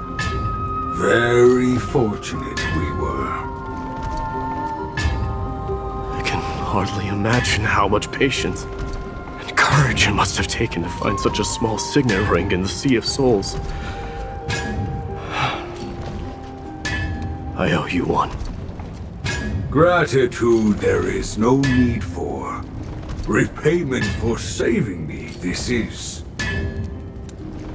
Questions you bring with you? Ask now. Fate I've always denied. It's finally caught up to me. By all rights, I should accept Strife's authority. It would make everyone happy. The Chrysos heirs, the Council of Elders, the Kremnoans. Even the bards who will write it all into song. Yet hesitate still you do. Hesitate, why do you, young king? Because of my people. Be they men, women, the elderly, or children. The hearts of all Kremnoans yearn for home. They've all been waiting for this day, for the day their king returns. Children of Strife would then be able to go home and embrace the old traditions. Never mind that most of them have only ever been heard in these so-called traditions and song. They would then gather around their king and throw themselves into battle. This is not a good thing, you believe. The Kremnoans have been trapped in a cycle of bloodshed for the past 1,000 years. They seek vengeance, start wars, become prosperous, and decline. How much innocent blood flowed into the River of Souls in all those years? How many needless sacrifices could we have avoided? If I accept that fate and become the totem of strife, that lead my people into repeating the same mistakes, then of course I would be terrified. I'd be terrified of becoming king. A different kind of Kremnoan you truly are.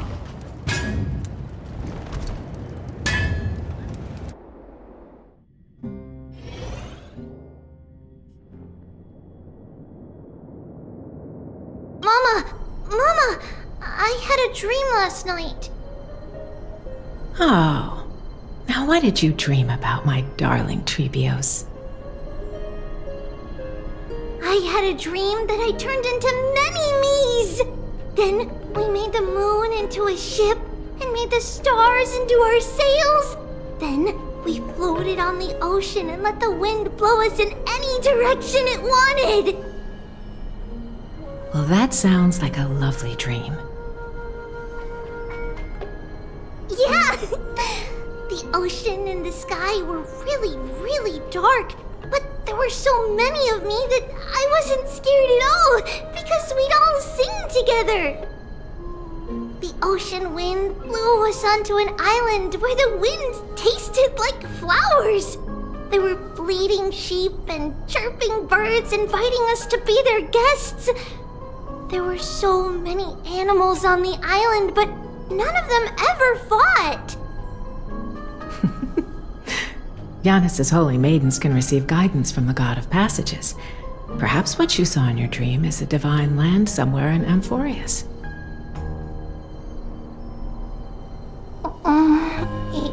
You think so?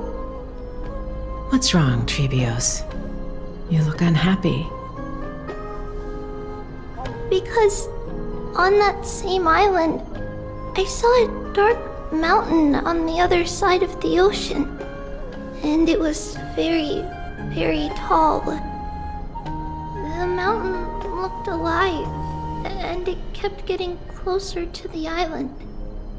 Then I realized it wasn't a mountain, but a very, very tall wave made of water. When the wave smashed against the island, it looked like it was going to eat the island up. The small animals tried to chase it away, but they couldn't stop it. Then there was a bang and I woke up. A dark wave. Mama, Does something that scary exist in real life? Yes. Unfortunately, it does exist in Amphorius, but it's very far away from our temple. We call it the Black Tide, though it has nothing to do with water. It has no shape or form, but it can swallow up animals, humans, and even titans, turning them all into monsters. Oh, the Black Tide is a baddie. I don't want everyone to turn into its food. Can't we chase it away? Of course, my dear. You only need to behave well and listen to what the adults tell you. Study all the knowledge and etiquette you need, then grow up and become a proper holy maiden. The divine Janus will then give you guidance and help you light the way for the people.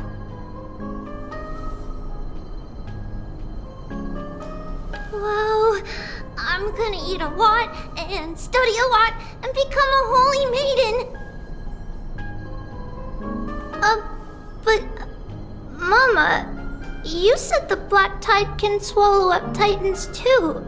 What do we do if even Janus is eaten? If that happens, then the Holy Maiden will have to be the one to guide people on the right path. After all, we are the human avatars of the God of Passages, yeah? Yeah! But one person alone is not enough. Once you're older, you'll make a lot of friends. You must do your best to unite them, because that's also our duty as priests. Friends? Are they also like me and Mama with pretty red hair? They might not, but they'll certainly be just as smart and kind as you.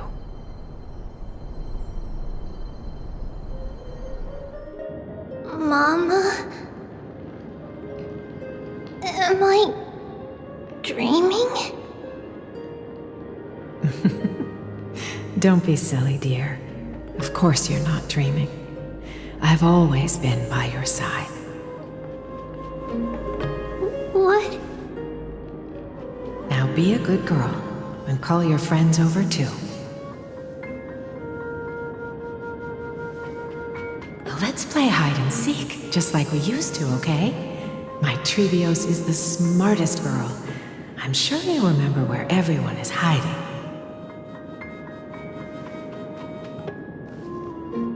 The voice sounds so far away.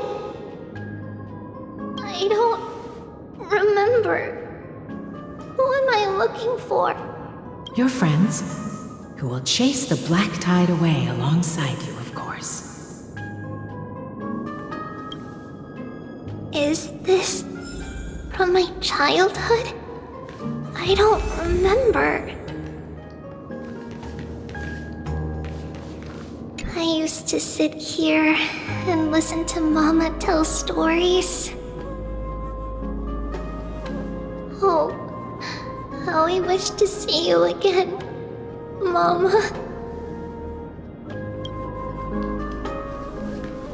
Am I dreaming?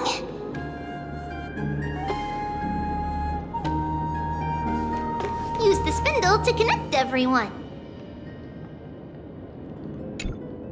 There will be an amazing captain on that big ship. She's cheerful, optimistic, bold, and cautious. She'll be able to get everyone together. Wow, that's amazing! Can I be the captain? Of course you can. But you'll find someone else who's better for the job, my dear. I think that person lives in a beautiful temple that sits atop a hillside, covered in golden fig trees. There's a noble girl there who's very smart, but also very delicate. Just like Mama? Perhaps. But before we find the captain, the ship also needs someone who can navigate it. Who could that be? Let me think.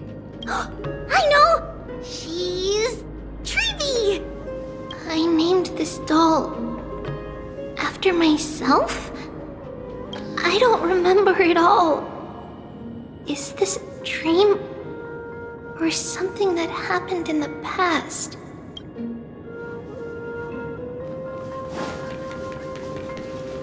It's packed full. Mama must have left all of these for me. All the words are blurred out. Could it be that my memory is fading? Bad chest! You can't lock me away! Huh? Why is this doll inside a chest?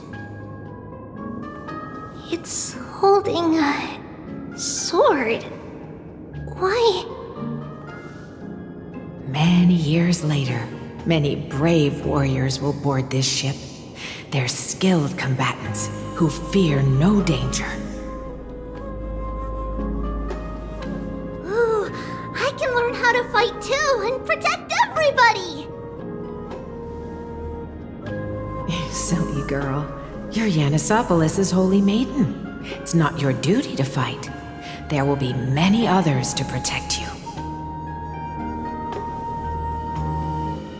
Alright. Then where will they come from? I believe one warrior hails from a lovely village where bulrushes flourish, while another comes from a magnificent royal city. Though each has their own troubles, both are ready to lend their strength for the ship's long voyage.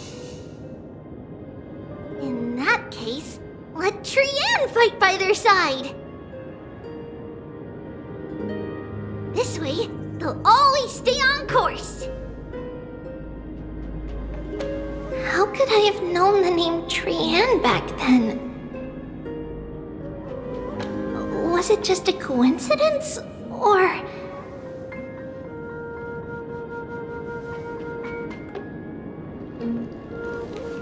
Learning can change your destiny! a blackboard? And what is that drawing? Doesn't ring a bell at all. Perhaps it's just a childhood doodle.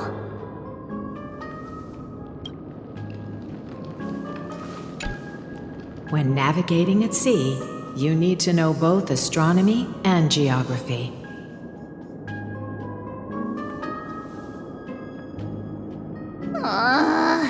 Isn't Yanis's knowledge enough? Oh, sweetie. The ocean isn't like the land. It's easy to get lost. That's why it's important to learn to recognize the miracle of Aquila. Alright! Even though my brain is already super duper smart, I'll still try my very best! Circe also favors children who try their best. They will send a wise scholar as everyone's teacher to help you reach your dreams. I want to be a teacher too! Oh, wait. I'm super duper smart. So I want to be the teacher's teacher! Why not? But if you're going to be a teacher, you might need to tone down that hyper energy of yours. Then Trinan can do it! She's well behaved and would make a great teacher! Mama and the others always said that I had a great memory. But now, I can't even tell if this is a memory or a dream. Come, let's line them up.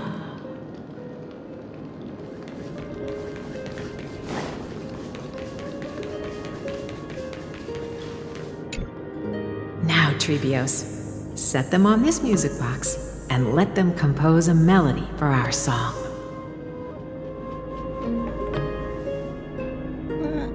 Music box? What's that?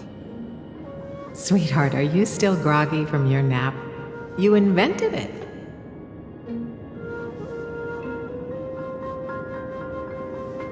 I invented it? What does it do? Oh, my lovely Trebi. You're usually so bright. What's gotten into you today? Well, you might as well see for yourself. Put your good friends on it and see the wonders it can do. Put the dolls on.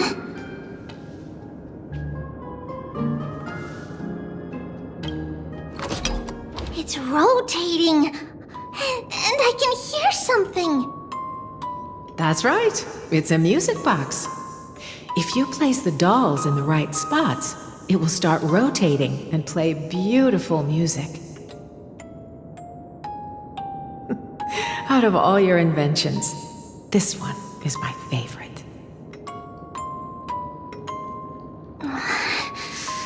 I don't remember.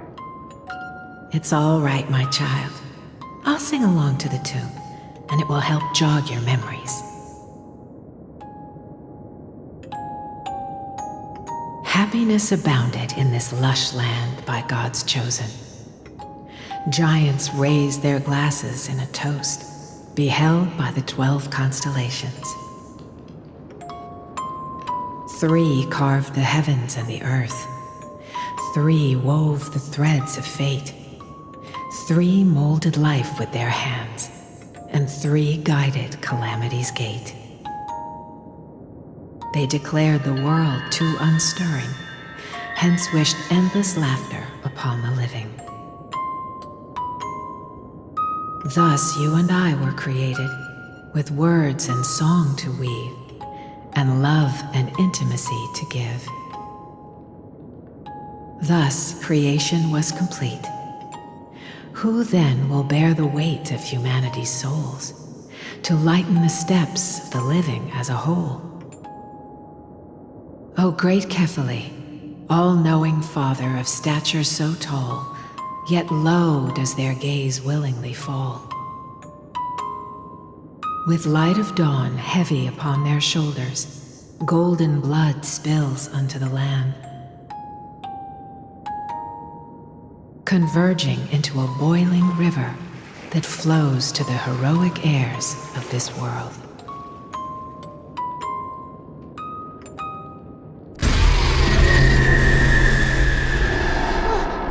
What's going on? Oh, Yanis, please lend me your ears. In the black mist, as death and fate draw close. On the bloodied earth, the living dead, but ghosts. What is this world? It mirrors your maze-like fate. What is this world? A silent lament without a trace. What is the past? Wandering ghosts that linger. What is the future? Souls scattered by fate's finger. What is the start? A voyage born in solitude. What is the end? A spirit, lonely and subdued.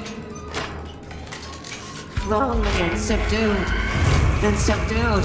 Then subdued. Subdued. Subdued. Subdued. Subdued. Subdued.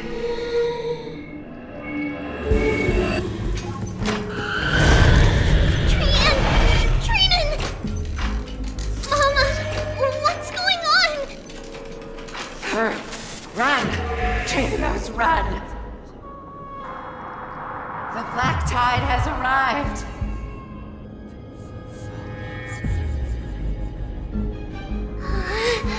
Where can I go?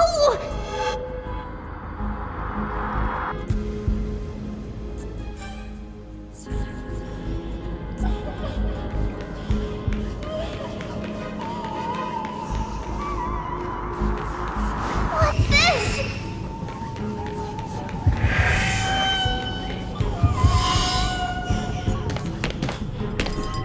Why? Are there dolls everywhere? This is the sacrifice of a holy maiden. You won't make it to the...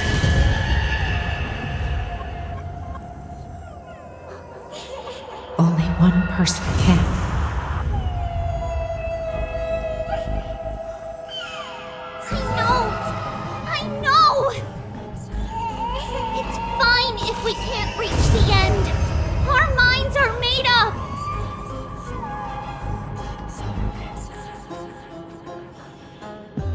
Go. Bid your farewells, tributes. Time is running out. Mama, are you going to leave me? My sweet girl. I will never leave you. But remember this, Trebius.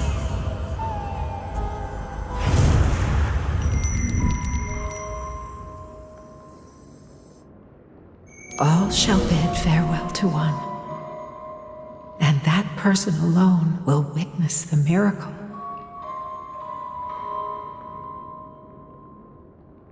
Since your mind is made up, then traverse the black tide and dispel the fog for Amphorius. I shall see you tomorrow, my dearest Trebius.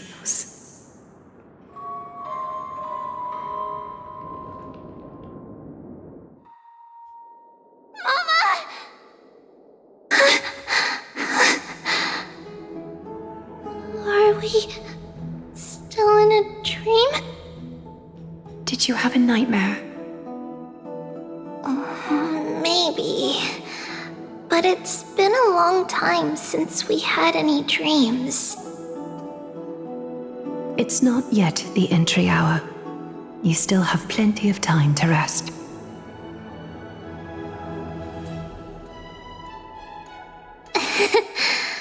No.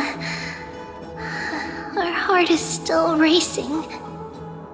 It must be that reckless Kremnoan soldier who startled Thron, and you as well. If you want, I can pass through his chest with the golden thread right now.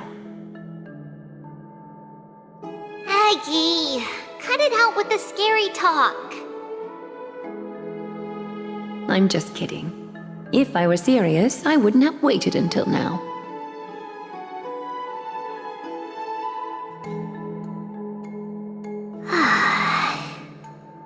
Do you want to talk about the dream? Keeping it bottled up is not good for your health.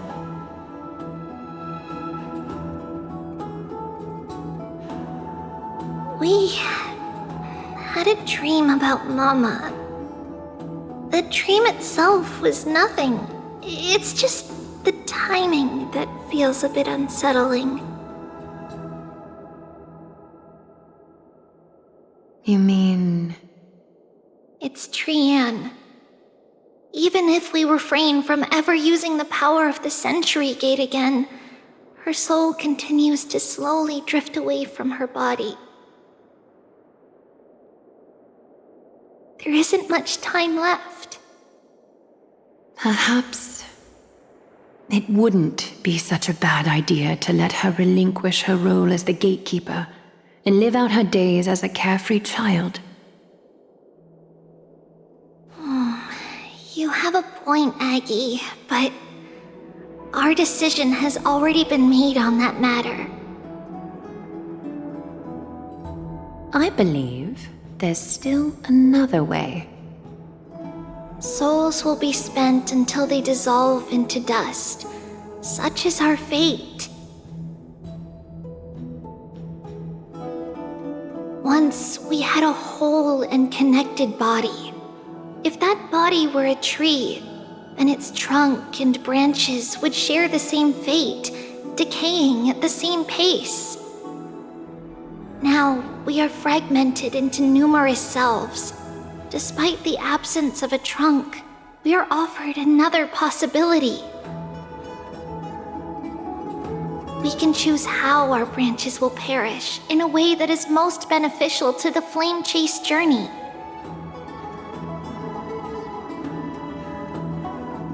Compared with saying farewell to one person, watching many fade away before me is even more sorrowful.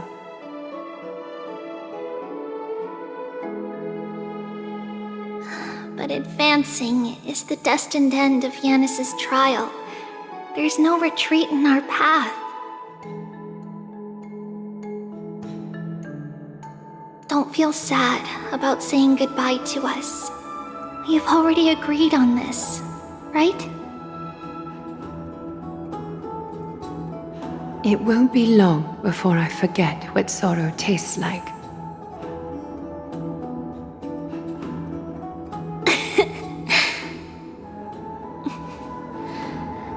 So, what would you like for breakfast, Aggie?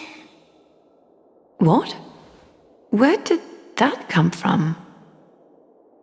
After all this talking, we're feeling a bit hungry. Plus, it's nearly the entry hour now. Do you remember when we first met, Aggie? You were still a little one, and we caught you secretly eating oatmeal late at night.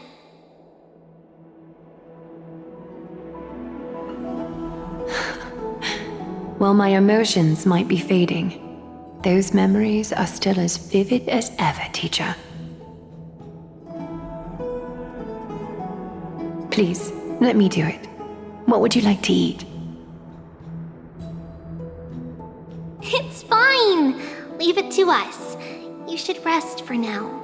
It won't take long, and we'll call you when it's done.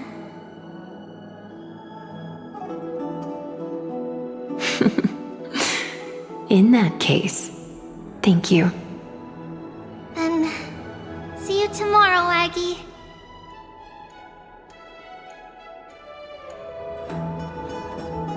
Nevertheless, that nightmare is ominous.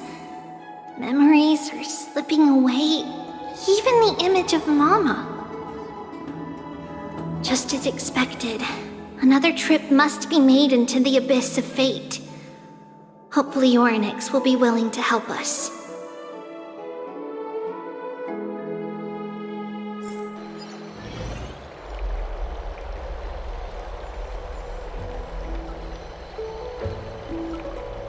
Long time no see, Professor Anaxa. Who are you? It's been a while. I'm the one who once overthrew the entire classroom in that spiritual physics lecture.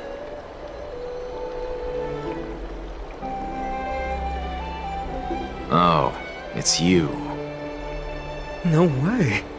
Do you really still remember that, Professor? I remember that glib tongue of yours. What brings you here? Surely you're not here to reminisce.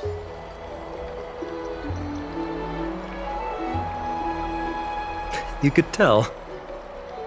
Of course. You only beat around the bush when you have a hidden agenda.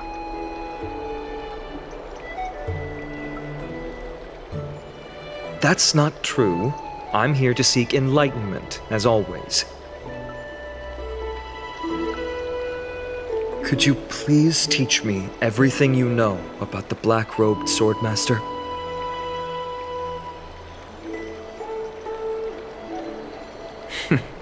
Rumors sure travel fast. Unfortunately, I too know nothing about it. I can only tell you that it is clad in a black robe and wields a greatsword. At least, it looks like a greatsword. It's shaped like a twisted half-sun, and a peculiar dagger resembling a crescent moon.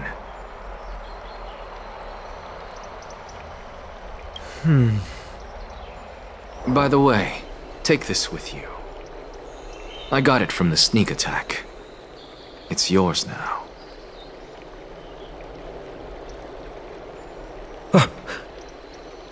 I was right. It is this thing. The one who torched Aedes Elysiae to the ground. And killed everyone. Don't try to be a hero. No one in Akama stands a chance against that thing right now.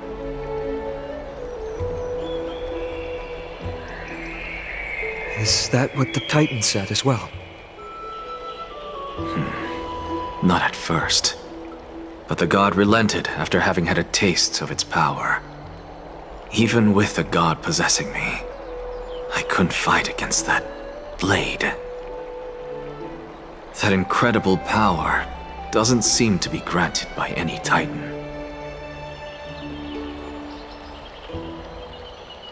Are you suggesting that it originates from beyond Amphorius? It's possible. Much like the Black Tide, no? Nonetheless, it's an enemy we must overcome. We? Drop the pipe dream, Phynon. No one wants to see you fall by their blade. His mere presence will endanger the Holy City and the Flame Chase.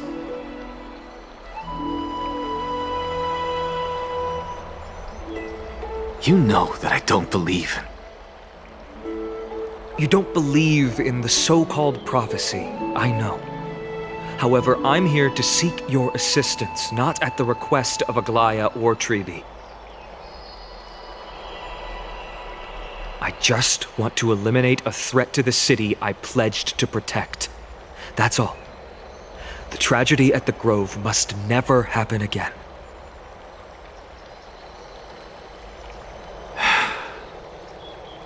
Take a seat. Since you are sincerely seeking enlightenment, I suppose I can tell you one more thing.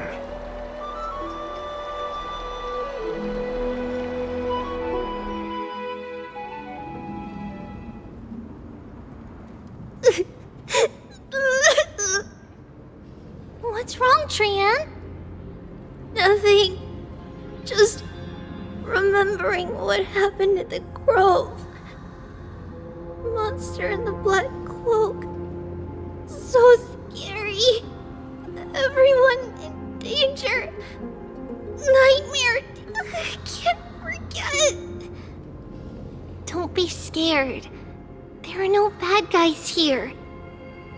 Didn't you save everyone with the Century Gate, Trian? Trian threw it away.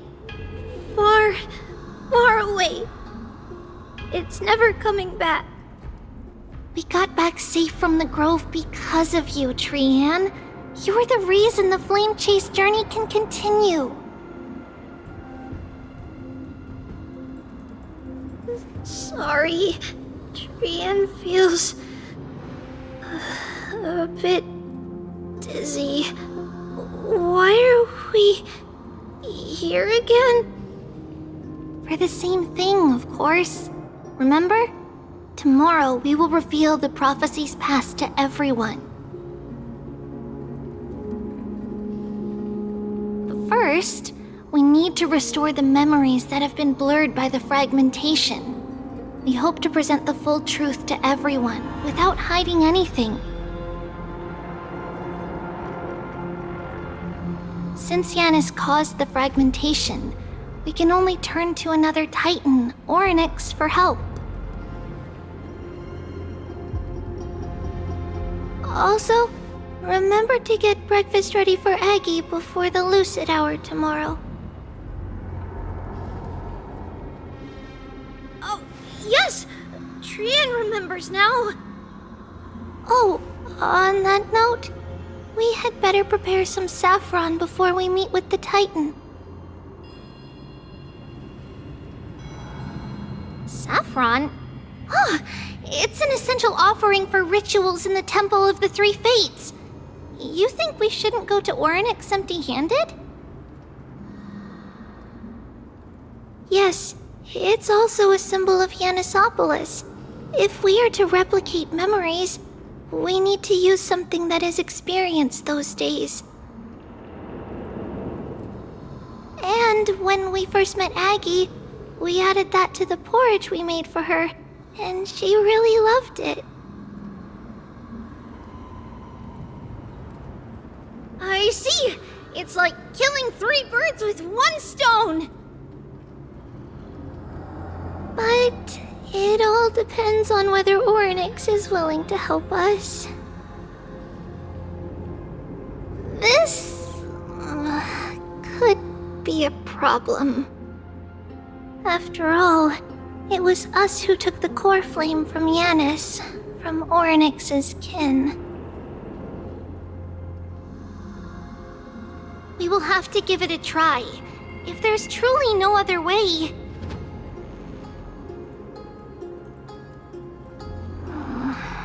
In our current state, we probably can't do anything to them. We'll cross that bridge when we get there. Leave it to Trian. Trian knows how to play cute. In any case, let's look for Saffron first. I hope there's still some left in the temple, untouched by Nikador's soldiers. I remember that aged saffron is preserved in sealed jars.